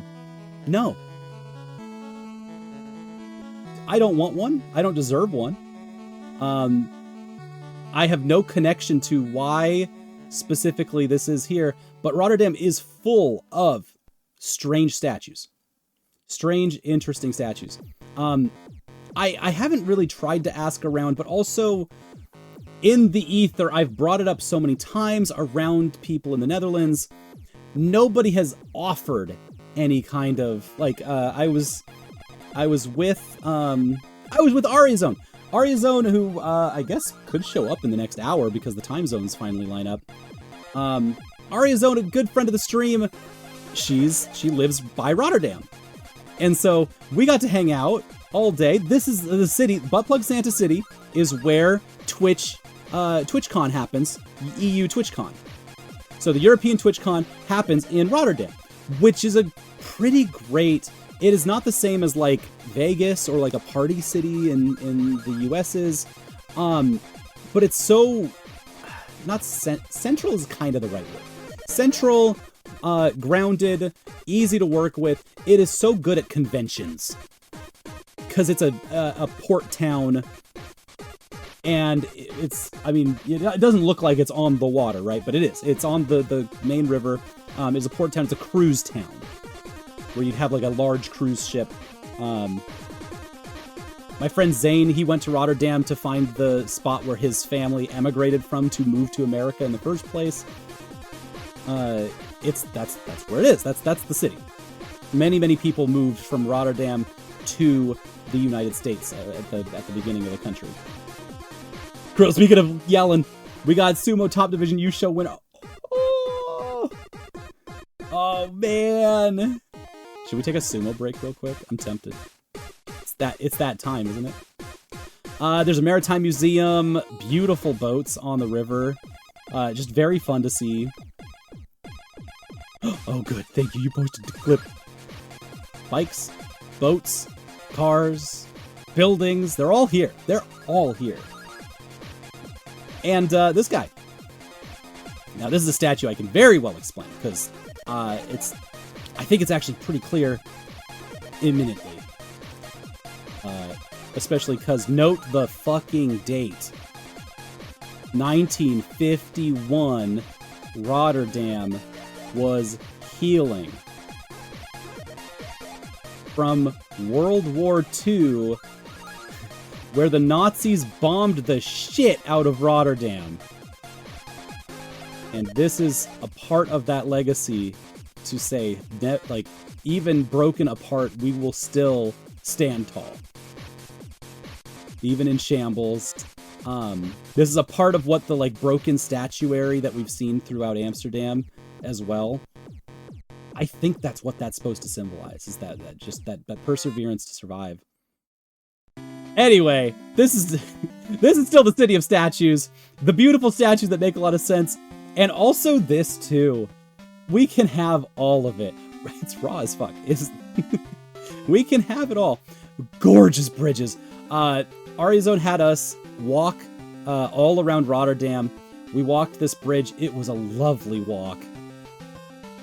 And it was such a fun way to see it. You can see more buildings in the background that they didn't finish. They fucking forgot. They kind of missed a part of the building. They're fucking around. I have this theory, like, what if you live, you work on this, like, corner or in a weird spot, and, like, you have to go make this weird walk down a long hallway because the architect was a dick that day. So it's like, oh yeah, I got this window, but like I have to make this walk every day because they couldn't just make a normal building. I hope I'll have a better example. There's one building that's just like a long outstretch across a water.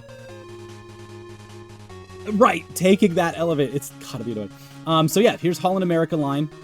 This is the port building that hosted a lot of these cruises. This is a brand new building. I didn't know what I was taking a photo of, but I will later. Because the next time we come to Rotterdam, they will explain, they have a full exhibition about the Chinese architect that builds this and many, many other amazing structures. This is brand new, so there's a lot of people up there.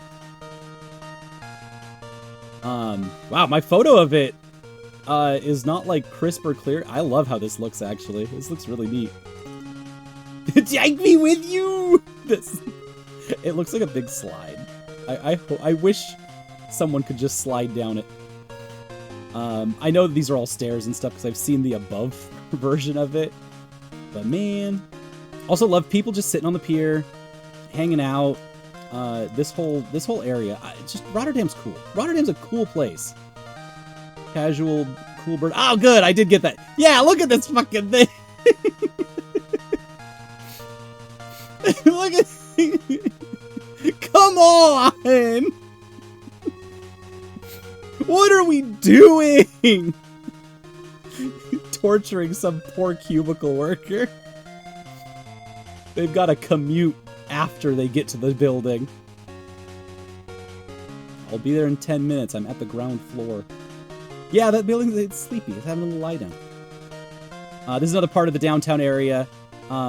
With more, just the polys have been ripped out. They took the shape tool and just kind of slammed it against the side of the building. Eraser tooled the shit out of just this part. It's awesome. It's so cool. But yeah, like people on there, they're gonna, yeah. Odds of people bothering you in your office, yeah, they are lower. They don't want to come see you. The windows are wild. It's just wacky. Oh, I got a better picture of this later. This picture just sucks. This picture just sucks. This is the cubes and the pencil. These are the most famous buildings in Rotterdam. They're the cubes and the pencil. They're famous for being the cubes and the pencil. So, we went to the library. We took a long walk around, saw a bunch of really cool stuff, went to the library. This is not a part of our, I'm doing extra credit, baby. Buildings by women. I'll find out later that this was like a thing, that there was a series of women architected buildings, and this is one of them. You know how I was talking about the middle classification of libraries in the Netherlands?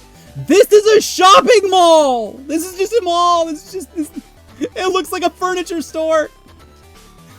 The middle classification of libraries, this is it! I could not... They're playing chess down there! This is so cool. It's so beautiful. We're here on a Saturday. It's busy. It's fun. It's happening. Families, children,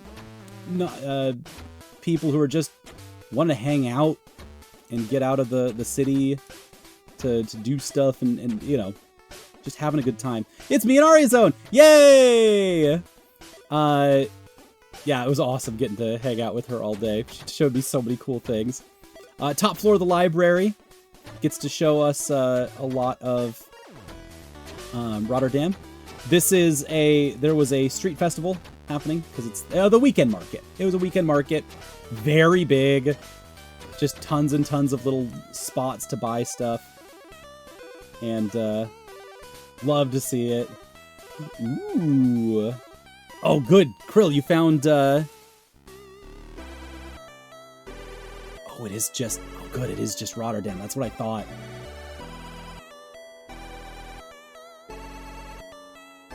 Oh, that's so cool.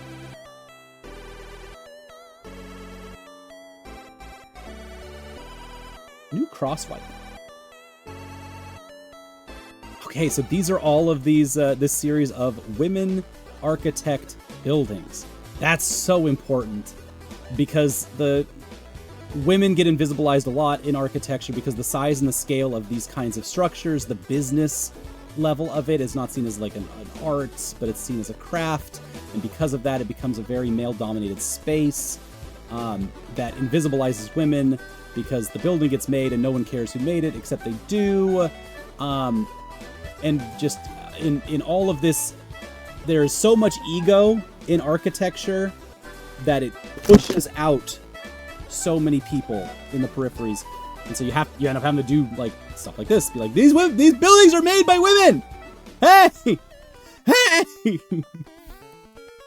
But that's amazing. That's cool. How many? I didn't realize there'd be so many, or that they would be even outside of Rotterdam itself. Oh yeah, baby. We got a data map. Oh, that's sick. No, that's amazing. Not a thing that I would normally think about, but Deus, have a great night. Get some sleep. Welcome back from dinner, Mouse.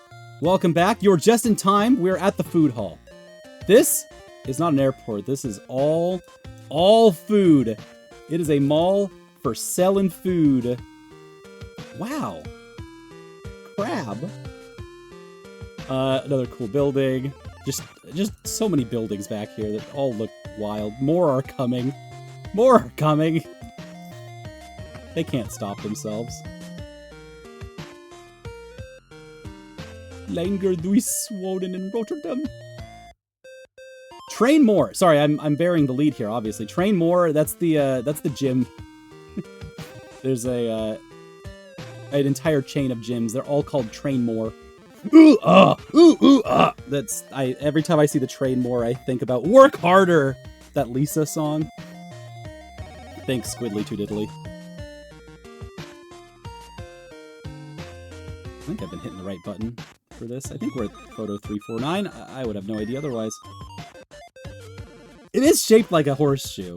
Yes, if you could, yeah. If you're so hungry you could eat a horse. You could eat at horse. Of course. Okay, I don't know if I will have a picture yet inside, or if I have one for later, the second time that we went to Rotterdam. I think I got one later. But it's so cool in there. Yeah, so we came down from the library, and this is the palace. This is the Royal Palace, I believe. Pretty sure. Or the main government. It's either the Royal Palace. No, it's not the Royal Palace. It's the government building. It's this is the government building. It's not City Hall, but it's like the old school version. I don't remember. Arizone would be able to tell me. I'm not interested in this as much as I am interested in what is behind me currently looking at this. That's the National Bank. There's the lion, the ING. And this big graffiti right on the window that says, "Stop Genocide." This is the most direct action that I saw in the Netherlands. It's not enough. I feel like there should be a lot more, but the street art, while being great, does not have that punkish vibe all the time that I need it to. This does! Holy shit! Seeing it just spray painted right on the Arizone had a reaction to this that was like trying to like apologize for it, trying to like, you know, be like, oh, it's not always like that kind of thing. And I'm like looking at him like, hell yeah! Do you know who funds the genocide in Gaza? Banks! Do you know what, if you are supplying currency to ING Bank, if you are working with them in any way, you are directly working with the people who fund the construction companies with the IDF. That is ING Bank specifically. And so, and above that is this beautiful Rotterdam thing. And so, yeah, eye-catching. Amazing to see. Oh my god, right. Okay, Sunday. Oh, let's go to... Is that Den Bosch? I think we're here. I think we're over here. Is that Den Bosch? I think it is. Mouse says that looks more to me like swimsuit trying to wrangle insurance money. Anyone with real intention? No, that is direct action. That is stop genocide. That is, you spray paint that onto a bank to make sure people note that this bank does fund genocide. There's no mincing words here. We know exactly what genocide they're talking about. And to have that in Europe is very specific because when people think of Europe and genocide, they think about Holocaust. And when they think about Holocaust in Europe, they think about never again. It's just the two words, never again. And so putting that there, very important, very impactful. And I got to look it up on the way home. I was just like, oh, yeah, wow. Okay, ING Bank is very easy to find exactly what things that they are funding, how that money goes directly into supporting the IDF. And so, yeah, it was just a very easy that in 2 words, very fast spray paint, direct action can get people to very easily ask a question. And for it to be, oh, yeah, and let's look back, and to be right in front of the main Royal Palace City Hall area that's the center of downtown, where the people are coming, where they're going. Yeah, no, it has impact. It hits, especially just, yeah, because there's already so many parts of this that's supposed to draw the eye. It was very intentionally sprayed in a way that it, like, works. It's very effective. Go graffiti. We're in Den Bosch. We have now been ripped from the real city of Rotterdam to the extremely not real city of Den Bosch. And it's so not real. That's a fucking dragon. This is the bus station. The train station's right here. And there is one thing that people are going to this city for. It's Efteling, baby. It's Efteling, baby. It's Efteling, baby. Sorry, this is not part of the program, so this does not get clipped into me talking smart about all of the things we've learned on the program. No, it's time for vacation. They've got buses wrapped in dragon that take you to the theme park Efteling. This is where we are going now. And, oh my god, it's magic there. Oh my god, please go to Efteling. I cannot...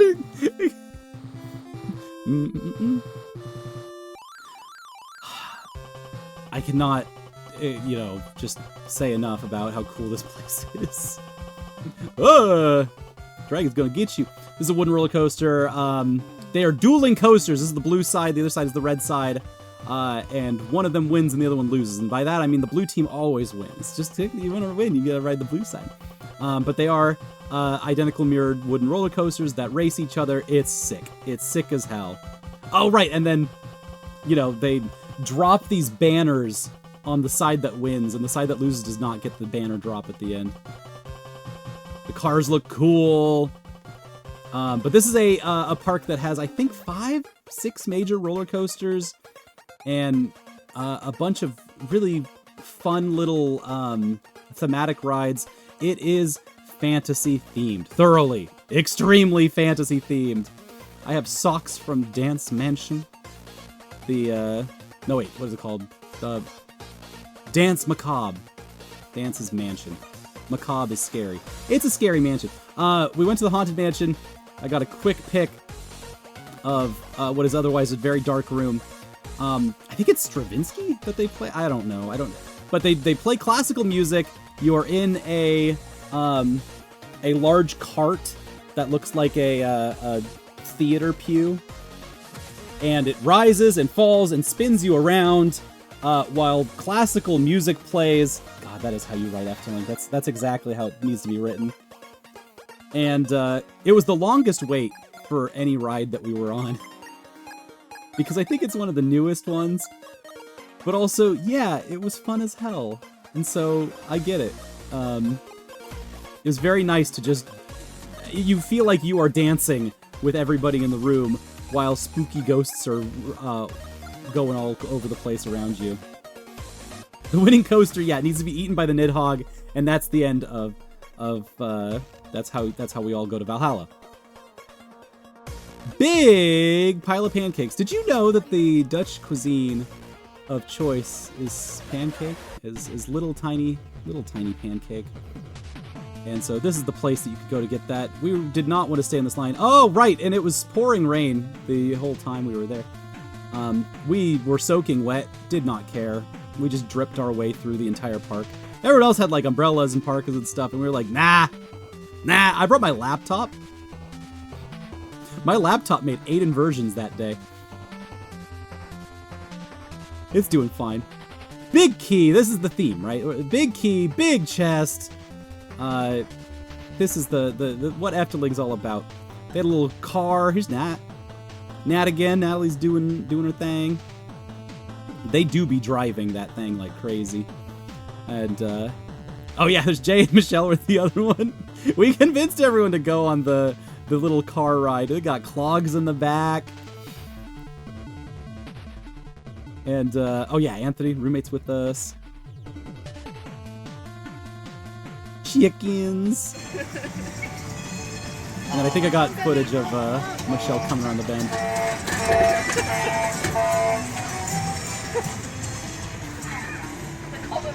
That's it. That's the whole ride. you honk the horn, do the thing. Yeah, Jay got a big boy lollipop for being so good. I went to ride 3 on this ride. Oh, right. This is the coaster. You'll see in a second. This is a vertical drop coaster where they have a whole entrance where you have to see the Baron of the mine shaft of this roller coaster get his dick haunted. Not literally. He has this he has this mine shaft, the story is, and then it's haunted. And now you're in it. Now you're strapped in it, baby.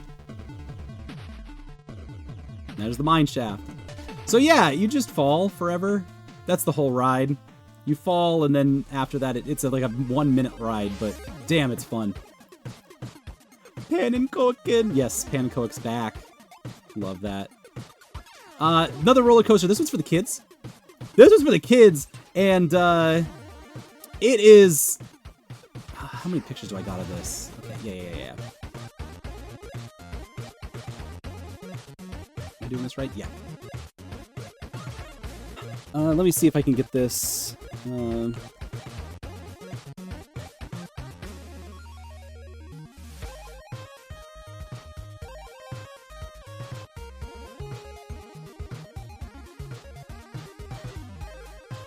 It's more. Yeah, got it. Okay. I couldn't remember what the name of this whole ride is, or what the thing was, or what's going on. Obviously, got a whoopee cushions, kids doing the thing is happening. This is a theme park ride, right?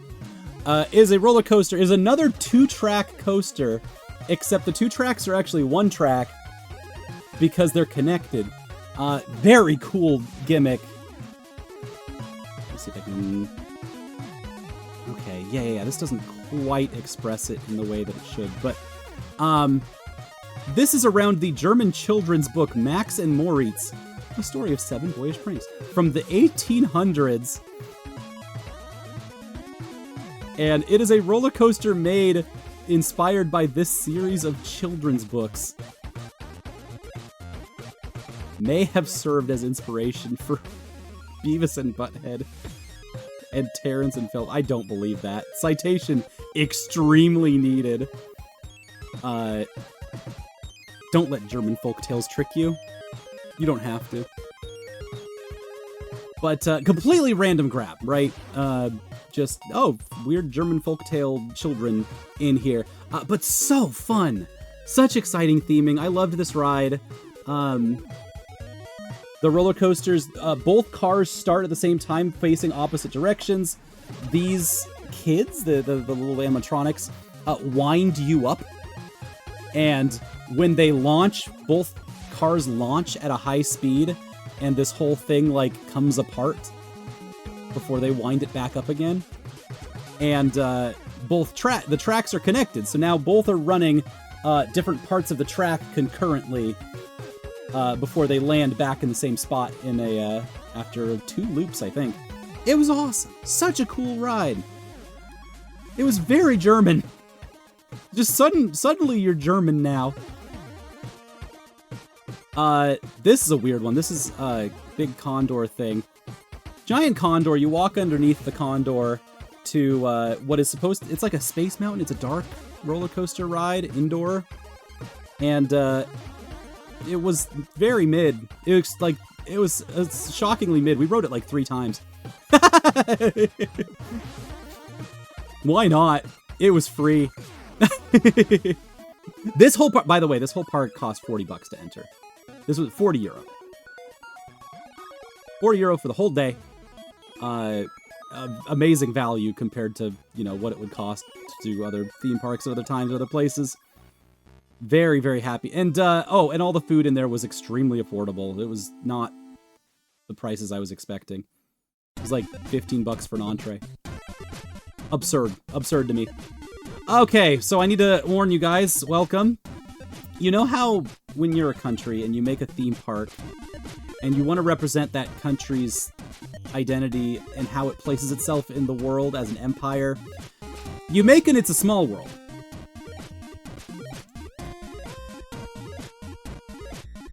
This is the It's a Small World guy. And because we're going to It's a Small World, you're going to see the Dutch interpretation of other countries. And it's not going to be great. It's not going to be great, guys. I'm warning y'all ahead of time. This used to be a part of the program to go to Efteling. It is not, because Trent doesn't like this park. And the reason Trent doesn't like this park is because he feels weird about this. Look how look how Jay is looking at me. He's looking at me because I am taking a picture of him, obviously. But I had told them the whole time. I was like, "Hey, I don't know what I'm about to see, but I bet it's gonna be weird. I bet it's not gonna be great." And so I call this shot way ahead of time, where Jay goes, "Did you know?" And I was like, "No, but I know how empires work." And I know how It's a Small World works. I know how we need to... Yeah, it's a knowing look. Thank you. The Scottish. Of course, with the bagpipes. So cheery.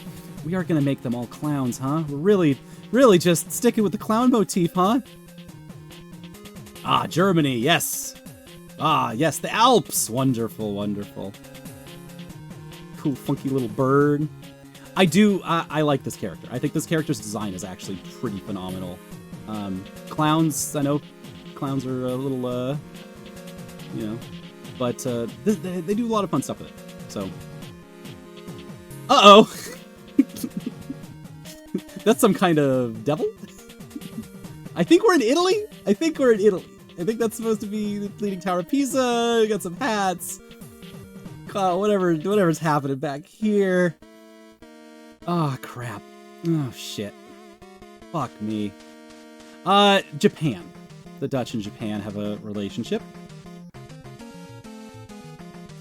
Arizona! We just got past Rotterdam! I'm so happy you're here. We're all very excited. Loved getting to share time with you. But you're here! I'm so glad. And even though it's the worst time, it's also the best time.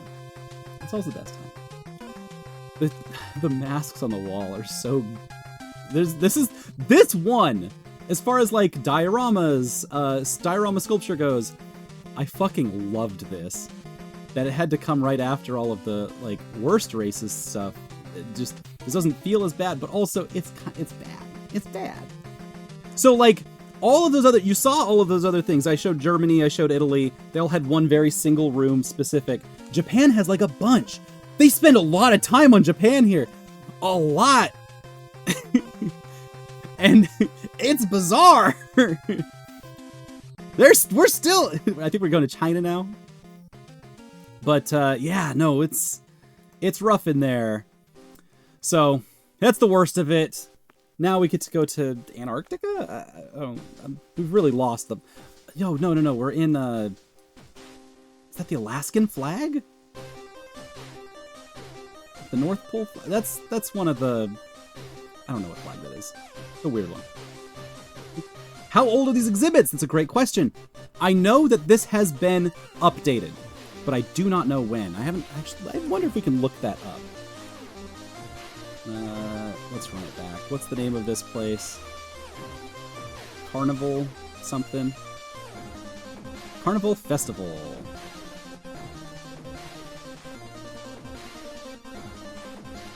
So yeah, no, they're doing the bowing, they're doing the whole thing. That's the Japan side.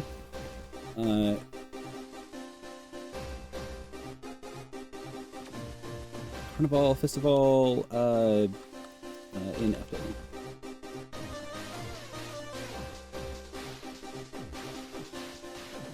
Eftopedia. Ooh.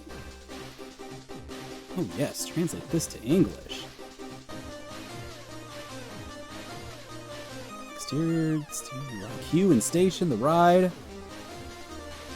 Netherlands, Belgium, Riviera, Paris, Great Britain, Austria, Germany, England and Switzerland, Japan and Japan. Don't worry, there's Japan and Japan. Oh right, Mexico and Hawaii. Oh no. The controversy. Innovation in 2019 after 2019. I'm guessing 2019 might be our number. History of.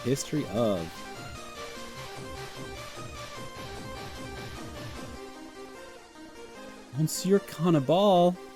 Oh no! Alright, so new entrance.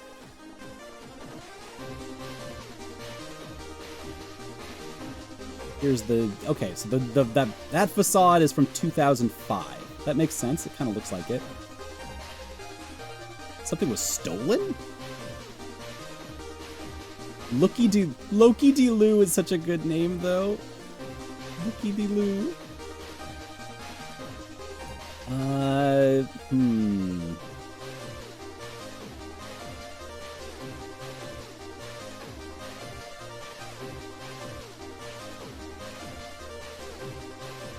Loki will disappear. Jokey will become the main character of the attraction. Alright, so we're just switching it up. There's Loki and Jokey, and they're different people. Woo! Okay, there were worse stereotypes, is the controversy. Okay. Yeah, the tunes are horrible. I liked that one. That's the point, right? Is that It's a Small World has to have this, like, earworm to it that's bad. Well, we looked for what's going on. Stop oppressive stereotypes. Protesting against the depiction of Carnival Festival. So, the Netherlands is a place that moves slow and methodically. Efteling is a national park that is kind of in the middle of nowhere. And it's not like it's in like some conservative sector of the place, but like people aren't going to try to go out of their way to change a lot of stuff when it's in the middle of nowhere. But also this is still a worldwide national park. So in a situation like this, you're starting to see the Wall Street Journal, NRC Next, Vice wrote comments. This is the kind of thing where Americans, like, you know, me, are going to come into a place and go, is bad. That was bad 2 decades ago. That shouldn't happen here. This is a nice, pleasant place. And then people start asking more questions and going, oh, wait, oh, that's there? That's there. We've all just been there? That's there? Okay. Innovation in 2019. The largest but least visible part of the renovation was update the technique of the attraction. Yeah. No, the lighting looked great in there, actually. Better than what I would have expected. That's interesting. That makes sense. The African scene in particular has been largely redesigned. The warriors have been replaced by new designs by G-Sync Studio.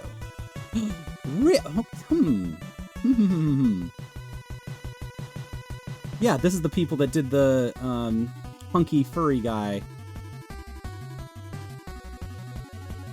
Yeah, Big Bad Wolf. Oh man. Oh man. They made a sexy Big Bad Wolf, I tell you what.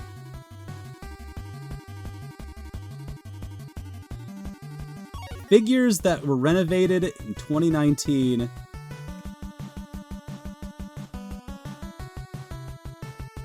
Yep, okay. That's all the worst stuff. They kept the sumo wrestlers, so obviously. That one's good. So yeah, this is the scene that we saw. Welcome to Africa. This is their depiction of Africa. Still could probably be, yeah, I don't know what to do with this. I really just don't know what to do at this point, because I'm like looking at it like, yeah, they're sticking with the clown motif, and that's just how that's how it's gonna go. This is the Dutch interpretation of Africa. It's fine. There's Mexico. Mexico just looks so happy. But like, there's no America. I'm so perplexed on why they chose what places they chose. Alaska, Mexico, Hawaii. I figure it's just places they like. It's just the Netherlands, like, I love Alaska.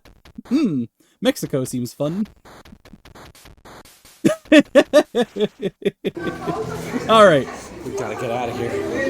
We gotta go. We gotta go. We gotta get out of here.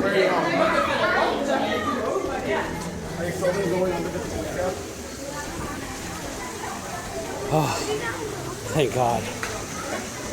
Now we just gotta defeat the final boss.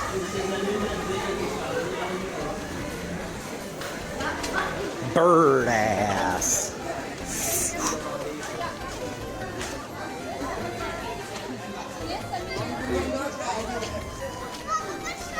Oh, the rock!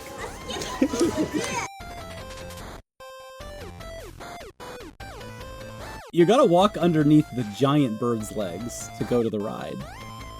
He's got big grippers. Yep. Nope. I'm glad you all get to see that. Krill, I also think it's very good there's no North America room on the Carnival ride. I agree. That was why I took the picture of the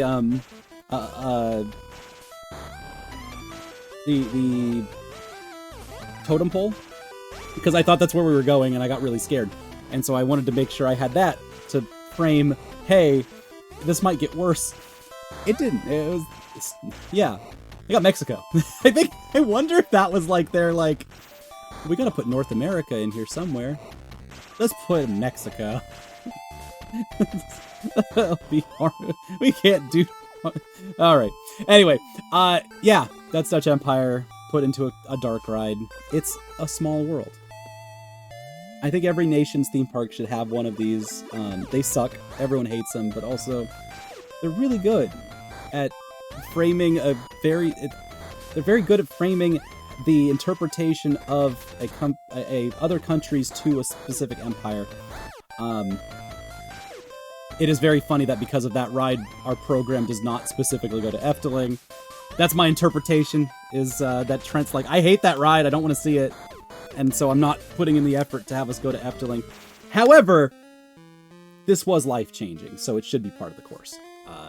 Trent's got to fix that, and Michelle is on it. Don't worry, we got this. We are now going up into... Oh, right, this is the... this is the teacups ride. And wow, did we fuck up the teacups real good. We hurt each other on that ride. Grown-ass adults spinning a teacup. Nothing better than this.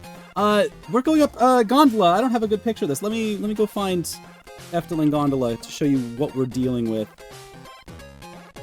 Because the structure of this is unbelievable. Y'all gotta see this.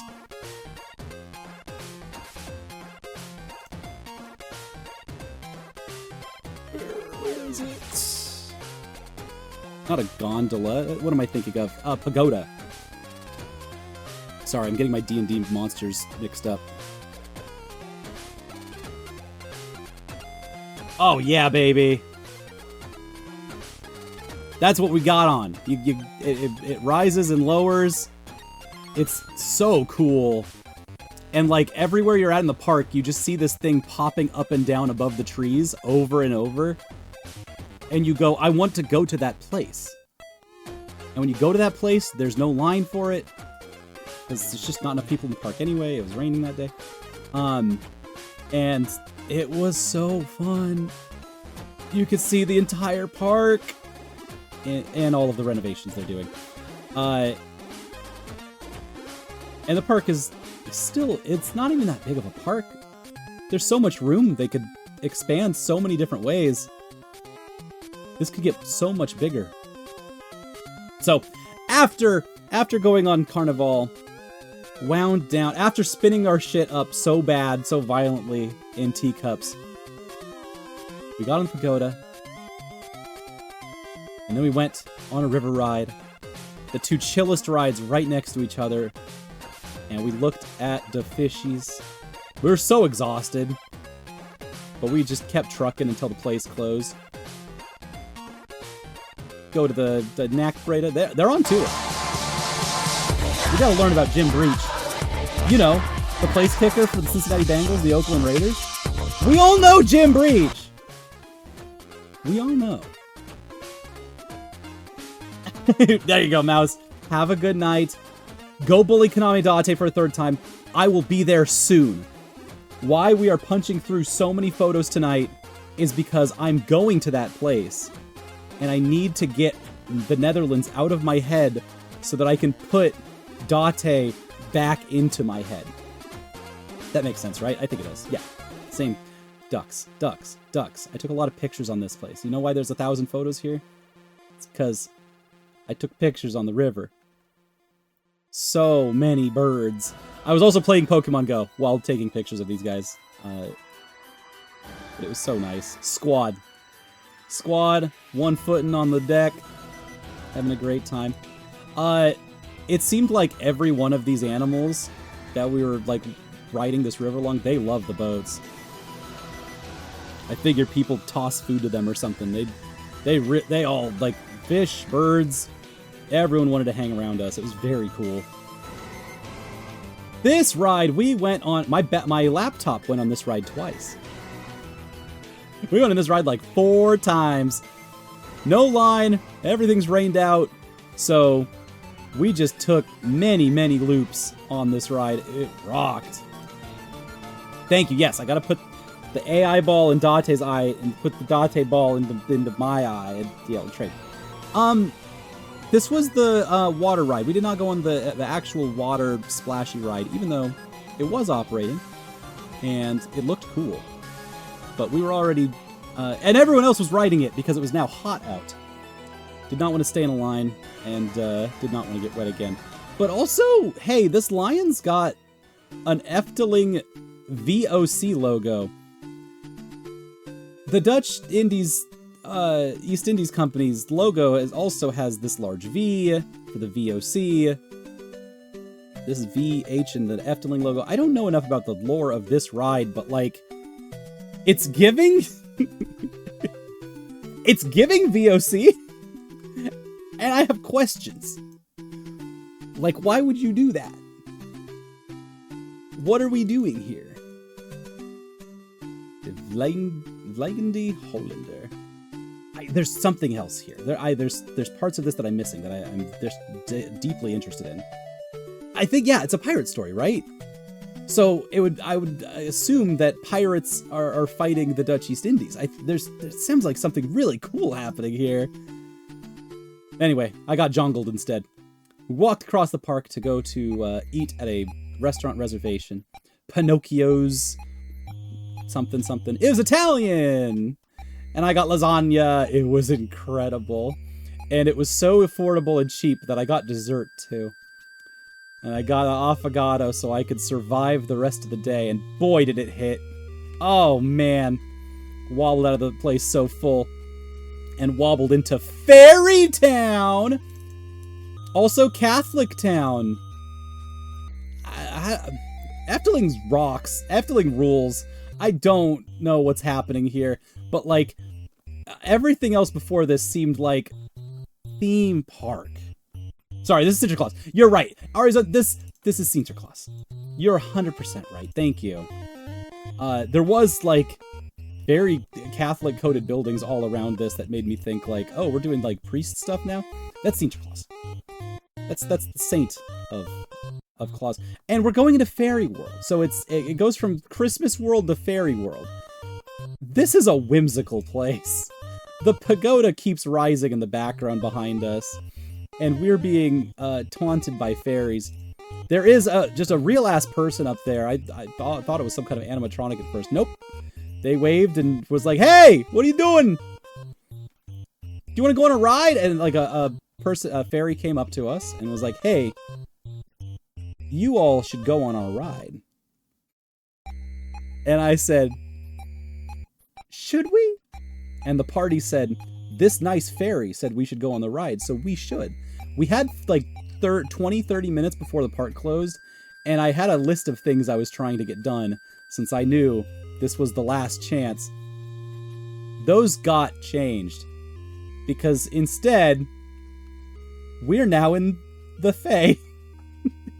The ride was another dark ride, a much newer one than the other ones that we'd been on. There were other dark rides that I really wish I'd gone on because they looked amazing. But this was awesome. This changed everything. Droomvlucht! Yes! Yes, yes, yes! There's fairies putting flower crowns on bears. There's so many critters and creatures. And it is all in the exact same format of a dark ride as the last one, where you're sideways on the car, flowing across a bunch of diorama pieces.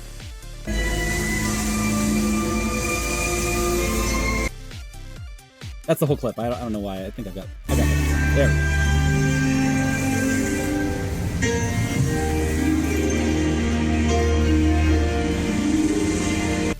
Oh, you know what? Sorry about this. I'm realizing I'm tapping through very quickly, and I should be hitting my photos button. There we go. I knew we were deeper into this.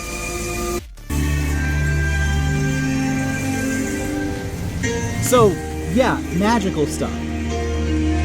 The dolls look weird, but also they look so, like, how do I put it? They look uncanny to be whimsical, right?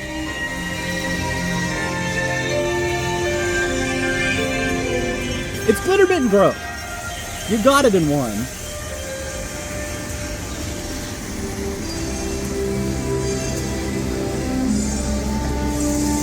There, somewhere inside of this is a Frog Fractions. There's a Frog Fractions in here. I don't think I got video of this, but like the cart that you're in starts to go really fast around a lot of like things, like you're swinging through the woods. And then they take you up and into this diorama of like castles on floating rocks in space. And like, I did not have enough drugs in my system. I needed more. Amazing. Just, yep. Yep, that was the feeling. That was the exact vibe. Anyway, we were running as fast as we could because we needed to ride a snail. And this snail was delightful. That was a very fun ride. This is a snail that takes you around the kids center, like a fun little kids zone that that you can jump and play around in. That's like a mushroom village, a fairy mushroom village. However, I realized that we'd suddenly hung out with the Fae and lost 30 minutes of time, and the park is now closing imminently. We cannot stay here any longer. The Fae fucked me up, and I missed out on exactly one ride that I needed to go on.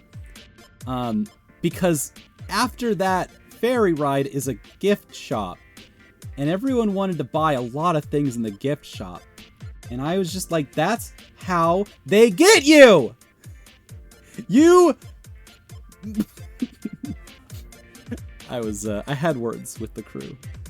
Not because they did anything wrong or immoral, but just to make sure they know that we all, as a group, know that we did get got by the Fae. That we absolutely got by the Fae, and we need to be better about this. We're getting master's degrees. Come on! We played... There was an ongoing D&D campaign during this study abroad.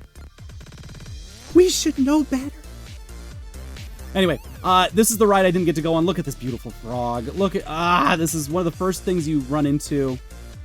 And so, indulge me, as this is just a stream of my own indulgence. Anyway, I need to know what this ride is. This ride, I know it's called Fata Morgana. Thank you, Arizona. Yeah, yes, called Fata Morgana. And my whole goal was to get to this ride, but it is a dark ride, and I'm with a bunch of college students that are incredibly... they're library archive students. They're not art... They don't give a shit about a dark ride. They care about the architecture of roller coasters so deeply. And all I can do is respect that. I know I don't get a say in this. Oh, it's a boat dark ride.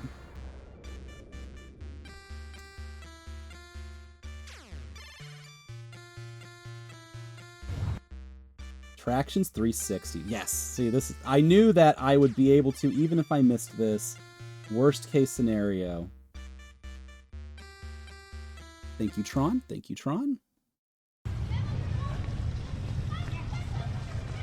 YouTube is now full screen.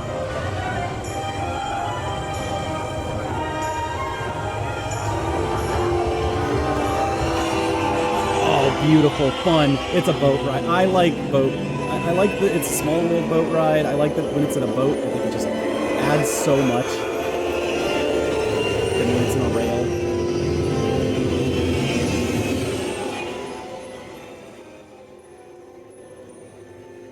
But Efteling is about a world of whimsy, and I wanted to see what they explore in their little Arabian Nights type of whimsy. Yes, the boarding platform rotates with the boats. We got to see that with the river ride as well.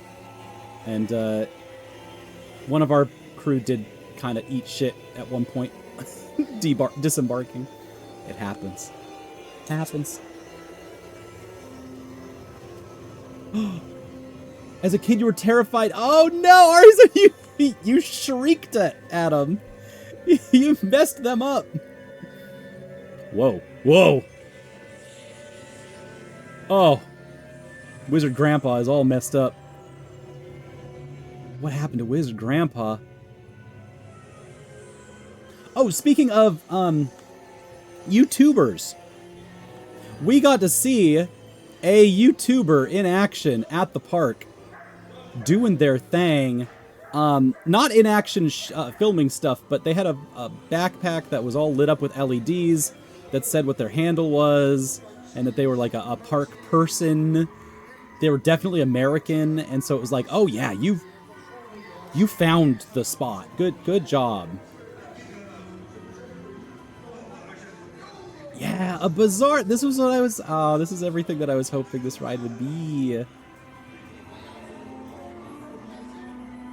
Cool market bazaar. Pirates of the Caribbean. That's another Disneyland ride that is water ride style. And if this is inspired by that... Oh, yeah! The long stick gonna get you. Don't drop your baby!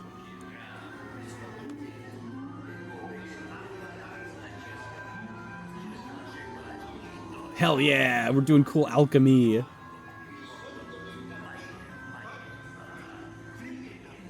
Magic carpets and... Yeah.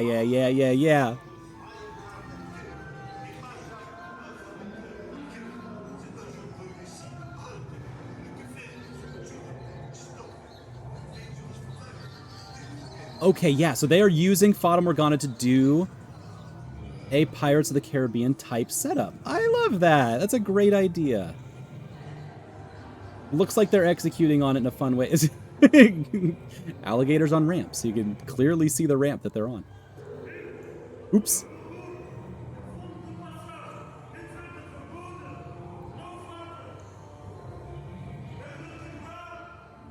That's Dutch. Oh! The gate! No! Busted on through.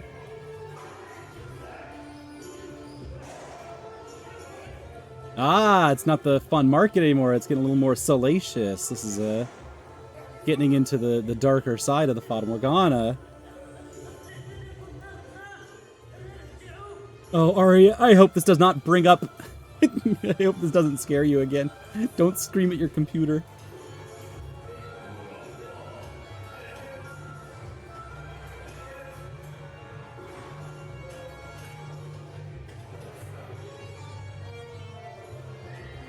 Oh, yeah. Working in prisons or slaves of some kind. Yep. Someone drowning in a prison. Yeah, no, we're so... The wizard, guys! As our guide through this. Ah, that's sick. He's getting more powerful. Cool wizard in his turban. Okay, yeah, this is... Oh. Trading boats. We're seeing class get involved. Aww. And he's got to hold the tiger back. That's going to be the best part of the ride, I bet. That's a good moment.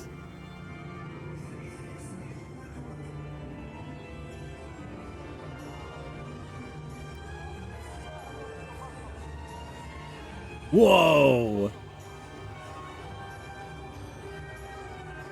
Oh my god, there's so many figures? Holy crap, what a scene!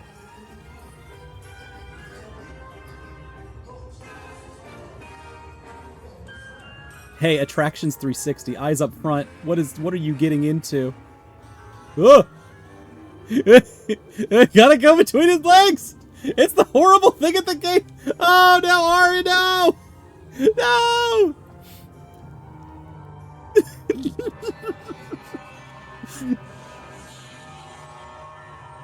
Oh, all right, yeah. Everyone in my group would have hated this ride, but this rocks. Oh, that's that Haunted Mansion bit where they do the mirror trick. Make them now you see them, now you don't.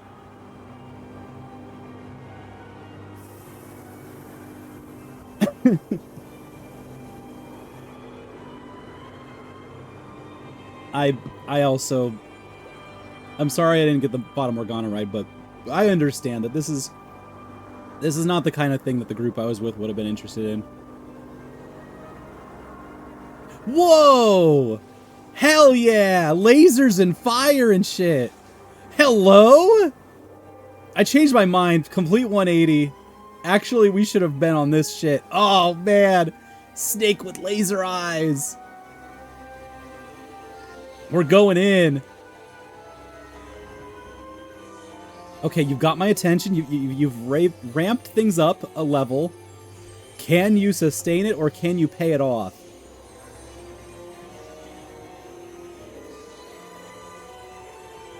Not the end. That was the big finale. Is Snake Laser's room? Oh. All right. Thank you for indulging me on that. Efteling review. Amazing fairy tale theme park. Katsovel. Oh, that's the name of the city? That's a weird way to say that city that's far away from Den Bosch. But I guess that makes more sense than what I said. Wow. Fata Morgana. That was what I needed. Honestly, the facade outside is about as good as the ride itself. So half of the ride is right here. It's an incredible facade. It's an incredible building and structure. And it has frogs, king frogs outside that spit water. But yeah, that was the end of our trip. Oh man, this is probably one of the only pictures I got of this, huh? All right, let's zoom on back to Amsterdam really fast. It is Resistance Museum time. Rubber's hitting the road here. It's time. We are in Nazi town. Never, ever, ever fucking forget. This is when I my first time in a World War II museum, and seeing the entryway with the Nazis' flags like rolling down, I'm like, whoa, oh wow, oh fuck, yeah, shit, okay. Realizing like to what degrees and extents that I'm connected to this, despite being a kid in Seattle.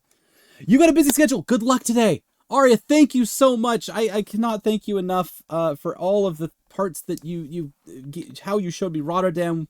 I'm so glad that you got to be here even for a couple minutes and got to see Efteling. That's like the best part for you specifically to come in and see. We're about to go back to school, so now's a great time. Verset's Museum's amazing. Really, really cool. The Dutch Resistance Museum does not hold bars. It is pretty raw in a way that I think, as it's been explained to me by folks in the Netherlands, that if you go to the Holocaust Museum, you're going to get a Holocaust specific thing. It's very specific, right? If you go to the Anne Frank Museum, you're going to get a museum about Anne Frank. It's a very specific thing. The Verset's Museum, this is about resistance, specifically. That the theme of the entire thing is about resistance. And so, unlike the other museums, this gives you a broad picture using a very specific lens to attack, to very specifically dive into where all of these pictures come together. And so you don't get that type of scope or scale from the other museums. But here, wow, you definitely do. And I didn't take enough pictures because I was just too in awe of the whole thing. I ended up having to use these pictures in my visual novel to actually make this work. And I guess I could pull up the piece itself, that chapter. This is You too? I believe it is. I didn't set these up by chapters. Oh, no. Right. It was chapter 3. It's the first section of chapter 3.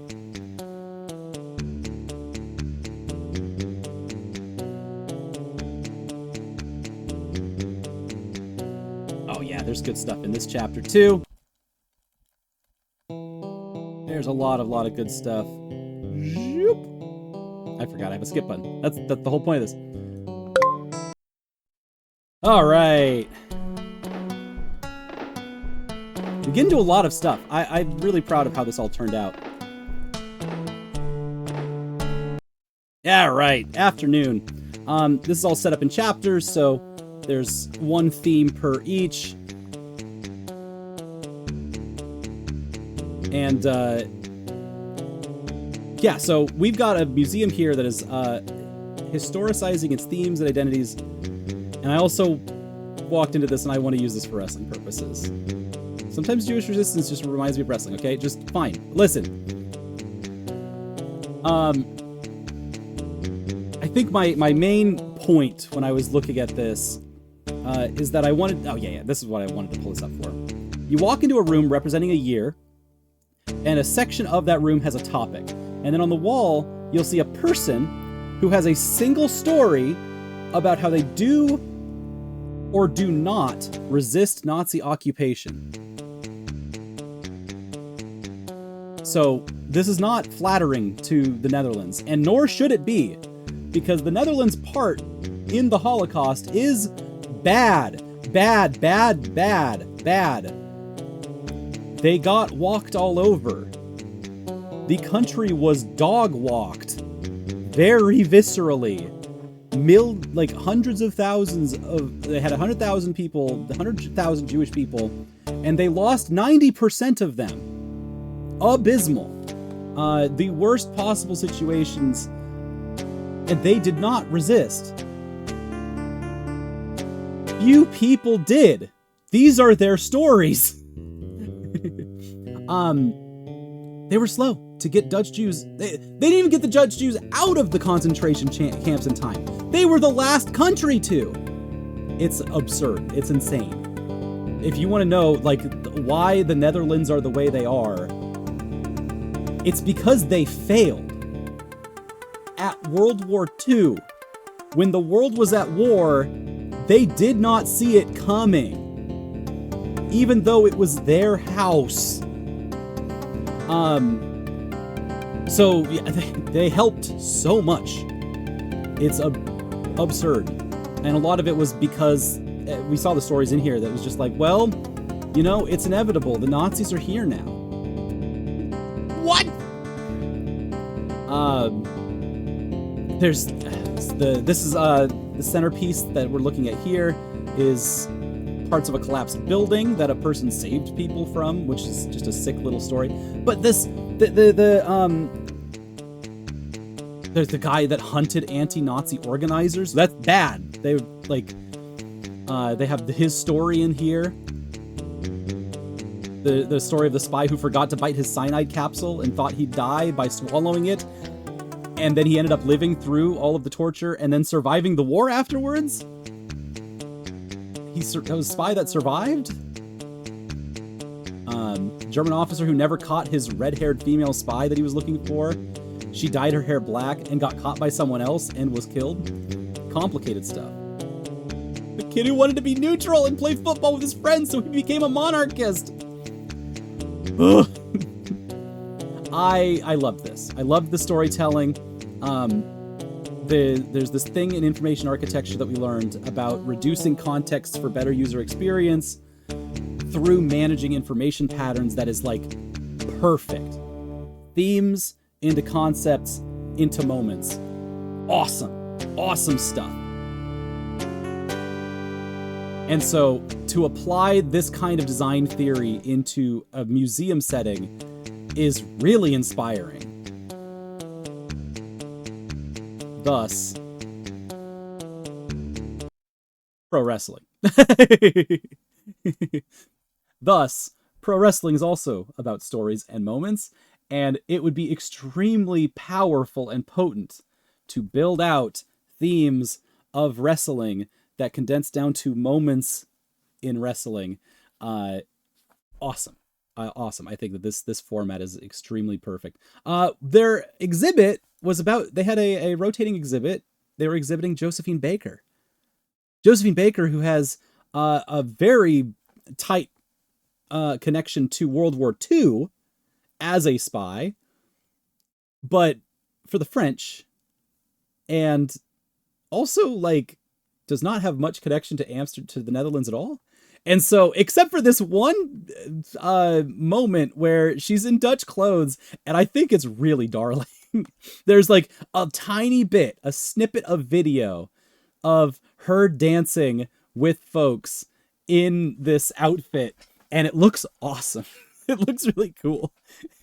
And I'm like, you know what? Bring back the Dutch hats, actually. Bring them back. Josephine Baker rocked them, so like now you can bring them back. Other than that, this specific clip and this quote, the Dutch are not as cold as it said. They are a warm people. I don't know who is said, but they're a warm people. I don't know. It was a nice moment inside of a very heavy museum to have a Josephine Baker exhibit. Almost all of their stuff. Oh yeah, I did take this picture. They have video in a lot of theirs to kind of denote every section. They'll have like a 4 or 5 minute video contextualizing that group. And there's a timer in the upper right, subtitles down below, an interpreter, a sign interpreter in this fun little, I don't know, I just really like this part specifically.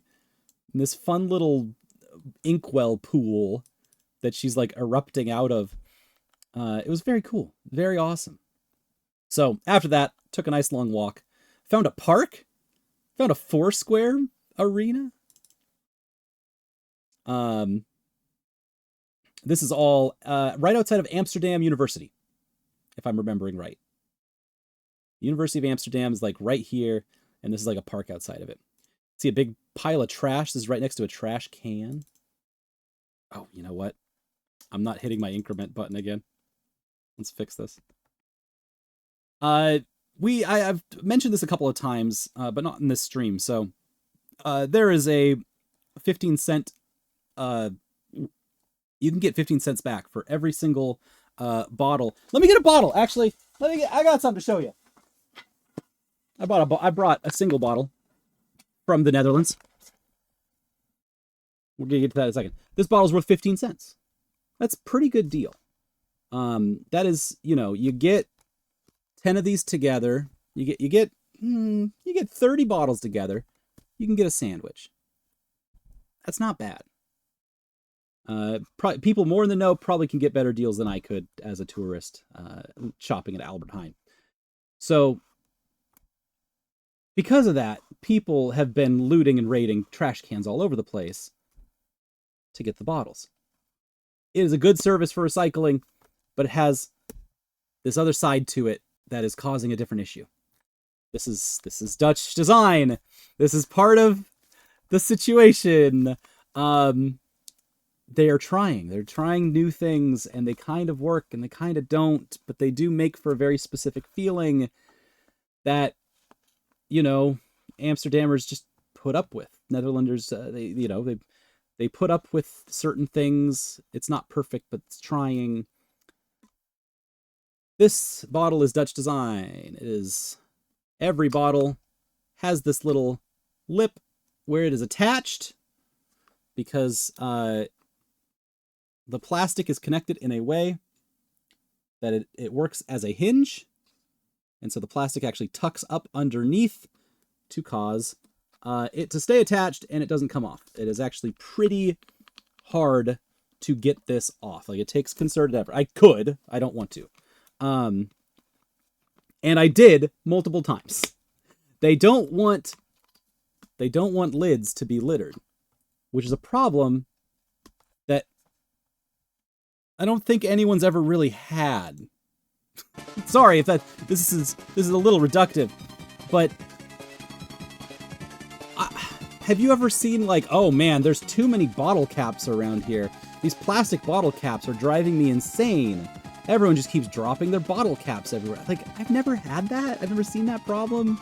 Maybe this is a reaction to something else, but like, well, this not problem has been solved in a way that I think is really annoying. I think it's like an unpleasant thing to take a bottle, open it up, drink from it, and then have the lid kind of coming at you. It's a thing I could probably get used to.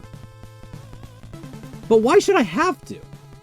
That is the thing that is kind of getting to me about the Netherlands. That's what I'm trying to negotiate. It's not quite Nazis at the Resistance Museum, but there's still something there that, like,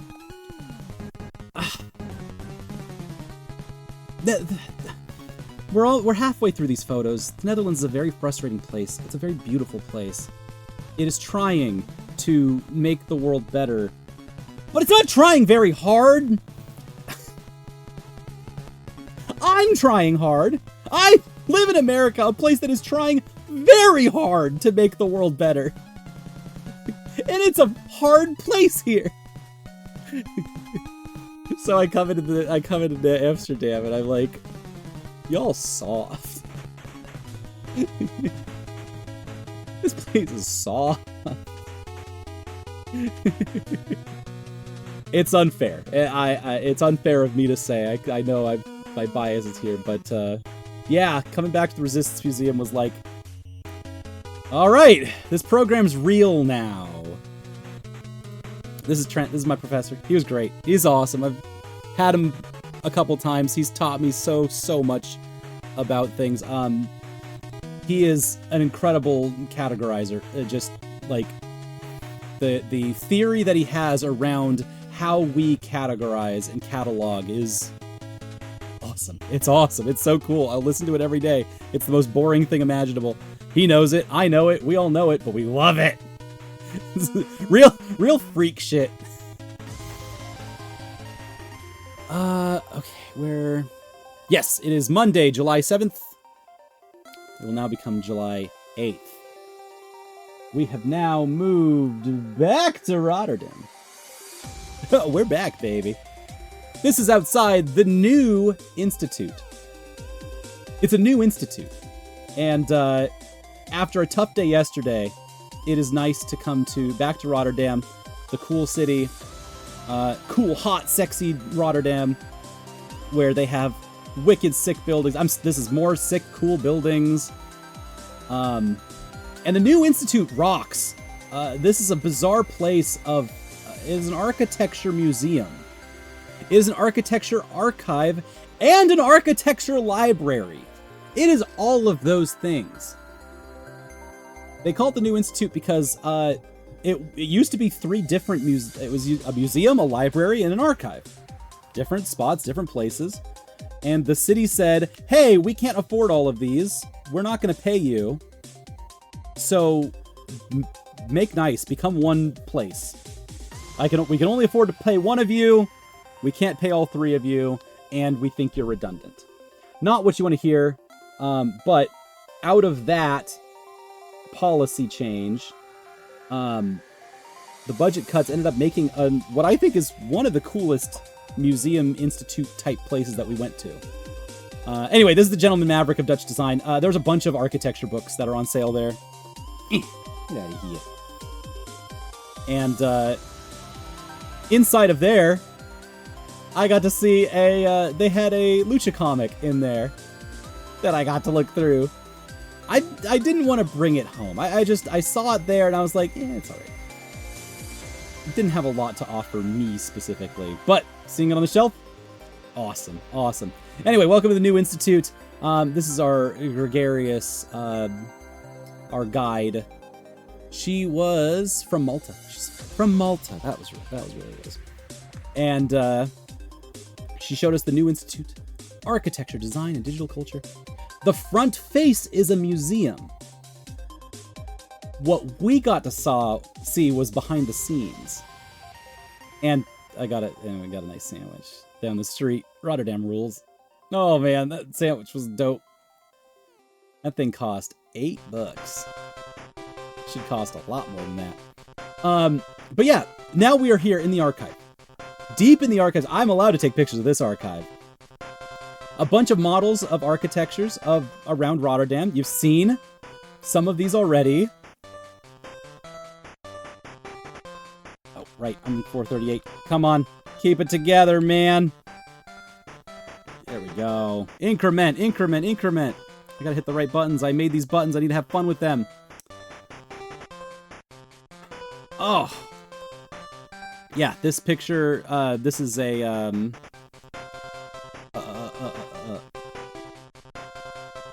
frame design photo of a plan from a long time ago. Old stuff. Right, that's $20 of food right there.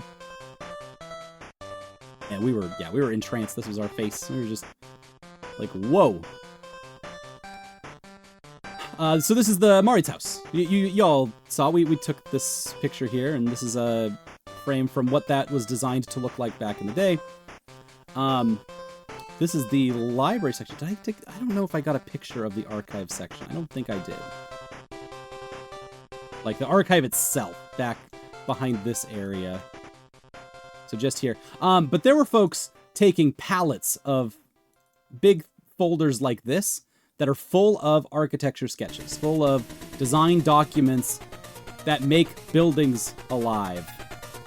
And this is just, there's tons of them. And so I saw this as an active research site where people got to move pallet jacks full of these things to study many buildings so that they could draft their own.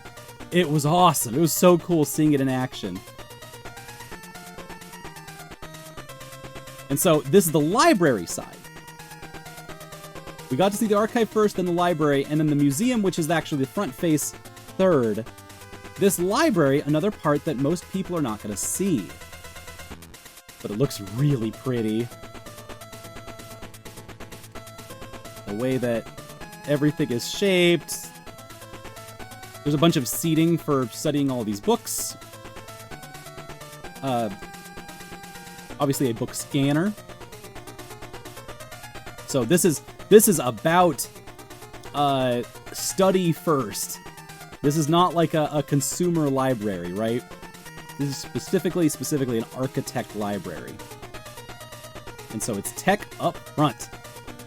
And the tech that we are using is that these giant computers are obviously, we're getting a demo of a very specific part of the new institute from this lady, which is very cool.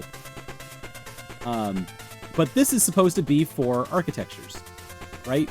So they're supposed to pull up a large schematic on this and be able to maneuver and you know, from a touchscreen. It was an awesome desktop. We were very entranced by just this itself. But also, we were looking at the Archives collection platform, the online version. You're probably not interested in any of this. This is really dirty stuff. Okay, that's all I have of it. The garden as queer sanctuary. Right! It's a very good mission statement. And so, yeah, sorry, what you're looking at, you're obviously very interested in this. You're on the tips of your heels. I can see it. This is a collection, a digital collection built by the architects. Built by folks, somehow established with the New Institute, that goes through the collection by theme. They build a theme like, hey, the queer architecture works. Or gardens, maybe in this case. I'm not really sure. And then put together all of the things that are inside of the New Institute that correlate to that. And it will give suggestions algorithmically, not AI.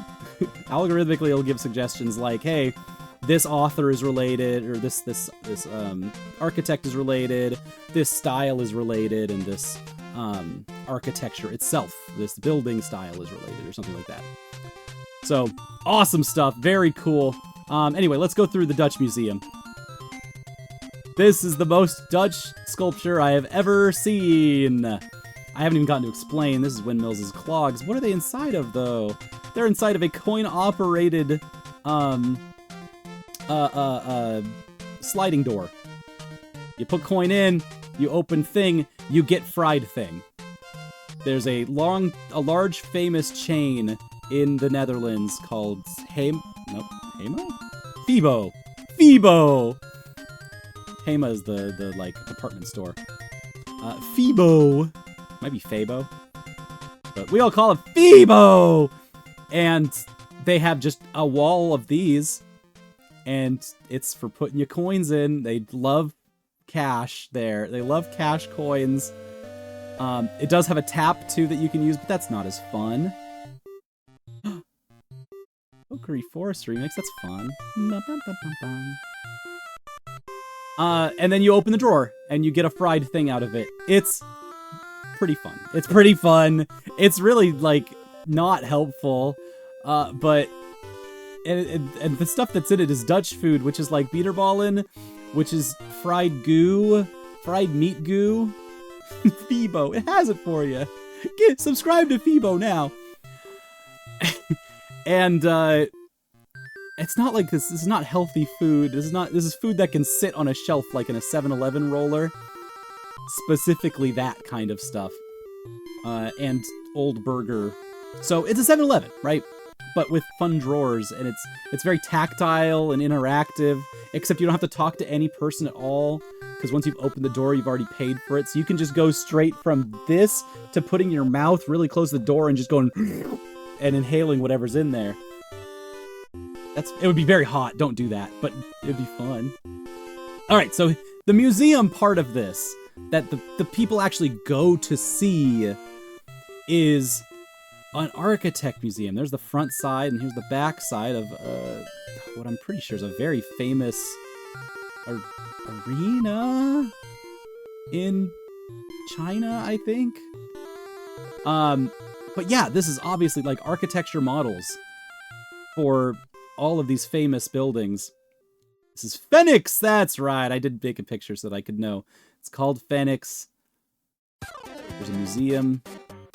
And the top of it is this tornado form. There's a helical path for visitors connecting the ground to an observation deck 30 meters up.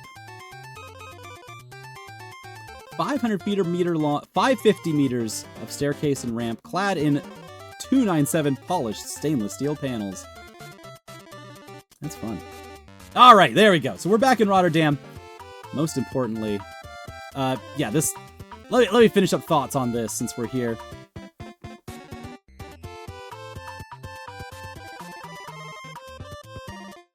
So, the new institute is an amazing inspiration for collaboration. One of the main things that we wanted to look at while we were in the Netherlands was how do people collaborate? Because if you have a heritage site, you need to collaborate with other people. That's going to be groups that you are exhibiting. That's going to be stakeholders. That's going to be the state that you are in. Because if you're working with heritage, you are going to want to tell the state that so that you can get tax breaks or what have you. Because it is important for the state that heritage is being developed. You can do these things without any of this, but you don't have to work uphill. It's much easier the other way. And so when I'm thinking of like a wrestling museum, it's like, okay, I want to talk to wrestling companies. I want to talk to the state to say like, hey, if we're hosting shows here, what kind of things do we need to focus on? Or if we are hosting sensitive articles or equipment, what do we need to make sure we're doing right so we don't get in trouble? This specifically was collaboration on an institutional level. So 1, 2, 3 different institutions had to combine and they had to work together. And inside of that, being a museum, an archive, and a library, means that all three of those things can fuel each other in a very special way. And it was so grounding to see that in person. And to be able to be like, oh, I know how to apply this in my daily life. If there was a wrestling archive and a wrestling library, those would not be very popular. But a wrestling museum would be very popular, and it could get people into wrestling, and those people would definitely need a library and an archive. So you can see how this kind of thing can grow. Some architecture fans would love to see an architect museum. And they go into the museum and they go, oh my god, you have a library here? Can I see it? You have an archive? Can I work in it? The levels of collaborations between all of these sectors. I did not know before going here that that's the beating heart of the whole heritage sector. I kind of was like, museums, libraries, archives, they're very similar. They're really, really similar. And only until I see them in action together, like in the same room together, does it make sense that like, oh, this is not just old stuff displayed for people. A library is old stuff displayed for people. Archive, that's old stuff displayed for people. A museum, that's old stuff displayed for people. No. The like stakes and stakeholders between all of them create a specific political environment that makes it so that when you move all of those parties together, they can reinforce each other in a really cool way. Boom, all right here, all in one spot. Flat on its face. Oh, I meant to... Whoop, that's the right button. And it's a deep-fried clog. It's a deep-fried clog. That's so fucking funny, man. Anyway, box time! Y'all wanted to see it. Y'all wanted to know it. Rotterdam's box houses. That is an Airbnb. You can just rent those. You can go live in one for the night at the Airbnb. That's fun. And then the Big Pencil Building. I love the Big Pencil Building. I think it's very pretty. I think the windows are elegant. I don't know what you do up there when you get to the top, but like, yo, let's get some boxes together. Box Bros. Apparently, oh, this is sponsored. I didn't even notice that. Rebel, Oatly, O'Neill, and Surf something.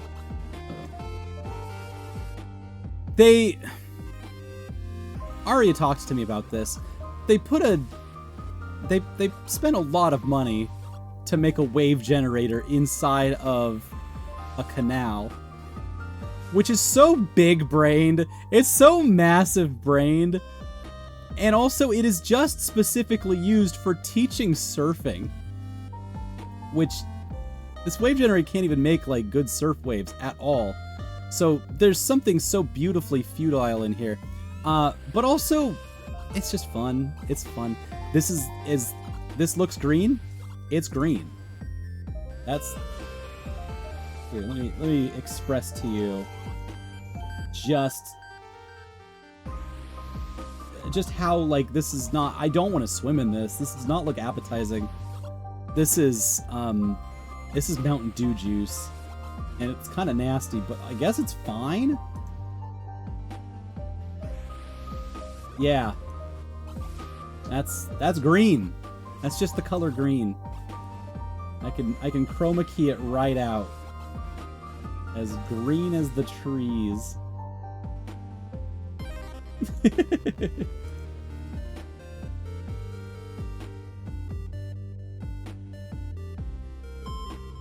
Yeah, there's another. I found another one. One more building that's clearly not finished. Like, what is happening up here? That's an observation deck, right? So that actually kind of makes sense. But it's arresting. It's cool. It's weird. It's a funky building. What are we doing? Yeah, this is the place you get Baja blasted. That is exactly what this is. I love the people that are sitting watching. What a day. To get to just watch people doing some surfing in the Rotterdam Canal, that's fun. Fuck! Israel. Looks like it's been posted over a couple of times. Found this sentiment all over the place. There's a lot of Muslim folks in the Netherlands, and I think that changes a lot of the scope of what is happening in Gaza. And for fuck Israel to come from I'm into pipe. We're right down the street from the Holocaust Museum and from the Anne Frank house. And this is specifically a strong place that can divide the concept of, because Netherlands they're smart people. They can divide the concept of Jews and the Israeli state. The Jews do not need an Israeli state to still be Jewish. That's not how that works. The Israeli state sucks ass. And fuck Israel. That's how that goes. It's simple as. It's not even a complicated concept. America makes it a very complicated process and concept because we own them. We own them in every sense of the word because America has a deep, deep vested interest in owning the holy city of Jerusalem. Because of the Christians. Not a complicated concept. The Christo-fascist backbone of the United States of America have a vested interest in getting Jews and Muslims to kill each other a lot, especially over Jerusalem and as far away from Jerusalem as you can be. So putting together genocides, having wars struck out, having psychopathic militant leaders in charge of Israel, making the United States tons of money, is exactly what America wants as a country. It is extremely in America's interest to ruin a planet, and especially ruin the Middle East, and especially ruin Palestine and the Palestinians over the glory of a holy site. Which doesn't sound very American, except that when you pull the skin away of America, underneath it is a Christian empire. So, that's, we saw a lot of the sentiment in the Netherlands, and it was very nice, and it was exactly what I wanted to see and needed. Just not even trying to, like, mince the words at all. We did not see any street art that minced words, you know? Anyway, to get back to Netherlands, these cost 50 cents. That was, once I found out that they had mojito and mango energy drinks that were like 50 cents, it was over for me. These are salt candies. They are salty black licorice candies. This is a thing in Europe. They love black licorice, salt stuff. Disgusting. Awful. Horrible. Horrible. What were we thinking? Alright, we are now going back. We just popped back to Amsterdam. Just kidding! Where in the world is... I think that's Leiden, right? I think that's Leiden? We're going to Leiden, baby! It is now Wednesday, July 9th. We are going to the African Studies Center in the University of Leiden. And University of Leiden is out of session right now. It's summertime, so the bikes are not... I would assume the bikes just get crammed in here during university time. We had a full schedule, too. Top to bottom. Meeting with every single person in the African Studies Center in Leiden. And wouldn't you know it? They're all white. They're all white. All the people that are in charge of this African Studies Center. The researchers that we saw in the back, not so much. Is that important? Why is that important? We are, as a bunch of Americans, walking into this place, the African Studies Center in Leiden in the Netherlands, to see a bunch of white people in charge, made our whole crew very just immediately like, hey, something doesn't seem right. They know this. They're aware of this too.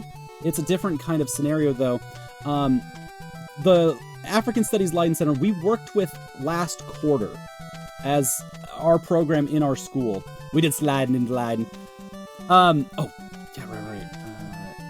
We're stuck on 469. Did I hit the buttons right? I don't care anymore. Right, Leiden's very pretty. It's a university town, and it's just like really cute. I think it's the cutest town that we went to.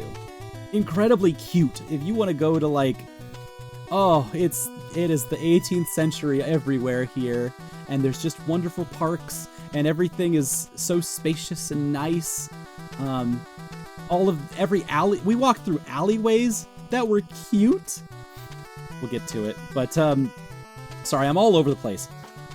African Studies, we studied the African Studies thesaurus, specifically. A thesaurus that is deeply lacking. It feels like it is 30 years behind. We're back again to the slow, patient theme of the Netherlands. Why? And I talked to them personally to try to like kind of probe this, and I just asked the normal question that you ask when you see something that doesn't quite make sense and seems to be moving very slowly. How many hours do you work? This is not a polite question in the Netherlands, by the way. This is not something you ask in polite company. They do not like to talk about work in that kind of way. It is just a job, right? It is not something that defines them in any way, so this was an impolite question to ask. The answer was 30. There is 8 people that kind of head this whole thing. It is a small group, and most of them are not full-time. They work, ever since the pandemic, they work remotely. And so this small team is getting good work done. They are doing what they can with what they got. And we saw every single person in the team, saw what their jobs and their roles were. And they're doing the right things to make this, the African Studies Library as strong as they can inside of one of the oldest universities in Europe. Leiden University is a massive university, so big that they can have an African Studies Center, an African Studies Library.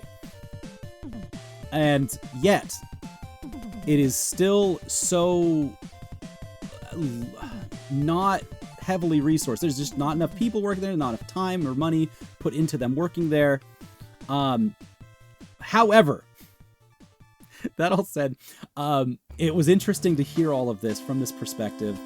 It was very eye-opening to see, like, oh, that's why your thesaurus sucks. Because your thesaurus is representing what you can hold, what you've got in your collection, and your collection sucks. And your collection sucks because there's only so much you can do, because there's only so many resources that go into this. And so your collection is actually pretty strong, and your thesaurus is really good at this collection. And your collection is good for this research that's being done, but it's not enough. And now it's become very dated. It feels very far behind. And so I've noted, the thing that I noted between everyone that works in this space is that they all have missions that don't apply necessarily to collection. Their positions all apply to larger scopes of librarianship. So it is tending to a thesaurus. It is going on acquisition trips to Africa. It is modeling the library in a way that's more accessible and rebuilding it. So here we are in the library itself, and it's it just got moved into here, and it's beautiful. It's a really pretty space. Very well lit. The old African Studies place was not very well attended. This place is. So huge upgrades have happened here that have made the African Studies department much more enjoyable to be at, to work at, to be in. More people are there, frequenting it more often. This helps, you know, we're building the things into place. Things are getting there. Now, the final note that I can say is that it is explicitly and specifically the director's goal is to have an African person in charge of the department by the end of her tenure. I don't know if that... I felt like it implied that she was a transitional leader because she recently got the gig and does not... and is a little too young, I would say, to see, like, I think that like, this is her main thing, right? She just looks... Talking to her, she's hungry. She wants to see new things. She wants to see change. She cares a lot, and that is her main priority. And it's as far as like Netherlands' scope of policy and priorities go, that's great. Okay, you want an actual African-born person or someone with, you know, direct African experience to be in charge of the African Studies Center. Great. That doesn't even explicitly mean they have to be black or anything, but like that's the goal. And I think that the impetus of that is that they do want someone who is black so that they can, so that when they are leading this entire department, that they are speaking from a place of power that other people can directly identify and respect. I think that's the right call. It doesn't have to be about color dynamics, but in this case, it's potent. There's our tour guide. He's African. He's from South Africa, and so he showed us around and was like, we got to the back bookcases, and he was just like, I wish we had better collocation methods. This library is also organized by acquisition, by a session. I think that's the word. So it does not have a specific order to it. When you look for a book, you get pointed to a specific shelf it is on, and then you have to find the number. That's how this kind of library would work, which means that you cannot find, like, in a library that's organized by sections, even the Dewey Decimal System, which has its flaws, very, very simple, easy to understand, 19th century flaws. At least when you go to a book, and you have found that book, the things next to it are going to be related. Not so here. And so that becomes very limiting. They do little they do the shopping grocery store type thing where they have end shelves that have certain little collections to them. And those are helpful. Those are nice. But they do not have any correlation or relation to what is happening inside of the stacks themselves, which is limiting. Now, to change that, to change your whole organization system, that's a thing that now takes, months. So there is a practicality to this that is unmistakable. And at the end of the day, the ways that people find and access books is online. They don't need collocation methods. They don't need that kind of stuff.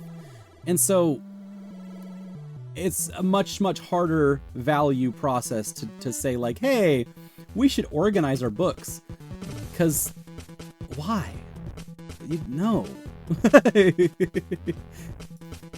That's a weird thing to say, right? It's especially as a librarian. But yeah, it makes the in-person scenario kind of a harder thing, which is weird because we just spent all of this time and energy and money putting this whole library into a place that's better for people. And yeah, that's libraries, baby. That's the politics there and of. Organize it? Nah. The computers will do that. Cafe Frank? When I'm saying Leiden's cute, holy shit. Holy shit, this is an alleyway. This is a Frogs and Clogs.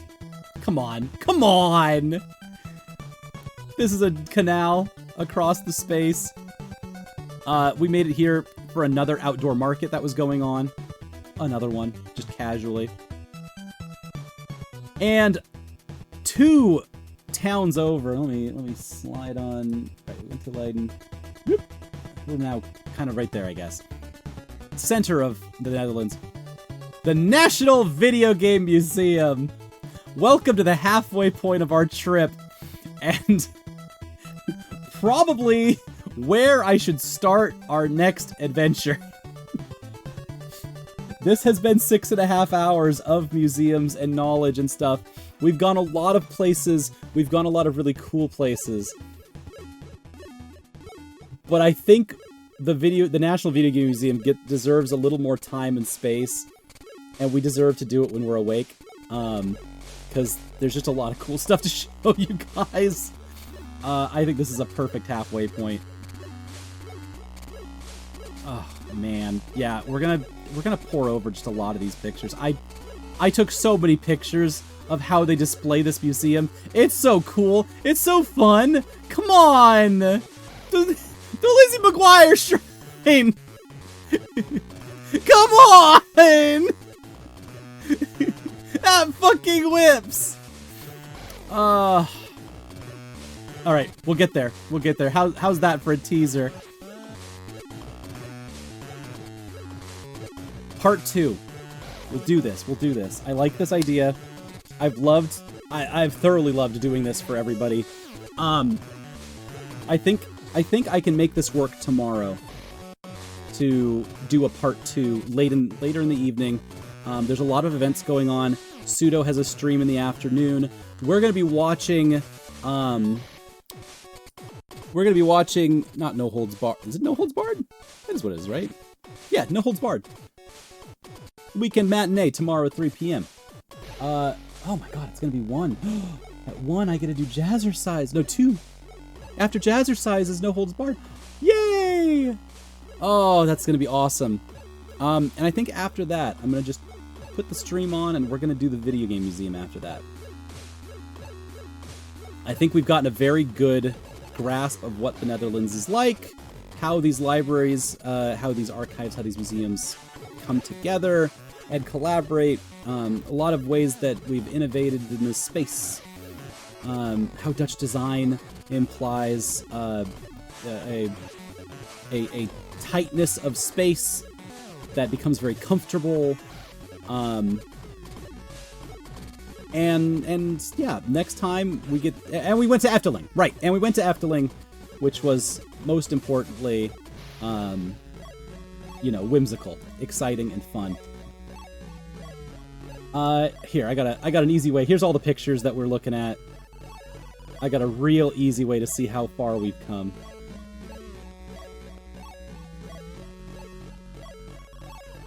Because I don't think 475 is the right count. I think that's incorrect.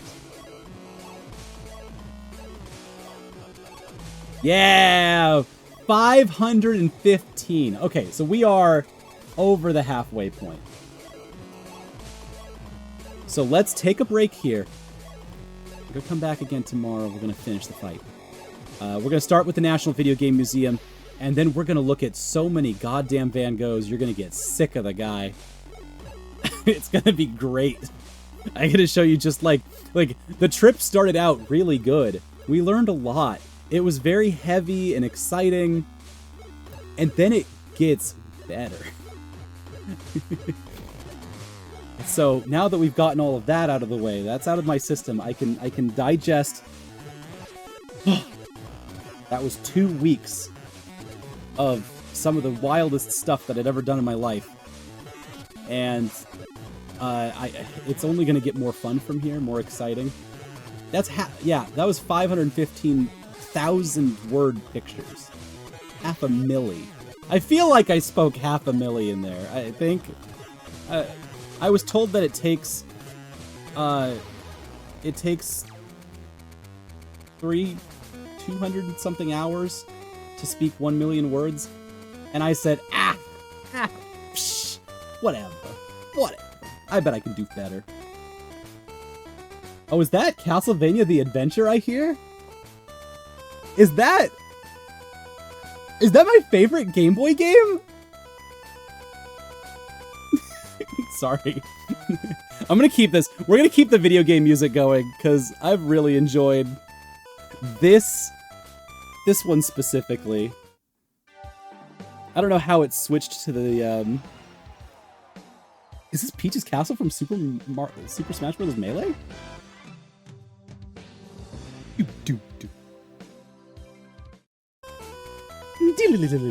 Oh, I love that little bit. Wow. What a night. I wonder, will anyone be awake this late at night to raid into?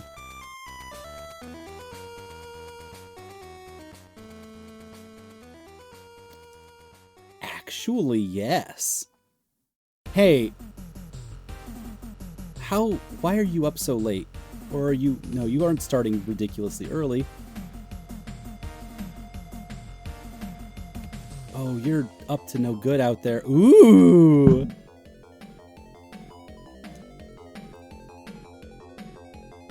Oh, yeah, you're going to a weird place. All right, we're going to New York. We're going to New Amsterdam. Sorry, we're going to New Amsterdam. I see... I need to know what's happening here. Silverstone, our dear friend, we're going to go to Brooklyn because Sylv's in VR chat. And I'm trying to figure out, like, are they live or are they... Because, you know, our camera was just a little higher. Also, that's Sylv. I was wondering if maybe Sylv was, like, viewing someone else's video or something. But they're doing something. Usually Sylv is playing Nintendo games, and so seeing him in VR chat is like, oh, we're having fun tonight. So let's all go there. It's been an incredible night. Thank you so much for folks that subbed at the beginning of the stream. Getting to see you all Dutching up the stream was awesome. Krill Morat, 63 months. God damn. God damn. 66 months from Krill. And huge thanks to Viking Blonde for the raid that came in. Huge thanks for the raid. I'm so glad that we got to see so many people Dutching it up tonight. So, I will see you all later. I'm going to go to bed. I'm going to go pass out. But this was a very fun stream. I'm gonna undutch it myself because I'll forget later. And then... I will see you all at Sylv's house. We're gonna go raid him, go give him a little bit of love, just wake him up a little bit, because it is, the sun's coming up for him too.